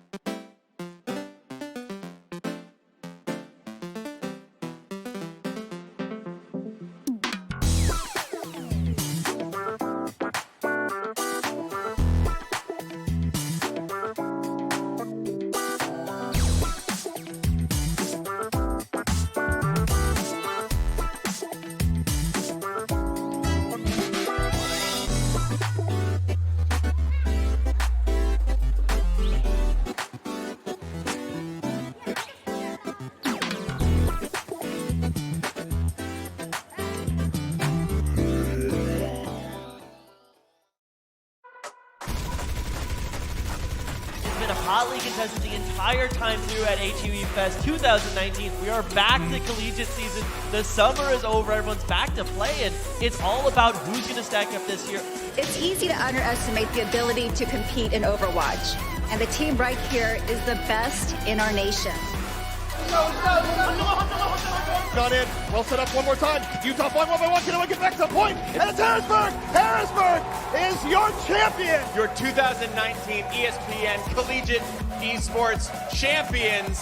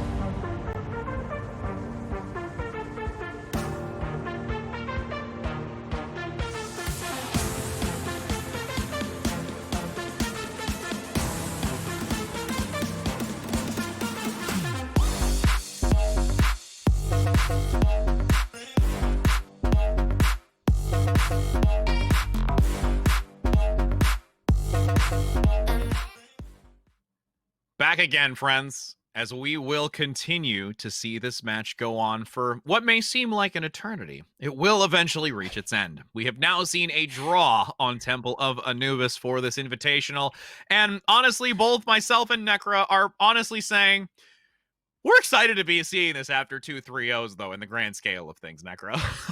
You want to know what's funny? Is that this match could double all the maps that we have seen so far.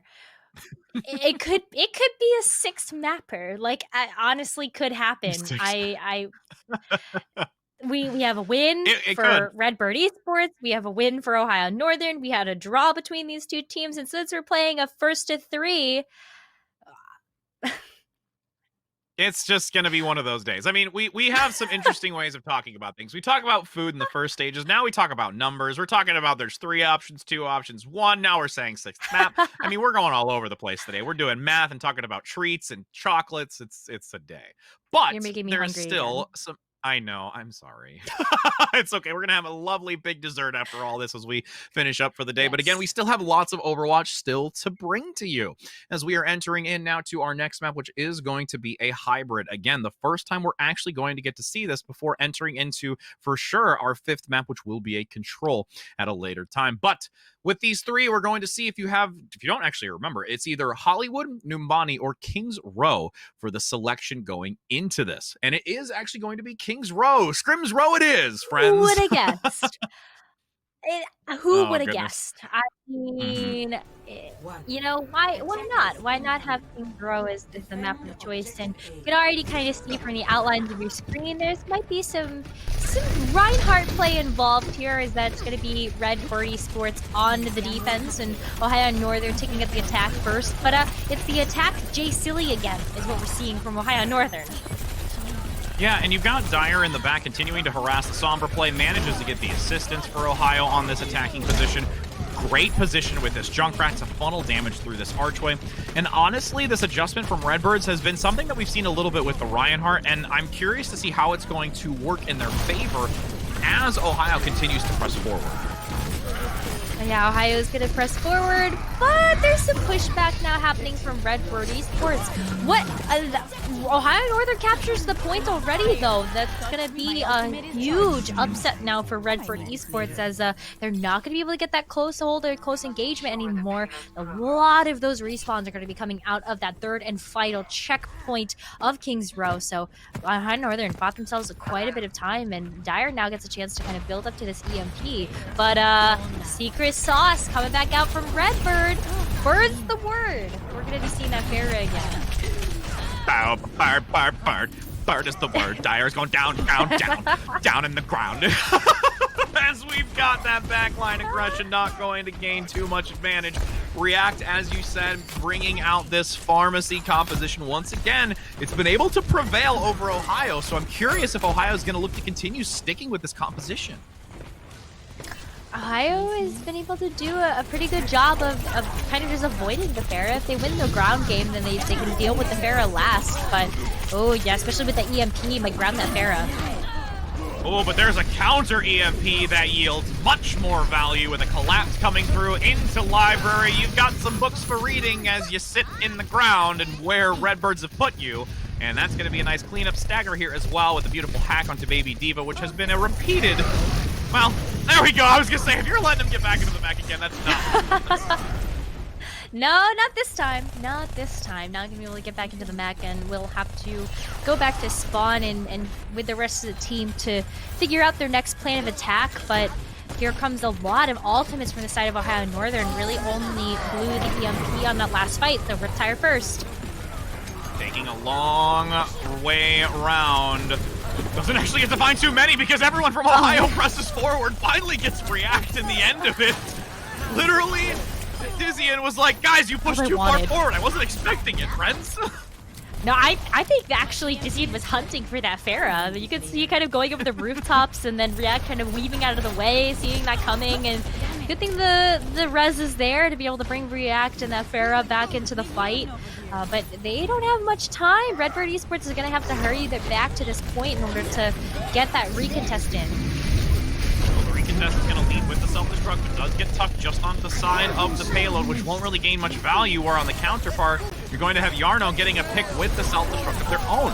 Sound barrier being held onto as the Primal Rage from Duke enters into this engagement. Rocket Barrage will be active, but will be taken down just because there's so much to deflect and prevent that damage from not hurting yourself, as React is now going to have to take another regroup with the rest of the team, and this is now 4 minutes and 30 seconds for the final Furnace push of Ohio.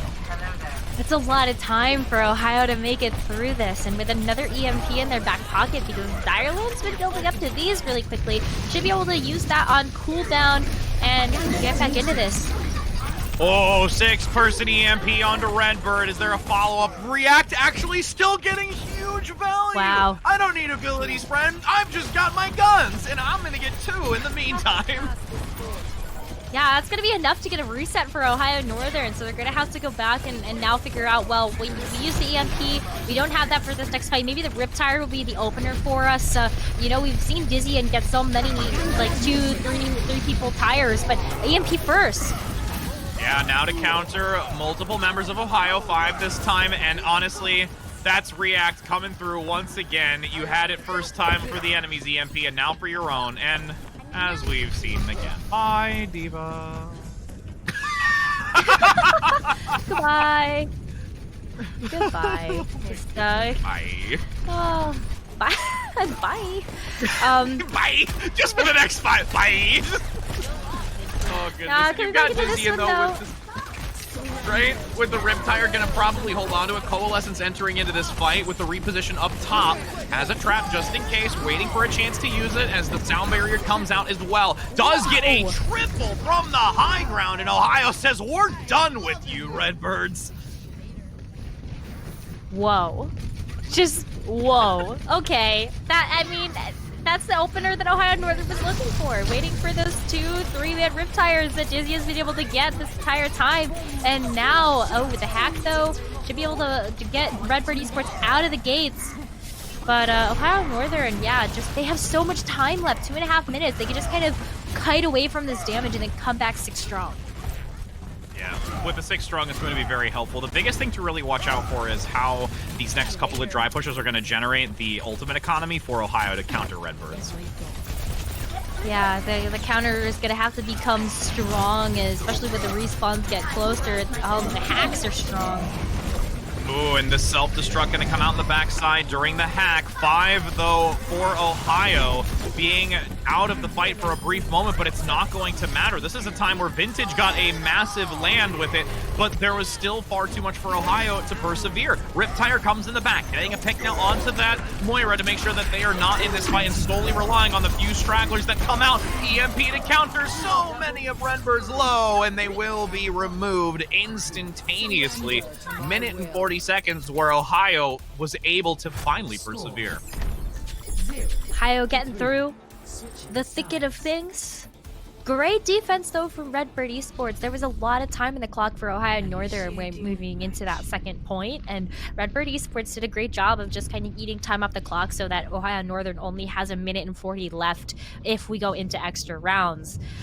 So now that the sides are swapped, maybe we see the Pharah strategy come back out from Redbird, especially now that they are going to be on the attack. I would maybe like to see that just because I think Pharah can end up being a very, very strong hero, especially if we're going to see Dizzy in from Ohio Northern play that Junkrat again. But wait, what's this? Oh! What's this? Okay. What's this? There's Pharah in the air. What's this? There's Pharah everywhere. What's this?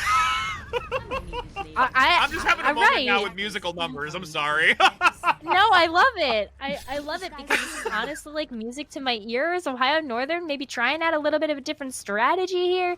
I honestly, just because it's Kings Row, maybe would have expected to see Dizzy and play the Junkrat, especially because you can trap the hotel and make it very difficult for flankers to get through that way. And maybe pick up a cheeky pick with the concussion mine as well towards the top. But with the Pharah and the Mercy as well. This is such a strong composition for Ohio Northern just to kind of stop things. But Redbird Esports seems ready for this. They've got a Widowmaker, which should be able to maybe pop some heads here with that Pharah being a problem. Ooh, Vintage looking for the sideline onto the support, kept out in the open as Dizzy and plays around the hotel, being very cautious of this.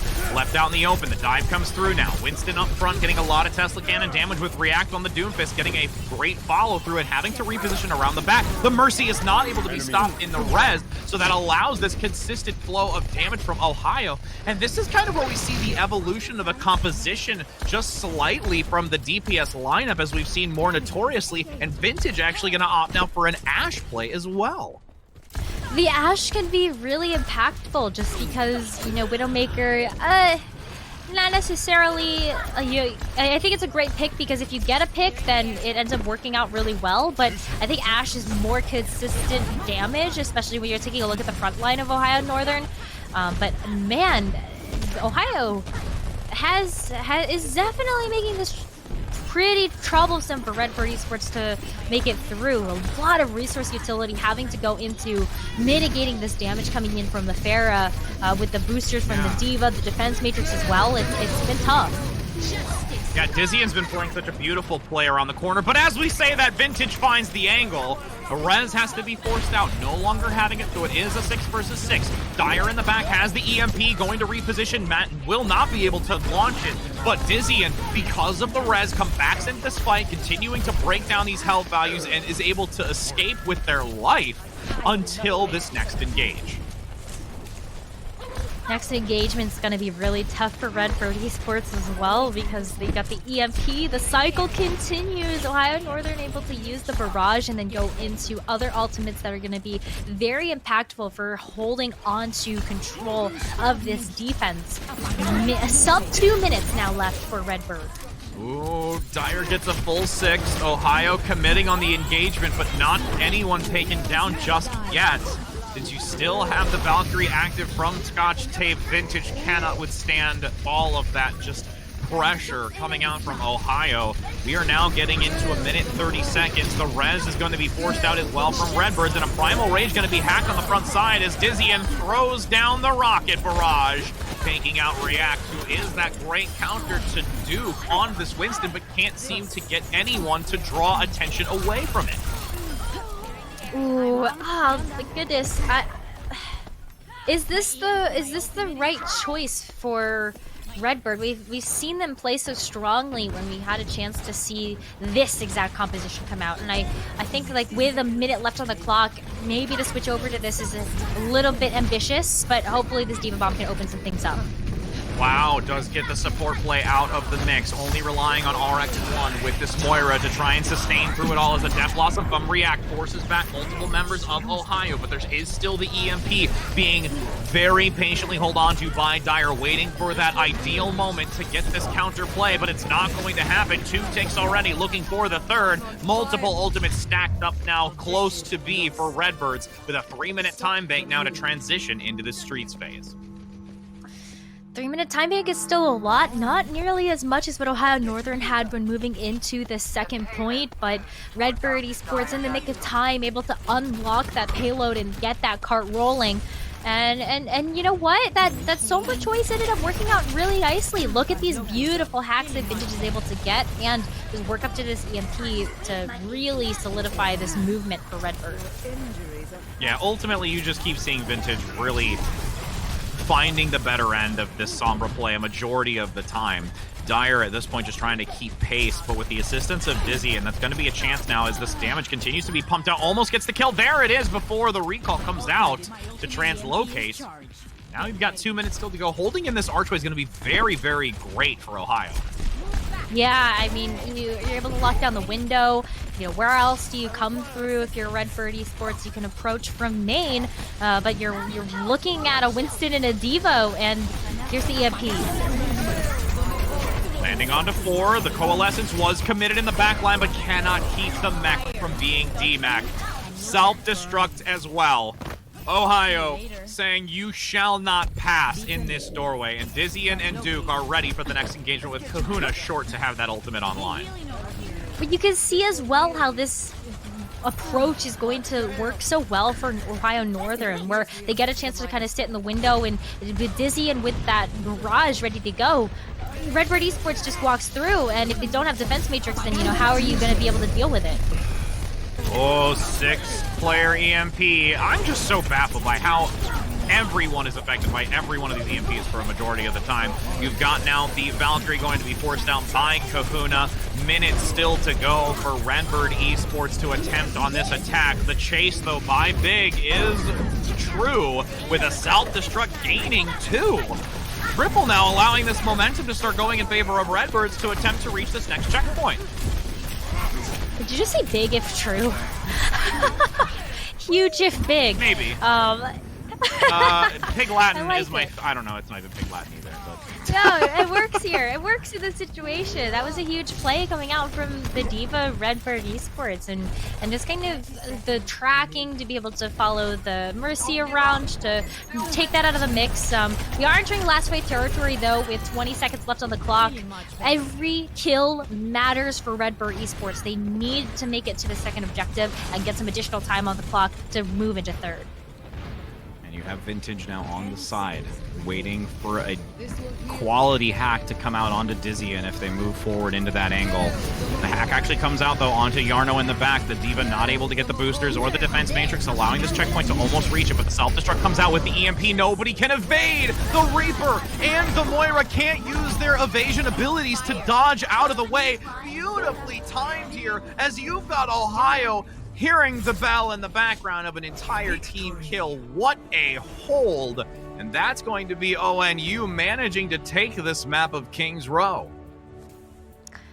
Their choice and map pick are working out pretty well for them, if I do say so myself. Dizzy and though getting to play the game with this stellar Junkrat and honestly Farah play. And waiting just for the right moment with this Riptire to wait for that shield to be down on the Reinhardt of Redbird and then just kind of let it rip. So honestly, great work from Ohio, and again, very close map to just kind of set the story for both of these teams of the draw from Anubis and getting this even scoreline. Now I'm kind of expecting, now that Redbird gets a chance to pick, that we're gonna see the map go in their favor. It's gonna be back and forth in a fight to the finish to see who is joining Harrisburg from this group in that top 16 bracket. Absolutely, and honestly, with the control map being taken first originally by Ohio, they are in a good position going into this with, you know, an advantage. But as this match has progressed between these two teams, there's been a lot of evolution and growth for them, and I would be not surprised to see Redbirds changing it up. Ilios itself has a lot of unique variations between the maps that could play to benefit of Redbirds, so that'll be a really interesting feat coming up soon between these two. But again, we do have that possibility of seeing a sixth map, and we're going to find that out coming up next after we go to a brief break to allow these teams to go into this potential final control map or going the extra mile to see a sixth. So we'll be back, friends.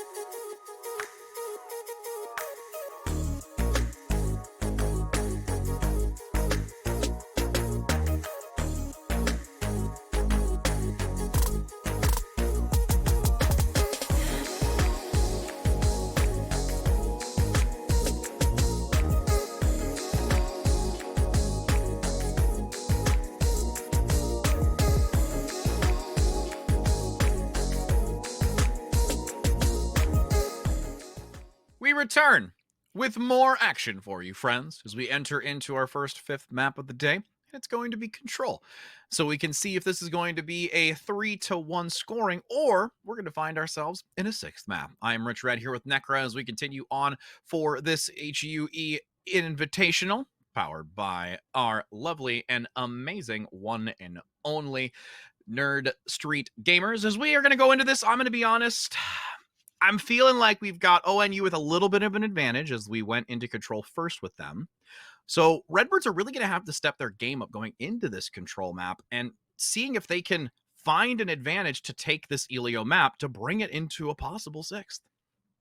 Well, you got to remember, though, is that it was a really close scoreline for the map of Lijiang, where, yeah, Ohio Northern, they got a chance to get, 100 to 99 and 100 to 96, but that's not a very big deficit that Ohio Northern really had a chance to deal with. So I really feel as though this could go either way, especially if we are going to Ilios, then you can see a Pharah come out from both sides. There's True. Widowmakers that can come into play. There's so many strengths for both of these teams on this map that I really don't know how this one's going to go. I don't want to jinx it. So I'm just going to say it. Maybe caster curse it. We might be going to a map number 6. I mean, we're sitting on the edge of our seats just as much as all of you are at home, my friends. So, and before we get into it, I mean, the biggest thing is, kind of just understanding which map we're going to start on first, and it actually is going to be Lighthouse.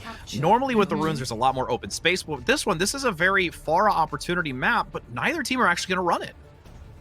I think that they're going back to what's been working for them, which is going to be that Reaper, that Sombra, trading the backline potential for both of these teams and just try to take control of the point first. But as we're seeing as kind of a consistent strategy that Ohio Northern has had for the map of Lijiang, they're moving to point first. So Ohio Northern, if they're able to kind of take advantage of this and look at that, they're already spy checked that Vintage on the Sombra is there, then Ohio Northern putting themselves in a great position.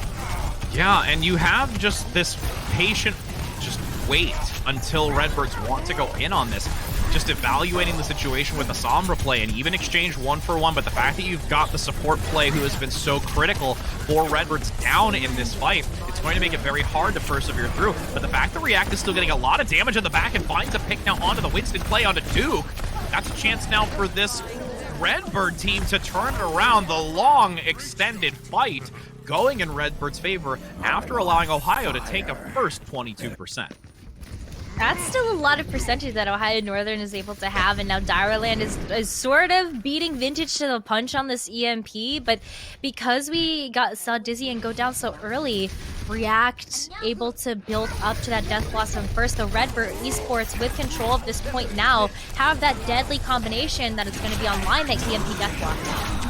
Ooh, the Death Blossom comes out first, though, by React, going to hold on to Vintage's EMP. Dire trying to attempt to get some decent damage of their own, but the fact is that you really only saw Big and React have to commit their ultimates while Vintage could hold on to it and keep this just drawn out as long as possible. That's perfect for Redbird Esports. Now they have an answer to what Ohio Northern's going to be throwing at them. The only difference is that Kahuna has the sound barrier, Scotch Tape doesn't, so Ohio Northern has a little bit of a better response mechanism to this EMP from Redbird. Ooh, one EMP, then closely followed by another, but that EMP comes out late from Redbirds because 2 were already down. The Death Blossom from Dizzy allows this press forward and going to be able to take it away from Redbirds to start gaining some of their own percentage back from that 22 they originally claimed. Taking it back, and now it's a fight to see who's going to have that Death Blossom EMP online once again. The other thing that we can see here is now that Duke has the Primal Rage, it's a great way to crowd control away Redbird Esports from touching this point and also dislocate some of these members so that they're not all in the formation that Redbird Esports wants them to be in. So Duke going to be able to move in with this Primal Rage and maybe knock some members off the map. I think that's going to be a great start for Ohio Northern. And there it is, looking to get a couple off the edge, but multiple members will evade those environmental zones. And a no-kill comes through with it, but the fact that you've got so much harassment from the Primal Rage, Dizzy is able to take down React, so there's no longer having that Winston pressure from Redbirds. 62% continuing to climb. Big on the front, managing to still defense matrix a lot of that damage as Scott manages to get a double on this Lucio, mind you. Not only a stellar support player, but sure knows how to clean up when necessary for the team, and now taking it back at that 73 marker from Ohio. Redbird Esports are in a good position, entering into last fight territory here. EMP after EMP is going to come through, but Redbird Esports, they've got tools. They've got that deadly combination again. Ooh, but React gets hacked! Oh, and the EMP comes out from Dire, both sides being nullified of abilities for a brief time, with Big finding a self-destruct onto the counter Diva play. Coalescence has to be forced out, making sure that this can be still Redbird's point to capture at 95%. Redbird's in a good spot to take this as long as they can keep coordinated and focus fire these targets down. The Lucio in the backside is still managing to skirt by. The Kahuna almost near the sound barrier and desperately needs it to try and keep this and allow it to enter into a consistent overtime to switch it back. Now, only the supports have that defensive ability. React comes in with a Death Blossom and the follow-through damage from the Moira. It is a straggle fest from Ohio to get to this point and touch it, but it will not be able to do much more as an EMP is forced out on the front side. Reaper from Dizzy and Duke will not be able to touch that point any longer. You said that Redbird Esports, they were going to be able to kind of come back and you know, maybe Ohio Northern had a little bit of an edge, but Redbird Esports, like, again, because of how close that map of Lijiang was, and I don't know, I think they have a really good head on their shoulders on how they want to approach this next control map, that revenge map for Redbird Esports. And as we're moving over to Ruins, I'm not seeing too much of a difference in what the teams want to run. I thought maybe a surprise Widowmaker might come out, but with the fact that we're seeing a lot of dive-centric compositions from both of these teams, the Widowmaker might not have been the strongest choice for either team to really go with, except maybe to get like this quick pick to secure the point. All right, Vintage, let's see what you can do with this. Is this going to be a boon or a mistake for Redbird?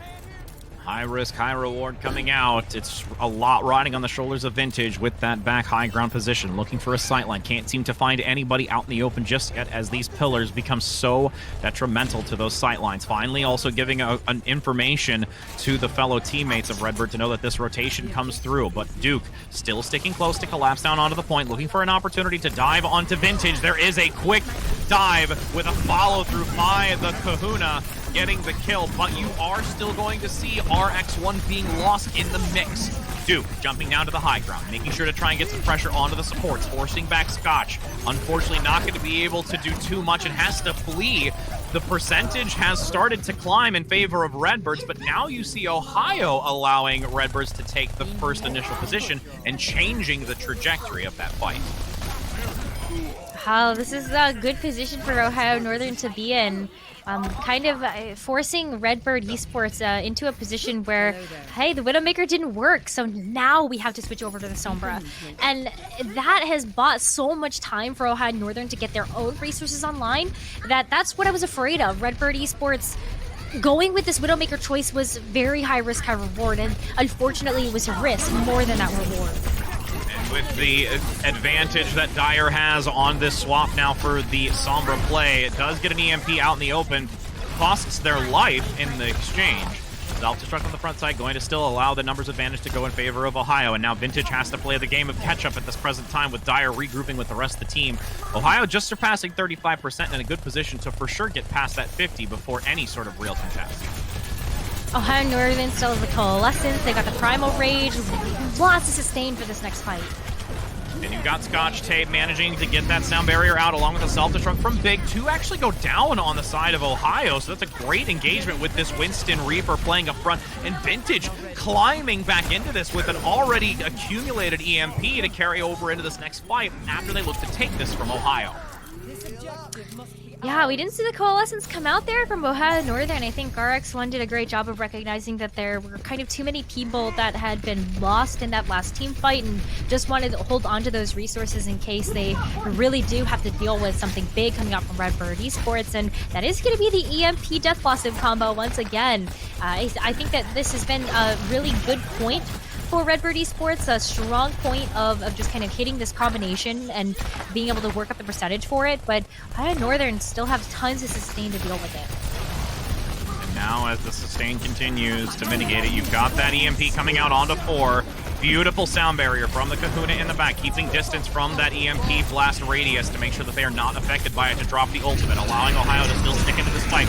Double Death Blossom as you hear the echo of the call in the backside as React gets the better end of it. Duke going down, the follow through onto Dizzy, and from the Sombra play with a consistent just harassment. You've got Redbirds in a stellar position to take this now, with Dire having to force a retreat and look for a regroup before getting picked off. This is last fight territory. If Redbird take this, Richard, we're gonna go to a map number 6. This is gonna be the longest series of all of the group stages with that top 16 bracket in mind. These teams, they don't want to lose. Oh, and you've got Big gonna get demeched here on Redbird's side. Ohio in a good position now to try and press the attack. Ultimates being thrown out. Scotch Table finally reducing that sound barrier and still having the coalescence to try and persevere. But no! No one's gonna touch the point in time from Ohio! So Redbirds is going to manage to take this to a map 6! Map number 6, let's go! Let's go! There can't be any draws on this next map, whereas we are gonna be moving into Busan, but wow, wow, wow, wow. These teams are putting up a fight, and it is a photo finish.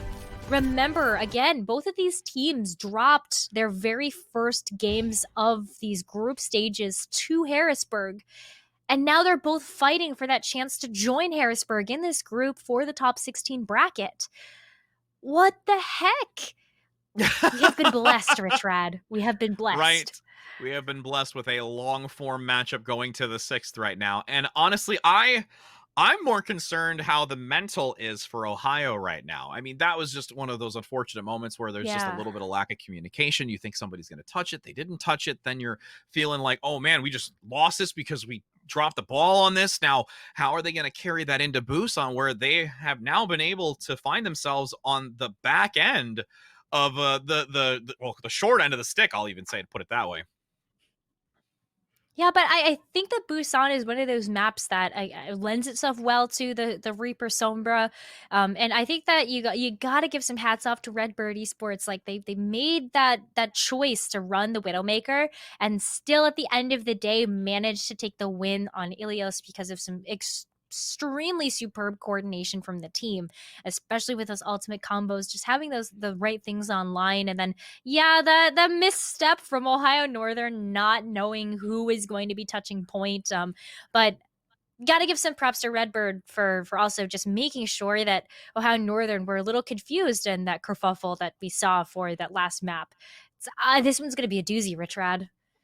Absolutely a doozy and much of a kerfuffle as we are entering into that 6th map. But before we do, we are going on to a brief break to allow these two teams to mentally prepare, where we are going to a 6th map in a best of 5. Think about that. We're well away, friends.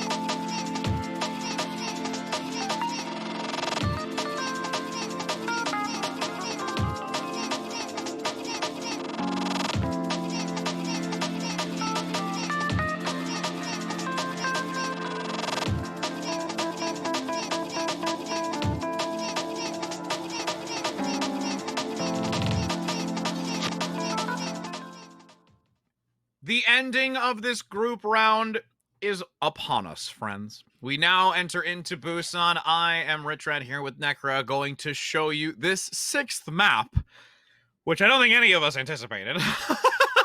I called it. Right. Look at that face. She knew she called it. She's like, I knew this was going to happen. But only on the last map was I think it's going to happen. And then guess what? It happened. I've been prophesizing this entire match so far. But I couldn't tell you, Rich Rad. Yeah, I got that. I got the orb of Discord going for you. 2 plus 2 plus 2 plus 1 does equal 6. But I couldn't tell you though, even though we've been able to tell a lot of what's happening in this series, I couldn't tell you who's actually going to win. It's been so back and forth, and especially when we're going to another control map where Ohio Northern won the first one of Lijiang, and then we got Redbird that won the second one of Ilios. We're going to Busan. Who's to say what's going to happen on this map? Yeah, and this map having so many different types of styles to each one of their unique maps. As we go into downtown, there's a lot of verticality, and you can see the action already getting underway here. As you have on this initial backline presence, Redbirds getting some decent firing, but you got Ohio playing very carefully, leading more towards where the control point is to get a positional advantage once they start to get some picks coming through. Redbirds having a hard time mitigating through it. The hack also comes out onto the Winston, so needing to play very carefully. And Ohio's going to now start trying to backpedal slightly towards the control point since it becomes active. But you've already got a Coalescence live and ready from Redbirds to press into this, Necra. Oh, but you got a Coalescence coming in from Ohio Northern to press them back. This is so back and forth, and Ohio Northern getting the first flip gives him a little bit of an advantage, but gotta watch out. Death Blossoms already. Ooh, but a melee right to the face coming out here from Redbirds. That Gorilla Winston says otherwise, and that's a quick switch back. This is both teams throttling into this match, knowing that this defines their fate. Whoever wins this match joins Harrisburg in this group in the top 16 bracket. No team can afford to lose right now. Ohio Northern wants this, Redbird Esports wants this, and now it's going to be dueling EMPs and dueling sound barriers to determine who is going to be keeping control of this point. Who has the better positional knowledge and who is able to keep away when needed. Sound barrier comes down in the backside for Ohio, despite the EMP leading in by Vintage, and you've got now Dyer able to take down Redbird's Sombra play. Now the dive comes through. Duke on the front has the Primal Rage. Beautiful timing to make sure that it was at the last ditch moment to survive and continue to harass Redbirds, who are falling short, as this will take an immediate swap back at the 40-something%, as this is now just essentially Redbird thing. We just want some percent, friends. Yeah, and now the percentage is taken up for Ohio Northern, and Direland didn't have to use the EMP, patiently held on to it, and now they're going to have their hand at using this Death Blossom EMP combo. But honestly, the way that these EMPs have worked out for both of these teams, you only just need the EMP, and that's been a fight winner for all of them. Let's see what Direland's able to do as Redbird moves in.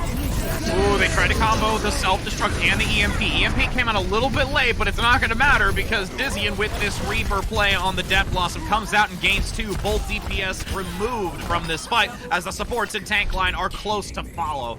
56% in climbing. Ohio is looking to take this first round. They're definitely working up to it. They gotta buy a little bit more time, so you can see that they're getting a little aggressive to see if they can keep Redbird Esports from approaching this point before that final fight territory comes into effect. But Redbird Esports not letting that happen. Ohio needs to move back just a little bit as they give up that high ground advantage.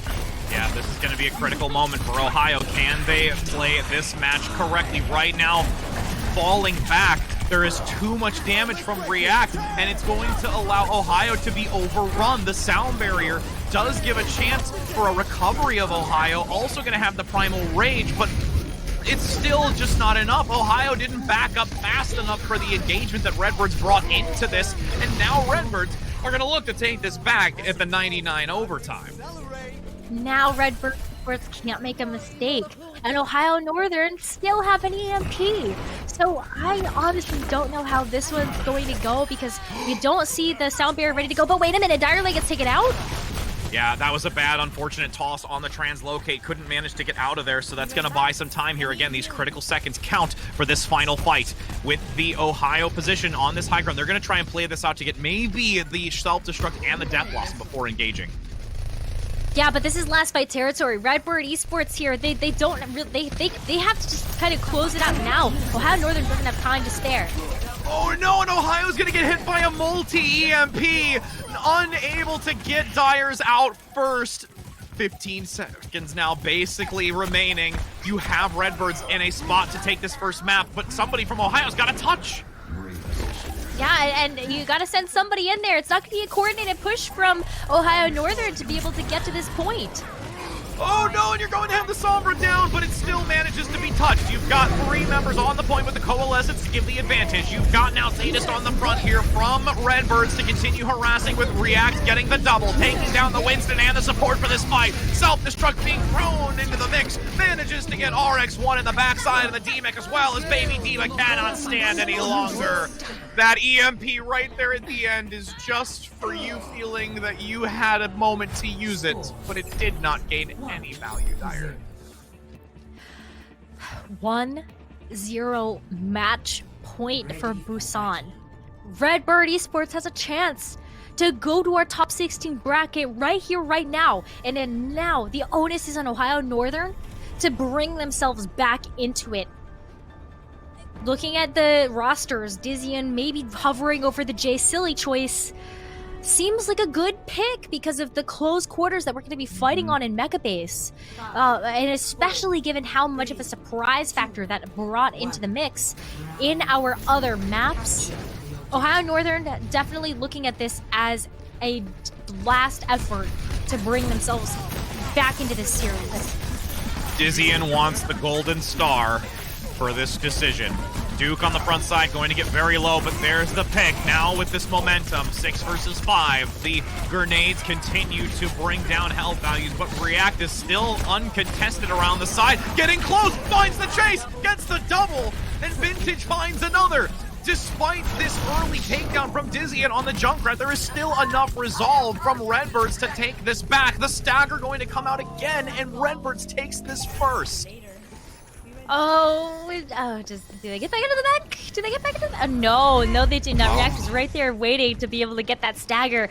And this is important. Redbird Esports, because of all that work React and Vintage were able to put into this first fight, have a lot of tools for Redbird to be able to keep control of this point. That percentage is ticking up, but Redbird Esports are getting closer to their goal of going to that top 16.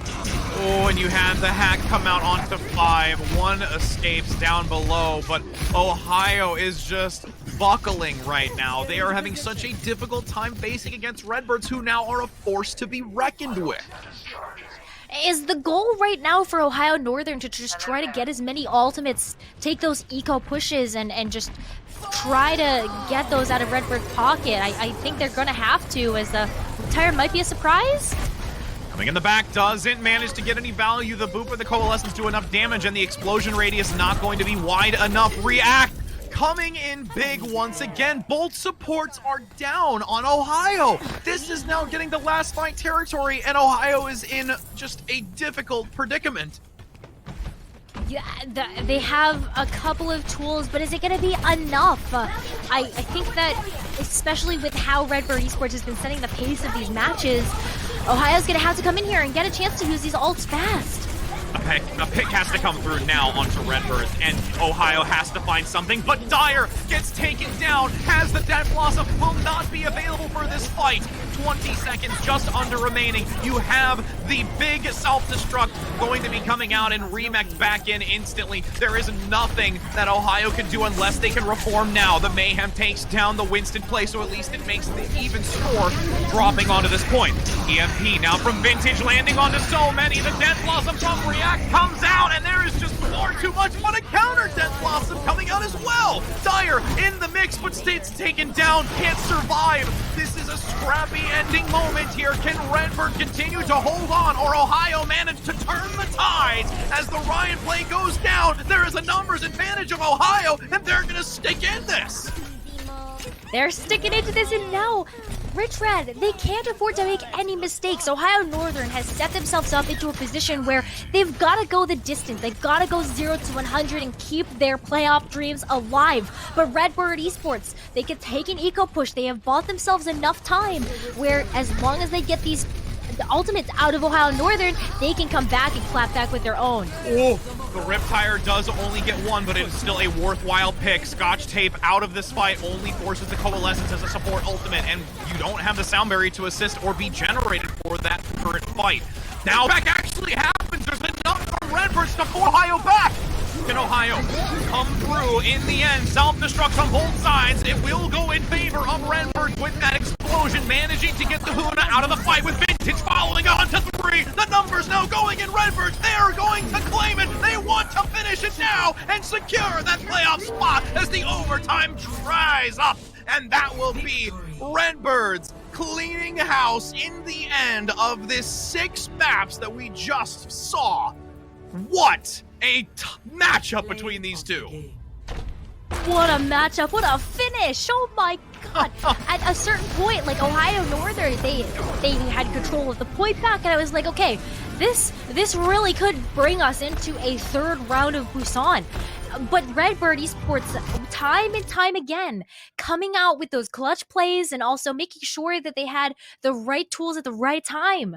They understand resource management, and wow, what a conclusion to this match. I mean, that's definitely a way to finish the group phases just before entering into our last map, which is going to be a part of our playoffs before leading into tomorrow. And as you can see it on the screen, Redbirds Esports taking this 3-2 in an extensively long matchup between these two teams. I mean, what a match, what a battle between these two, and it really, really is honestly a moment to say congratulations to Redbirds because they really fought for it to come back when originally it looked like Ohio did have a more dominant play. It was so close. It was so close, and it honestly looked like once Redbird Esports kind of got privy to the Junkrat play, they played around the secret tool that Ohio Northern University had in their back pocket, and it got them the win today. Absolutely. And now we do have some time to finalize and organize the playoffs that we, again, will be starting today, but concluding tomorrow. So don't go anywhere, friends, as we are going to have the matchups showing soon and give you the spectrum of all the teams we expect to see in this playoff. So we'll be back in just a moment.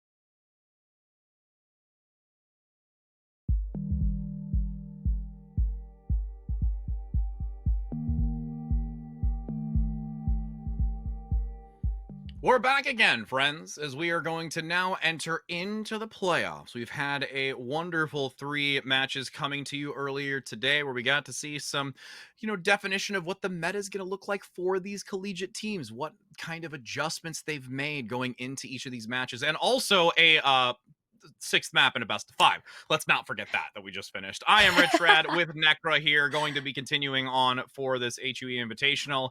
And with the playoffs, there was, I think a lot of names that we're not so surprised to see. But we're actually also just waiting on one last combination for the 5th and 10th seed presently. But we are going to be able to get to see shortly after those final matches are completed, we will be having GMU versus Miami University. And these 2 teams right now going at it for this first playoff match is going to be an exciting one.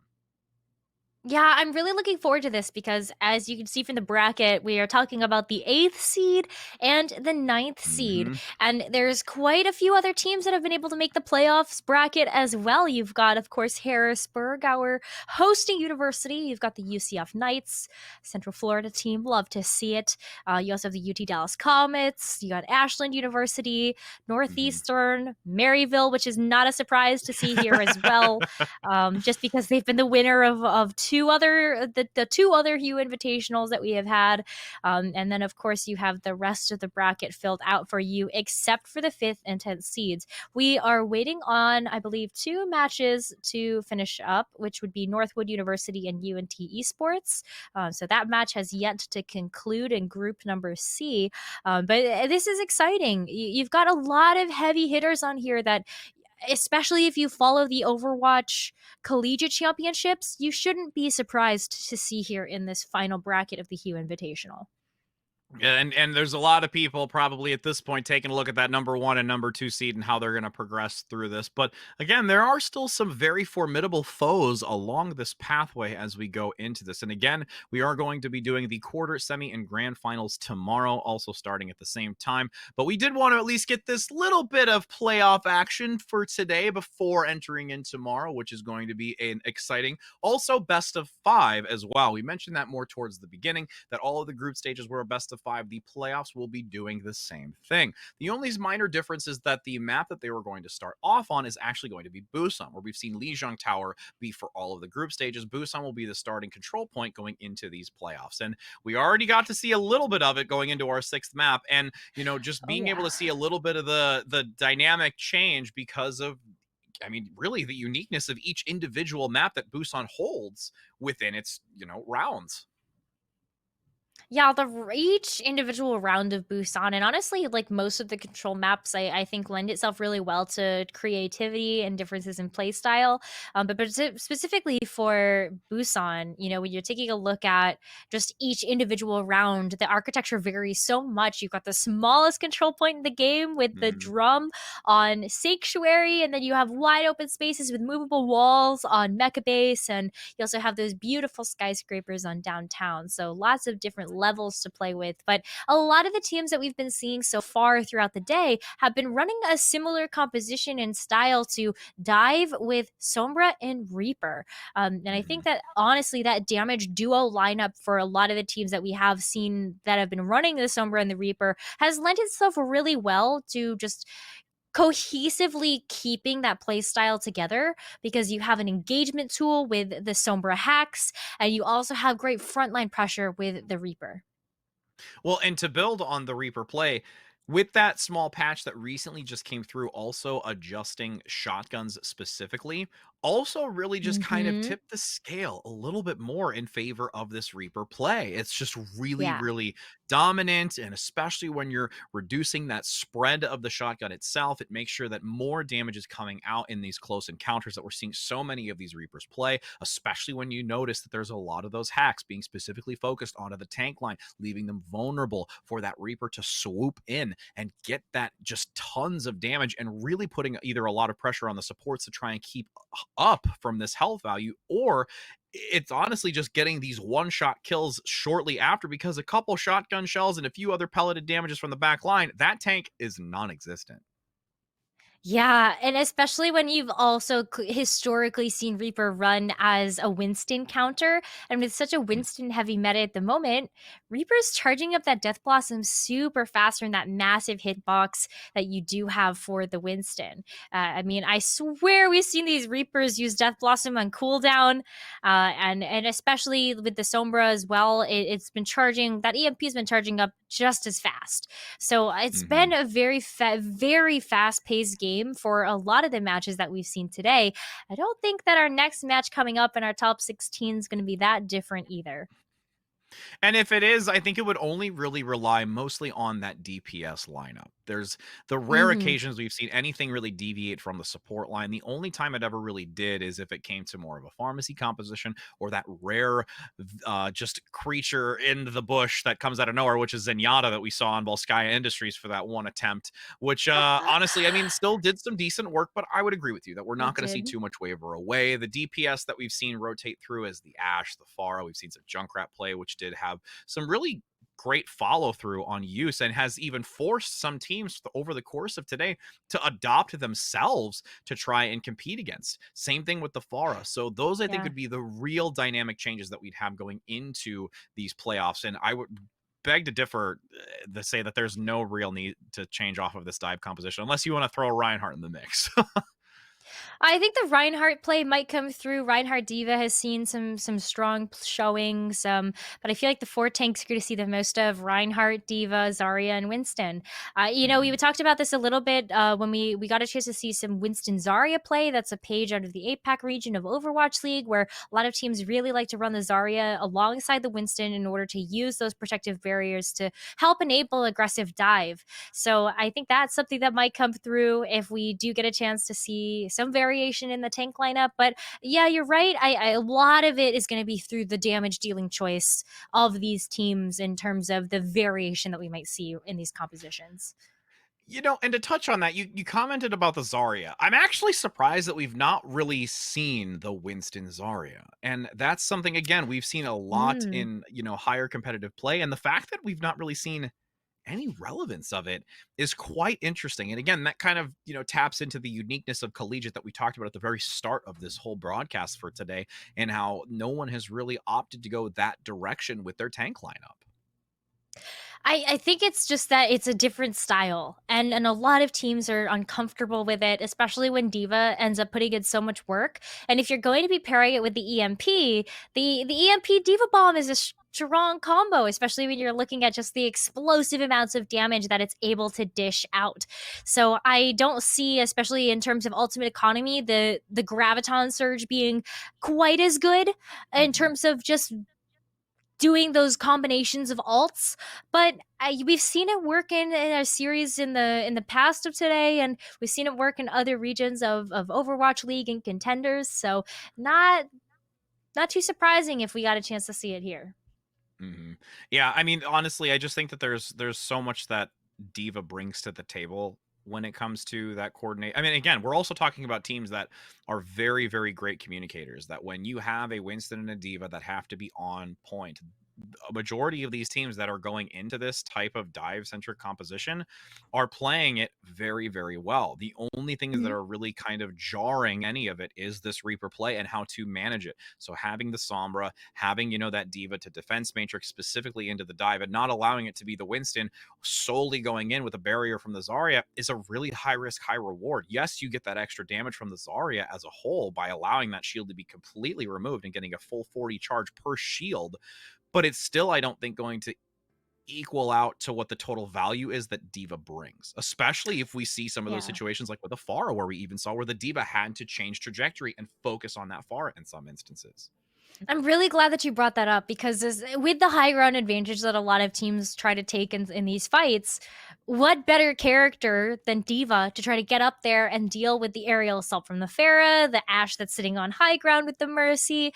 There's so many different threats that Diva ends up being a really great option for. And the defense matrix as well is that tool in the kit that if you're going to be running a Reaper, I believe the defense matrix just does a better job at keeping the Reaper afloat than what the projective barrier is going to do, because you can always deplete that barrier, especially if you're going to be focusing it down.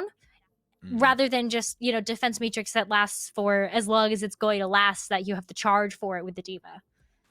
And we've seen multiple occasions across the maps that are available. Again, with the map pools, we've seen Dorado, where there's a lot of that high ground presence getting towards not only the first initial point, but the second one. I mean, there's so many different positions, especially if we see King's Row, also another one where there's a lot of high ground positions where the diva is just going to bring a lot more value. We saw a little bit of the Zarya and a little bit of the Riot in some certain cases, like on Lijiang Tower, the very first match that we did at the very start of the day.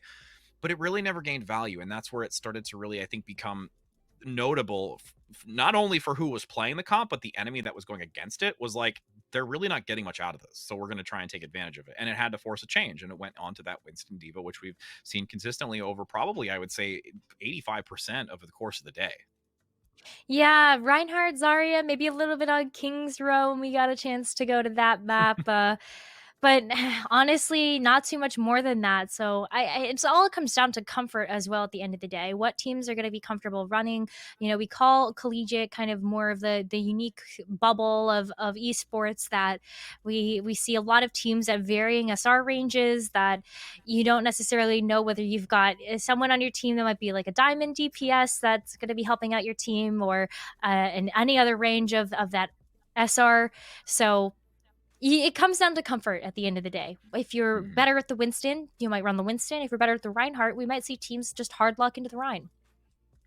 Indeed. And now it looks like we actually do have confirmation for the 10th and the 5th seed, it looks like. So it is going to be Northwood filling that 5th seed. And we have for the 10th, we actually have UNT. So UNT managing to bring themselves into the playoffs, persevering through, their initial play that we saw earlier, and managing to join the rest of the ranks here as we're about to get started in not too long. But, between GMU and, Miami University, that at this point, with these two teams being the 8th and 9th seed, we're getting to see a nice, kind of middle of the pack, to see what the, expectancy and the average, seeding placement is, how they've done over the course of the day, and what they're looking to bring to this, and to really kind of give showmanship of what is to come for tomorrow. Yeah, this is a great first taste of the playoffs for the HUE Invitational, and I'm looking forward to kind of see what both of these teams bring to the table. Remember that we're in a new school year, which means roster changes, which means changes of administration, which means, changes and of course, like the patch notes that we even just got a chance to see from last year to this year. So a lot of different things are coming into play for this amazing showcase of Overwatch collegiate talent, and it's going to be a feeler for sure in terms of how teams really want to play with maybe their newer additions and of course those patch notes. But to be fair, I mean, we've got a lot of synergy that comes through, but again, we don't want to, drag it out too much longer. So there is going to be a slight break here just before we enter into the next match. We're getting those final two teams here into lobby and prepping for this match so we can give you that show between GMU and Miami University of Ohio. So don't go anywhere, because we want to see who's going to be claiming this first best of 5 in the playoffs.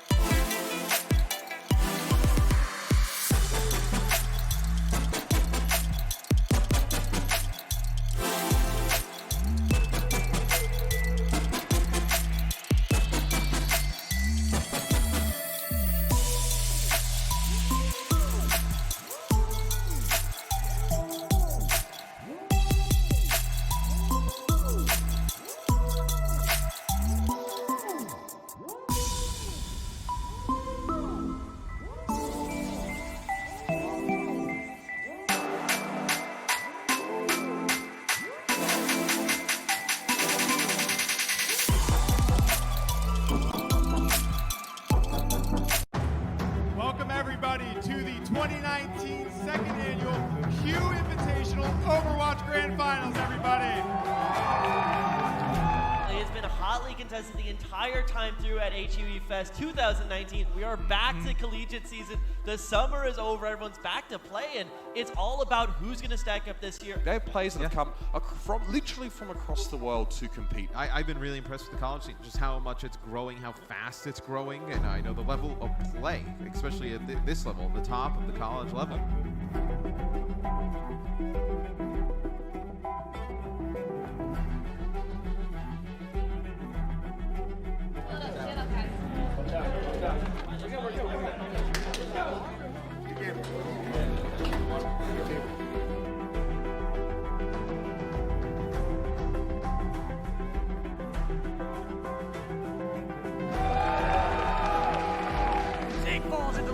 He's going to be the next casualty coming in for Harrisburg. Only having Platypus alive. He's underneath the turret, underneath his own mountain. Congratulations out to Maryville, the Titans of Collegiate. Look at how far they're pushing. Hypnon outside of the shield. Neutral knockdown, but Olu is in enemy territory for the second year in a row. Maryville double down and come out on top as HUE Invitational champions.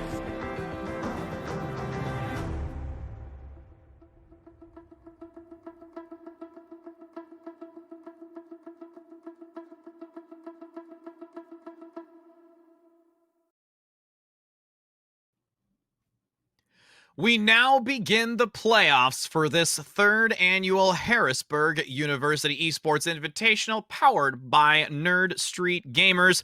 And we have been coming to this moment now to begin the playoffs. I am Rich Red here with Necra, and we are going to get right into the action on this first map of Busan.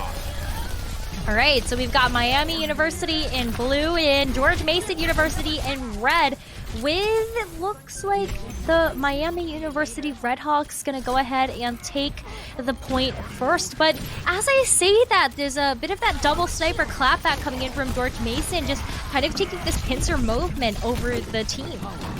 Yeah, and really maintaining this high ground with the damage boost coming out from the Mercy play by Early Bird. And honestly, there's not really too much that the Redhawks can do against this, and it allows some percentage gain to finally happen after this point is captured from GMU.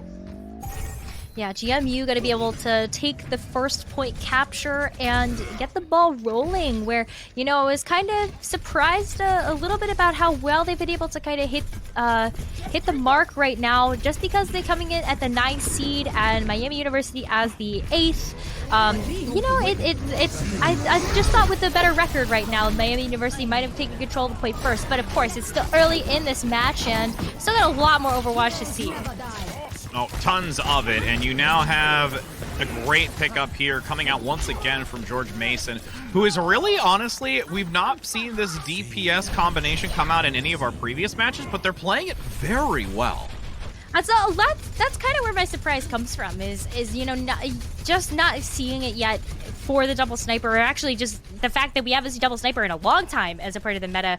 But honestly, Initials, Jackson for George Mason doing such a good job of setting up on this high ground and playing with their tanks that are creating the space for them. Like, take a look at where they are. It's so far away from where the rest of the action is happening that Redhawks don't really have a chance to engage.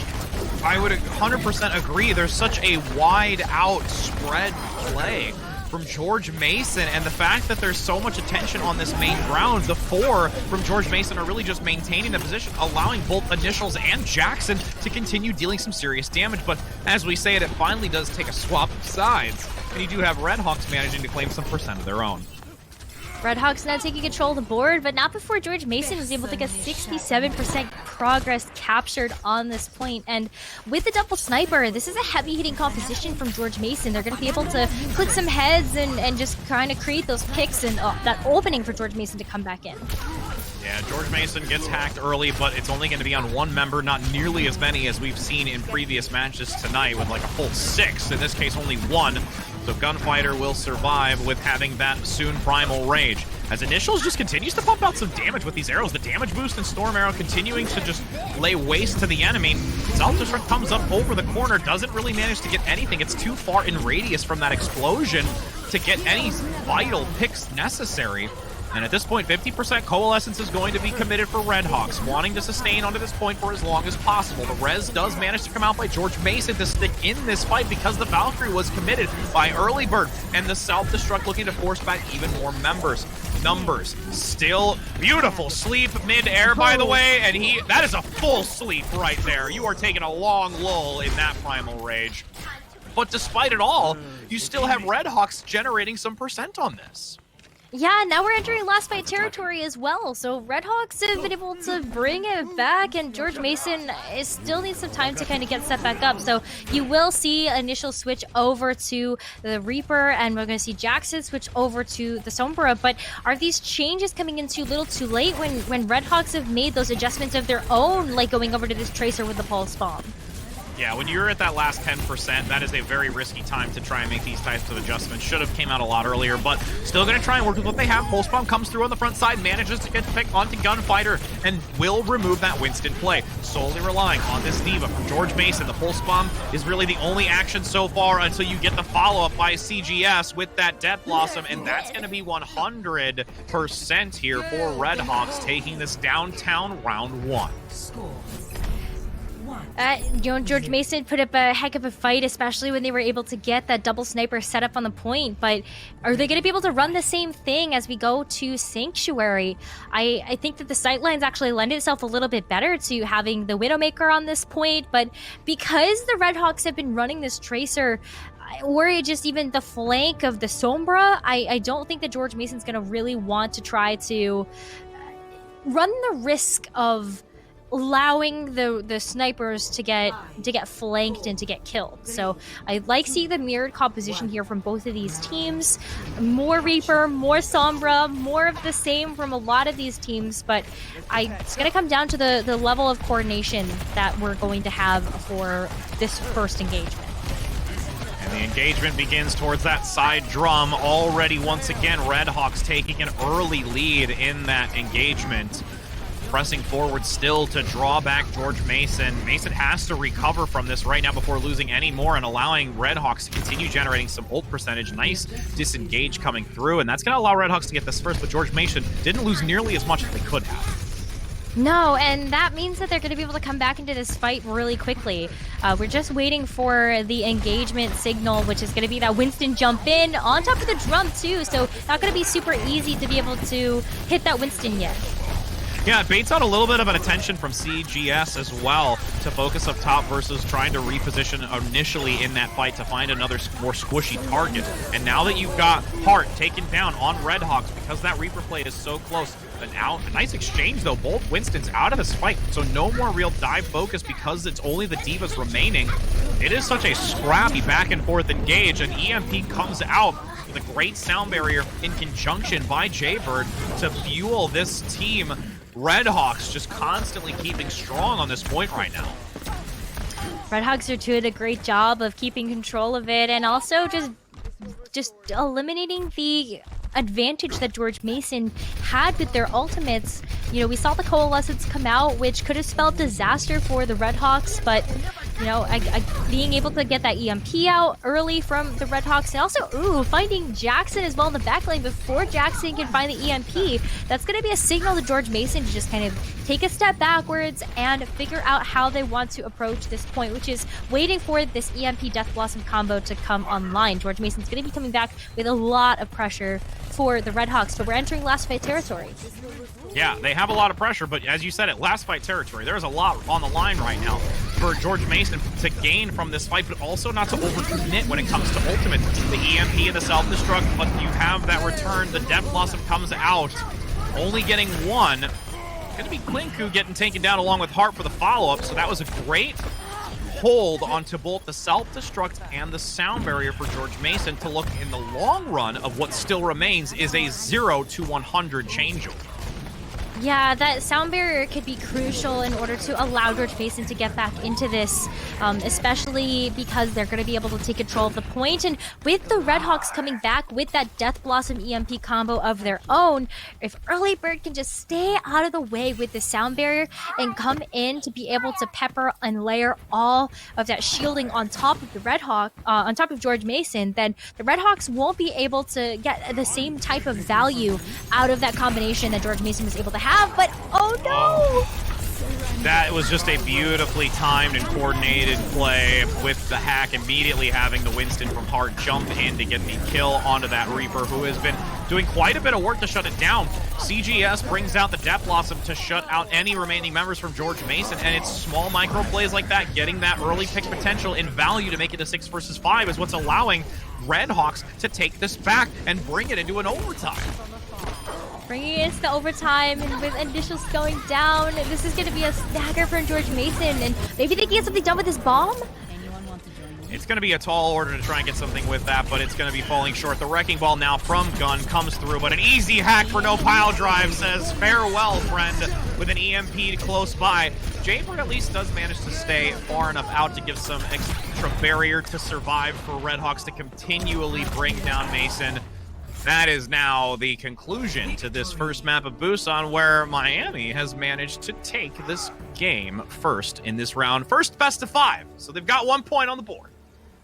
1 point on the board, and honestly, Miami University of Ohio did such a good job in their group.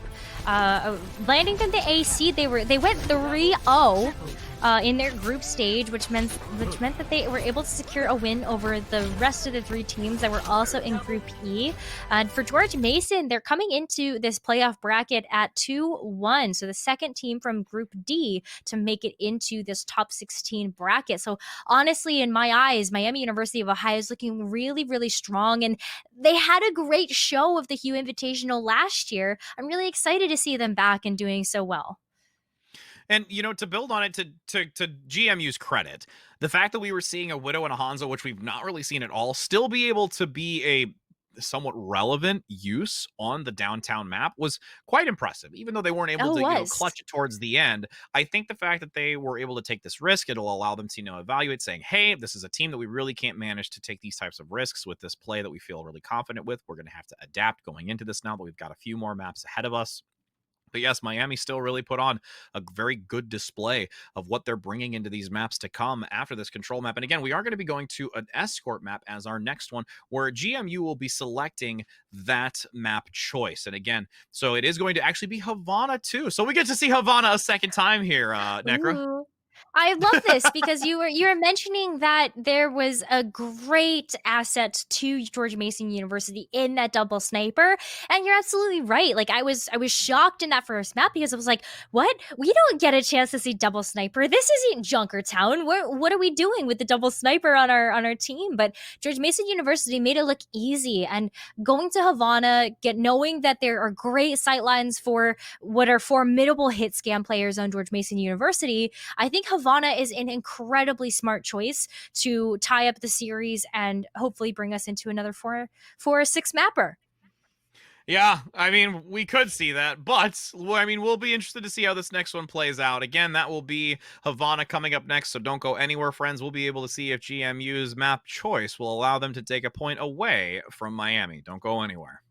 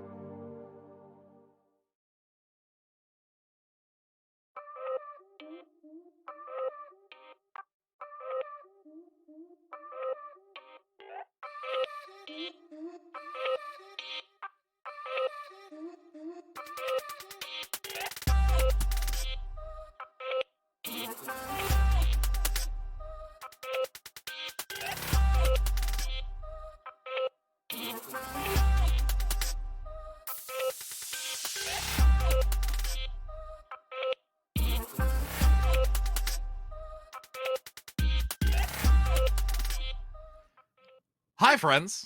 Welcome back. We're here to continue on as we enter into the playoffs. I am Rich Red here with Necra, as we've already seen Busan be the first map of the playoffs, where now we go into Havana, where we've got George Mason University feeling confident going into this. We've seen Havana be a confident pick for teams before for today, and we're looking to see if George Mason is able to have that same level of confidence going into this beautiful map. I think that George Mason University picking this map is a really fantastic choice. We mentioned before we went into the break how strong the double sniper looked on Busan downtown. And with all of the beautiful sightlines that Havana has to offer, it's a great time to bring out a Pocket Widowmaker or Pocket Ash from that formidable hit scan line that we do have coming out from George Mason University. So I think that's a fantastic choice for them. And I'm hoping that this means great things for coming into a multi-map series. I definitely think it's going to be worth it. As I figured this was going to happen. Let's see the double sniper again. Oh, and we've got a Roadhog and Sigma play as well. A little bit of a risky play as the dive now comes through from Redhawks. It might just make George Mason rethink their decisions.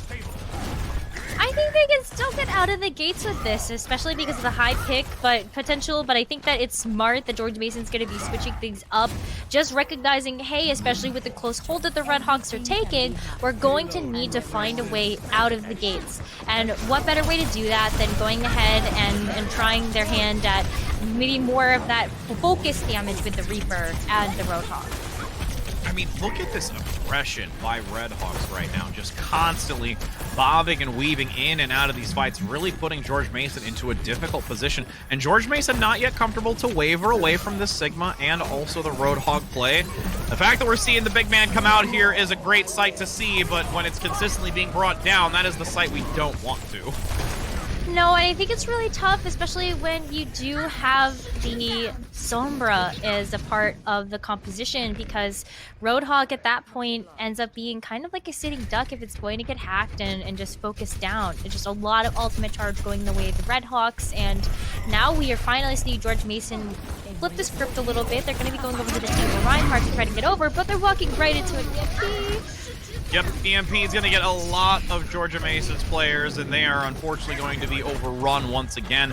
But the good thing is GMU has managed to test the waters and now have still 2 minutes to work with. They didn't hesitate to change this up when they needed to.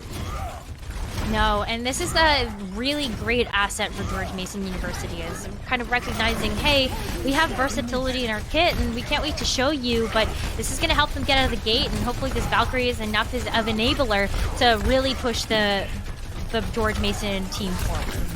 Yeah, it's getting a lot of harass on to the Redhawks, but there's a sound barrier to respond to try and mitigate now that the Valkyrie is reaching its end. Self-destruct in the back corner. The shield manages to block some, but it still ends up taking down OPY from GMU.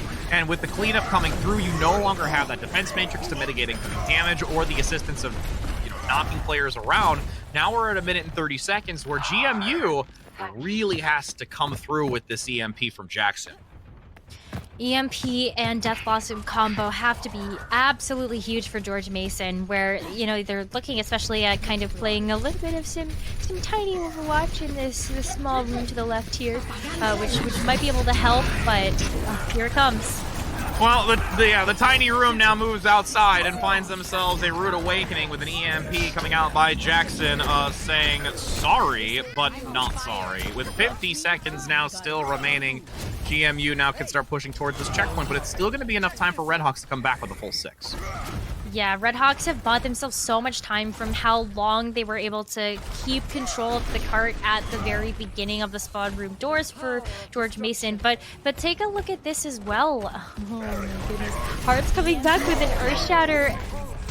Oh, EMP though to try and shut down the usage. It buys a few seconds of time, but a beautiful shield reaction. The read comes out by Heart, and the counter shatter is there. Redhawks managing to change the tides and take advantage with 10 seconds for George Mason now to work with. 10 seconds is not very much time, and especially if Essex is going to be there to try to shut down the boosters, who's going to be able to touch the cart? You have to get there so fast. No, and just in time, the nick of it, you've got the Reaper play now trying to move forward. The ultimate comes out with the Death Blossom as you have the Wrecking Ball instantly going to be hacked. No ability to spin to win here when you're against that Sombra composition.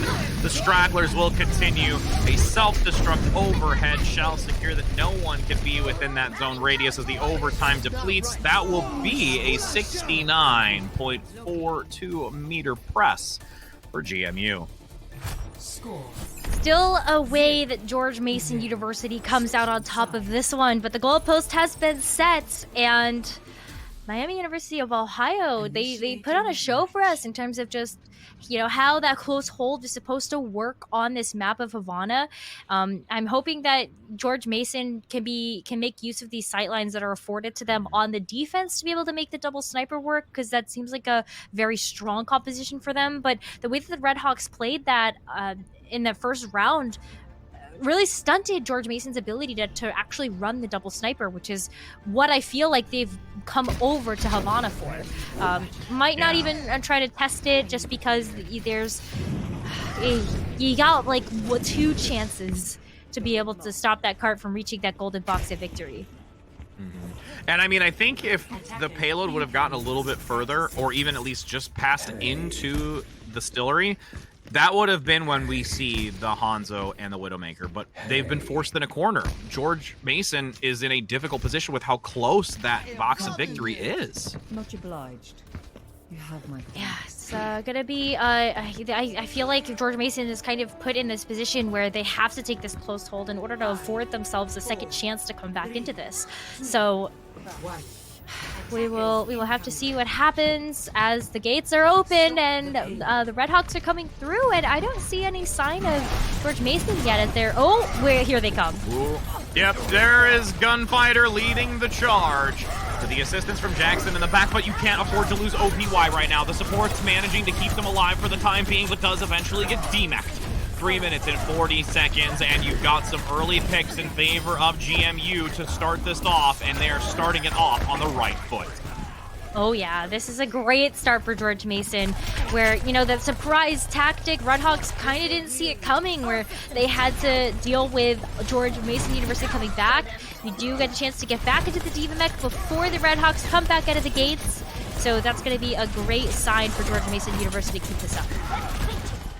Now with this attention towards that side room, Gunfighter needed to be very careful with that Reinhardt play, continuing to rotate between the shield and swinging, but it's going to fall short. Could not manage to take any more damage up front and is obliterated from that front line. Hart gets the follow-up onto some supports, and now his payload can see the golden box in the distance. And it's a lot riding on George Mason right now. George Mason are going to have to rush back to this, but they do have the EMP, so as long as George Mason can hit that EMP first and shut down the ability of the Redhawks to use their own tools, then this should be a clean fight win for George Mason, but they've got to get back fast, and it's not coordinated right now. No, it's not. You have a late EMP coming out from Jackson. It will not get nearly as much. It still manages to get both supports, though. That's the key critical part of that usage. On the front line, you have Early Bird forfeiting out that sound barrier to withstand, just like Jaybird has been able to do the same. Constantly changing back and forth here. That box is just a few meters away. Honestly, with the way that Redhawks are playing this and playing defensively, it's going to allow potentially some salvage here. But GMU, in the grand scale of this, comes back as a fierce force. Ooh, they're able to come back in the nick of time, and it looks so bleak because Jackson didn't really get the EMP that we were hoping to see for George Mason. I think they got hacked out of it. I didn't see the animation actually go off, and now Phasix is able to come in with an EMP of their own. Oh, getting 3 for sure. Jackson goes down. The Death Blossom is there from Initials, just pelting all members in proximity. Minute and 30 seconds, the last final few, with Redhawks just moments away from taking this Havana map. But honestly, GMU is still managing to hold strong here and keep this fight going. Yeah, I'm so proud of them right now. This has been a phenomenal performance by George Mason. They've whittled away so much time off the clock, and they're honestly looking at having the full hold. There it is. You had the shield break, and that means a go for that shatter from Gunfighter, allowing this cleanup. 50 seconds to go after this fight reaches its end. But you've got at least one support ultimate and a self-destruct to hold defensively for George Mason, because there is a lot coming at you from Redhawks. Yeah, Redhawks are coming back with so much sustain. Even being able to just have the sound barrier as a tool to be able to use proactively. Oh! But you can see that the sound barrier from earlier Bird says, I'm gonna go in for this, but because of that forward momentum, the shatter is going to come through, and you now have Redhawks, the sweeping camera knowledge of knowing from that Reinhardt that you persevered through that counterattack. There is the GG for this round, as this is now entering into match point for Miami University of Ohio. What a strong showing by George Mason, though. You can't count them out of the fight just yet. I looked so slim from where the cart got stopped on George Mason University's attack push. But boy, they just did such a fantastic job of whittling away that clock. It wasn't up until the very end where Redhawks had more tools in their kit, like the hammer, of course, that, you know, was able to swing down and get Miami University of Ohio at that win, that it really looked like George Mason University could have had the fuller hold. I mean, and I don't fault them for taking that Lucio sound barrier and going in for the charge. At that point, they probably knew as well as we did observing it that they, from Miami had an ultimate economy to be reckoned with. And if you were going to take a chance, they might as well do it. And GMU, I give them major props for acknowledging to take that risk. And they really are holding strong. And this is a part where we could see, you know, a reverse sweep. We say it every time that there is always a possibility because we've seen it so many times before. So with that being said, our next map selection is going to be from Assault. And again, these map pools stay the same in playoff. It's only the control map that adjusts from the start. So we still have Temple of Anubis, Hanamura, and Volskaya Industries to be a part of. But we're hoping not to see a draw this time around, Necra. Hey, who knows? It means that we get a chance to see more Overwatch. Who doesn't love that? True. So I don't know. We're gonna have to wait and find out what's exactly going to happen. But it is going to be George Mason University's pick once again. Volskaya, Anubis, both of those are pretty strong maps for the double sniper. So I would expect that we might go somewhere like that. I would hope to say the same if we even do continue to see this double sniper with actually how well GMU was able to play the alternative that we haven't seen too much. But we'll be able to find that out shortly as we go to a brief break, and we'll be back here with more action.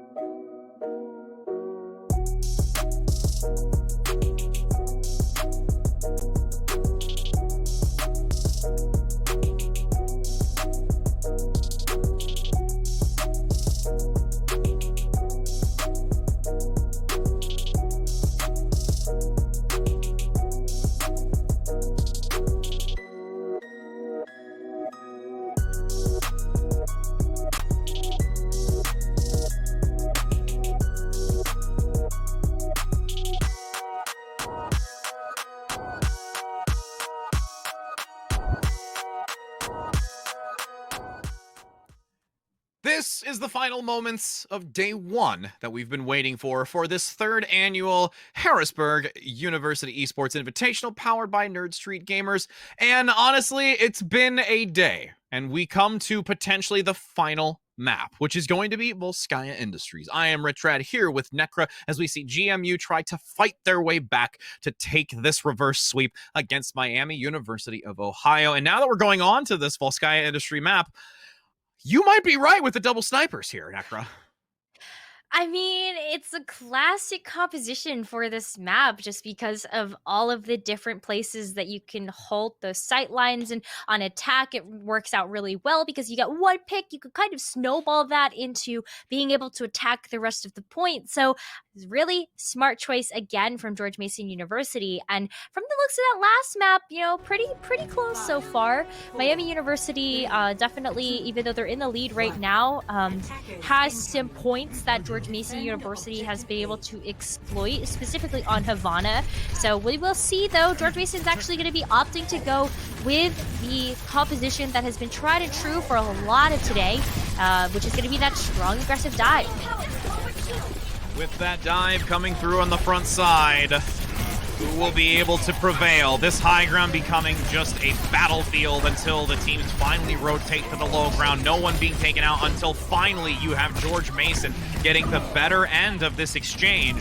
Redhawks, though, still in this because CGS is managing to hold on for this defensive position. And multiple members now from Mason are just getting completely eradicated from this point, and GMU has to flee for every ounce of hell that they have left. Ooh, but the D-Mech comes through. Diva's just gonna have to reset here and try to get back into mech, and that buys some time for the rest of the Redhawks of Kiku as well as Hart to come back into the mix. You know, I love seeing these players come back. Kiku is definitely a better player that I've had my eye on for a while. Is just a fantastic player for the Redhawks, and watching them play Diva is just so fun. So excited to see that come back. In addition to the Diva, I love how you've got GMU hopping in with that early bird reposition with the boof off the high ground, dropping Redhawks to the low position, and once again, you've got GMU taking the early advantage, but it's really needing to secure this, and finally we'll be able to.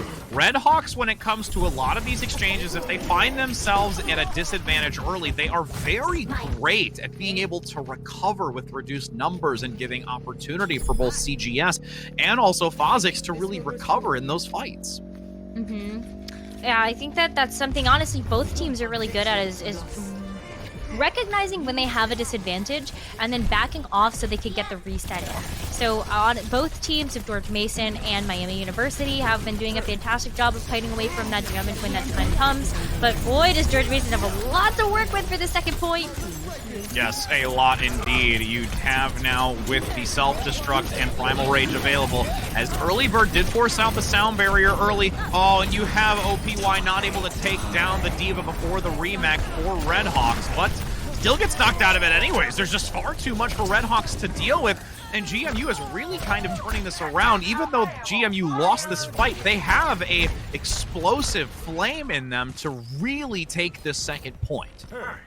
They also have a lot of time to work with. So the fast take on point A is going to really lend itself well to being able to move on to the second point of Volskaya. They're going to have to take a couple, maybe an eco push here unless they are confident with the Coalescence, which is... gotta just skirt away from the Tracer Pulse Bomb, though, before you go in and hit that Q button. And you, speaking of engagements or hitting the Q, we're going to have the ultimate come out here with the Coalescence from Mason, attempting to hold strong, pressing on to this point. You've also got initials up front, continuing to just shell shock anyone in front of you. Continuing to develop this Death Blossom and has it ready, but unfortunately CGS constantly with this Reaper is finding value in multiple engagements. If you do not keep your eye on them, they are going to punish you for it very quickly. It's so hard because the Reaper play, it's got to be so precise, and you're seeing it from initials, you're seeing it from CGS, just doing a fantastic job of eliminating targets and building up to that Death Blossom. But yeah, CGS has been working, I think, a little bit better with their Moira. So even though they do have the lifesteal from the shotguns, it's great to be able to have the Moira at your back as well, just to be able to keep you up and healthy. But George Mason University is going to be coming back in. I swear Jackson just used the CMP not even moments before. Yeah, and just how quickly to generate this again. Now getting sought out, though, in the back line, found, and information has been given to Redhawks to really cause some harass towards Jackson, but Jackson is actually being very patient in this EMP usage. The self-destruct comes out first to eliminate one tank, but now the EMP is there to conclude it, because there's also a sound barrier being committed by Early Bird from that Lucio on George Mason, continuing to keep applied pressure. The respawn advantage, though, still favoring Redhawks to get back onto this point, and there's a lot of pressure still available because Hart on this Winston has been able to keep a good, solid space, but now I say it, Initials is coming in with some Reaper play of their own and really going to force this team of Redhawks back.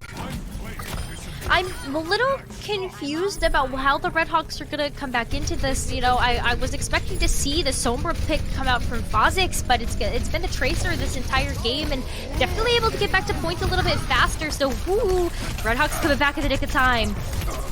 Ooh, they are back in time, but it is just going to be far too challenging, especially when you have Jackson with another EMP and a coalescence to secure it. I mean, what's the tally on this? Do we have like a score screen that can pop up just underneath Jackson specifically that says how many we've seen come out of this game? Honestly, it's been on cooldown. Like, it's just charged up so fast, and I think a lot of what we're seeing is that Redhawks aren't running the Sombra. And I think that when you're in that position, the Pulse Bomb just doesn't have as much of an impact unless you're getting a stick with it, you're getting the kill with the Pulse Bomb. And especially if you're going to get EMP'd, a lot of Tracer's kit is about using those blinks and using that piece that she has for that mobility to skirt around your opponents and really make it difficult to hit you. So I really want to see the Redhawks switch back to the Sombra. I think that's a much better engagement tool than what we were seeing coming out on the defense with the Tracer as a part of the mix. But for George Mason, this is kind of what I was expecting on the defense, which is it's finally time to show off that double sniper again. And on the defense, it's a little bit more powerful to have the two snipers, because if you're able to get multiple picks, then it keeps the Redhawks, especially a team that we have been celebrating for being really good at sensing when they're at a disadvantage and backing off. It'll force them to back off when those picks come through from George Mason. And I mean, you can see now the hover over already from Phozix. You were absolutely right. The Sombra needs to come out here for Redhawks to really try and cause some harassment and gain more value as a whole over that Pulse Bomb, which they attempted to gain with earlier. Yeah, I think it's just going to lend itself a little bit better, especially when you do have the snipers that also use mobility tools to get away. You could just kind of hack them, and then they become pretty easy targets too. And with this dive coming through on that main middle high ground, you still have Jackson in the back looking for sights on the critical targets. Almost gets the pick onto the low ground, but again, has been dislodged from up top, consistently on the move as Initials continues to keep some sightlines onto that low ground. Phozix playing close to that health pack, but won't manage to do so. And this double sniper cleanup here is going to be very helpful to run the clock even further. And that res is going to make sure that it's still a full 6. Still a full 6 here, and this is a great start for George Mason. Just, again, eating another minute off of the clock means that the Redhawks now have maybe 3-4 chances to be able to approach this point, and it's all going to be able to come down to getting the right picks at the right time, which is something that George Mason's been doing a fantastic job of so far in this second round. You had the Dragons come through that corridor. I think it would have been nice to hold a little bit longer once everyone from Redhawks was in sightline, but that's okay. Still going to cause them to lose some positioning, and the fact that you've got Jackson getting the double in this back line, I mean, Redhawks really at this point just, I don't think, know how to handle this double sniper composition, because we've typically not really seen it played too often. Yeah, it makes it hard to practice against when it's not something that teams are too typical in actually running. But I think the other piece of the puzzle that's been making it difficult for the Redhawks to approach is that they have Early Bird on the Mercy that is making that damage boost so deadly. There's so much damage on the front line early from initials, along with just gunfighter, that headshot comes through by Jackson, and it's a kill. It's constantly going to happen if you don't have Red Hawks be careful in their engagements. Yeah, and now that they, the Red Hawks have lost their Winston, they're going to have to wait for the Winston to come back in, and you can see that with all the Sonic arrows as well coming out from George Mason, George Mason's always primed and ready to know where the Red Hawks are coming from. Oh, and you've got the Red Hawks entering in with the EMP, but it's only going to land on 2 and not the most critical targets you would have liked, and it's still leaving so much value to be had. But the double boop comes through right now onto the Ana and Hanzo play from GMU. Now, with that being done, there's going to be an opportunity to dislodge GMU from this defensive position, and honestly just showing some sheer vigilance from Red Hawks to be aware of these changes. And this will be, even though a takedown comes out for the self-destruct, Red Hawks are looking good to transition to this next point. Yeah, I believe so as well. I would have almost liked to have seen the bomb get saved for the second objective, just to have a tool there, as now George Mason, after losing that first point and knowing they need a bit more point presence on the second, are finally switching over to the Reaper and the Sombra. And what tools, other tools do they have? We also have the... Okay, a Brigitte coming out for this defense as well from George Mason, which I think could do some stuff. I mean, we're going to see some definite unique selections, and Early Bird coming out on the Brig is definitely one to take acknowledgement of. With 3 minutes and 20 seconds, the EMP comes out by Fozzie. Self-destruct as well. Does get a kill with a double from the Death Blossom. Everything imaginable from Red Hawks just being thrown at GMU. You have Red Hawks saying, we are going to make sure that we have more than enough time to take this a second time around. Well, especially when we're at match point, though. Red Hawks definitely want to end it here. They want the clean 3-0 in order to move on to our top 8 teams. But for George Mason, that double sniper, did you see how long it kept Miami University from touching that point? A pick here, a pick there, waiting. Getting the Winston on the way in with the damage boost, more waiting. That was a lethal combo for George Mason to be able to pull out on this map, and I think it ended up working to the success that George Mason wanted it to. But now you got the attack. George Mason gets a chance with that less time bank to really show us where that goalpost is going to be for this third and potentially final map of the series. And with 1.5 minutes, it's still a decent amount of time. There's still a good chance to get onto the point. And if anything, you're at least looking for a tick. That's what you gotta shoot for. You want to at least set the bar somewhere. And George Mason, with how they've played and how they've gone into this map, especially with it being their selection, have the opportunity to do that. Yeah, I think the 1.5 minutes might be enough. It's definitely enough based on how fast Jackson has been generating those EMPs to get an EMP online. That's for sure. So I think that's going to be a big asset to George Mason moving into this first of 2 attempts, I want to say. They got to make the most of these engagements. With the dive coming through on the high ground, you also have initials jumping up quickly, making sure to use the box to be covered, but the boop is there from Jaybird, so just reposition constantly, preventing that Reaper from getting value up top. CGS has been hacked, though, in the back, making sure to prevent that damage onto the front line of GMU. And honestly, that's a good opportunity to press in, but the fact that you've lost your support, Early Bird getting taken out early, mind you, is not what you want to see. No, that's gonna be a reset for sure. And now, with 45 seconds left on the clock, this is George Mason University's last chance at being able to touch this point with a cohesive team of 6. They do have the Coalescence online, which will provide some sustain into this fight, but Phasix almost has the EMP online that could shut down everything for George Mason.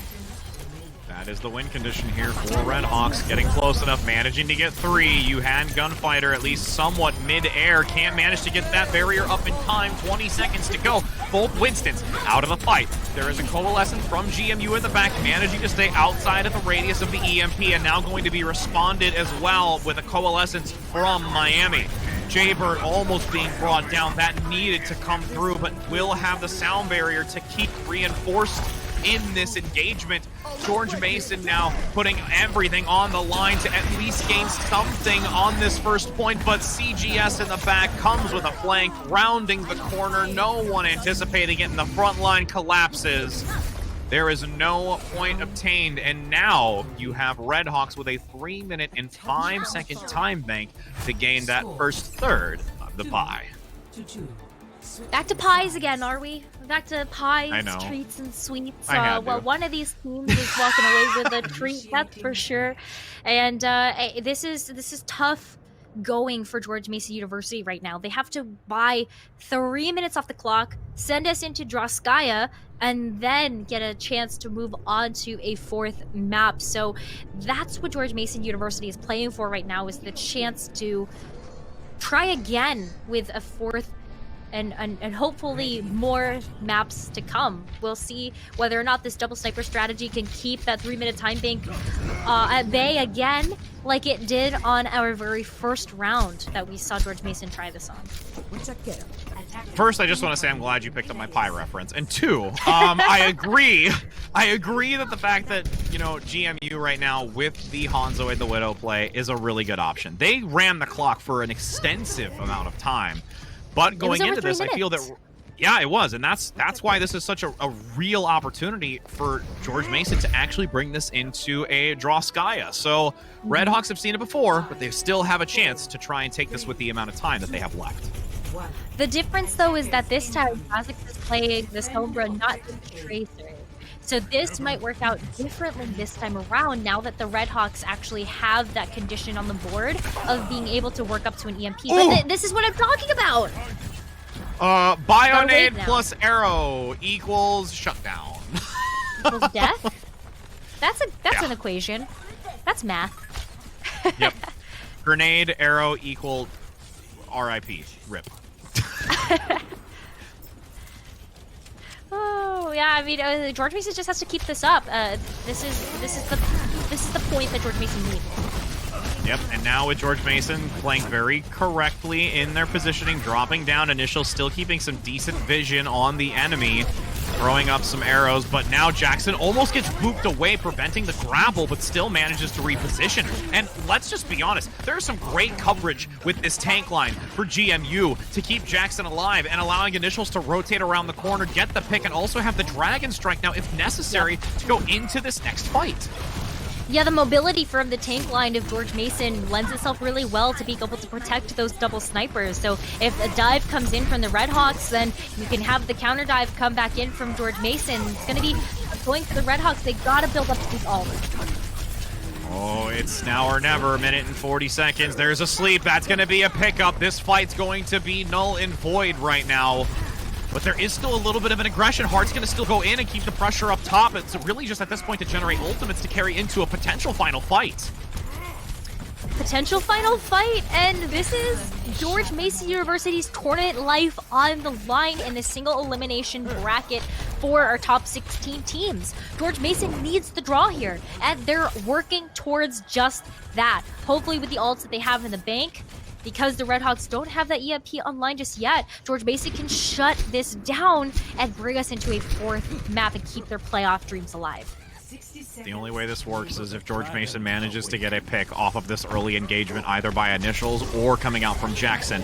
That's going to make sure that this is an opportunity. Though there's a hack in the back line onto the supports. Early Bird has to force the Valkyrie. Bionade comes through, can't survive. CGS with the Reaper play in the back, and coordination up front from Hart makes this extremely challenging for GMU, and CGS is left alone. The res comes out by Early Bird onto the Ana support, but I think it's going to be far too late as the numbers advantage continue to stack in favor of Redhawks. There's a sleeping Winston on the ground, but it's not going to matter. There are too much coming from Redhawks, and they will be able to take this map of Volskaya Industries, knocking out GMU and continuing to move through these playoffs.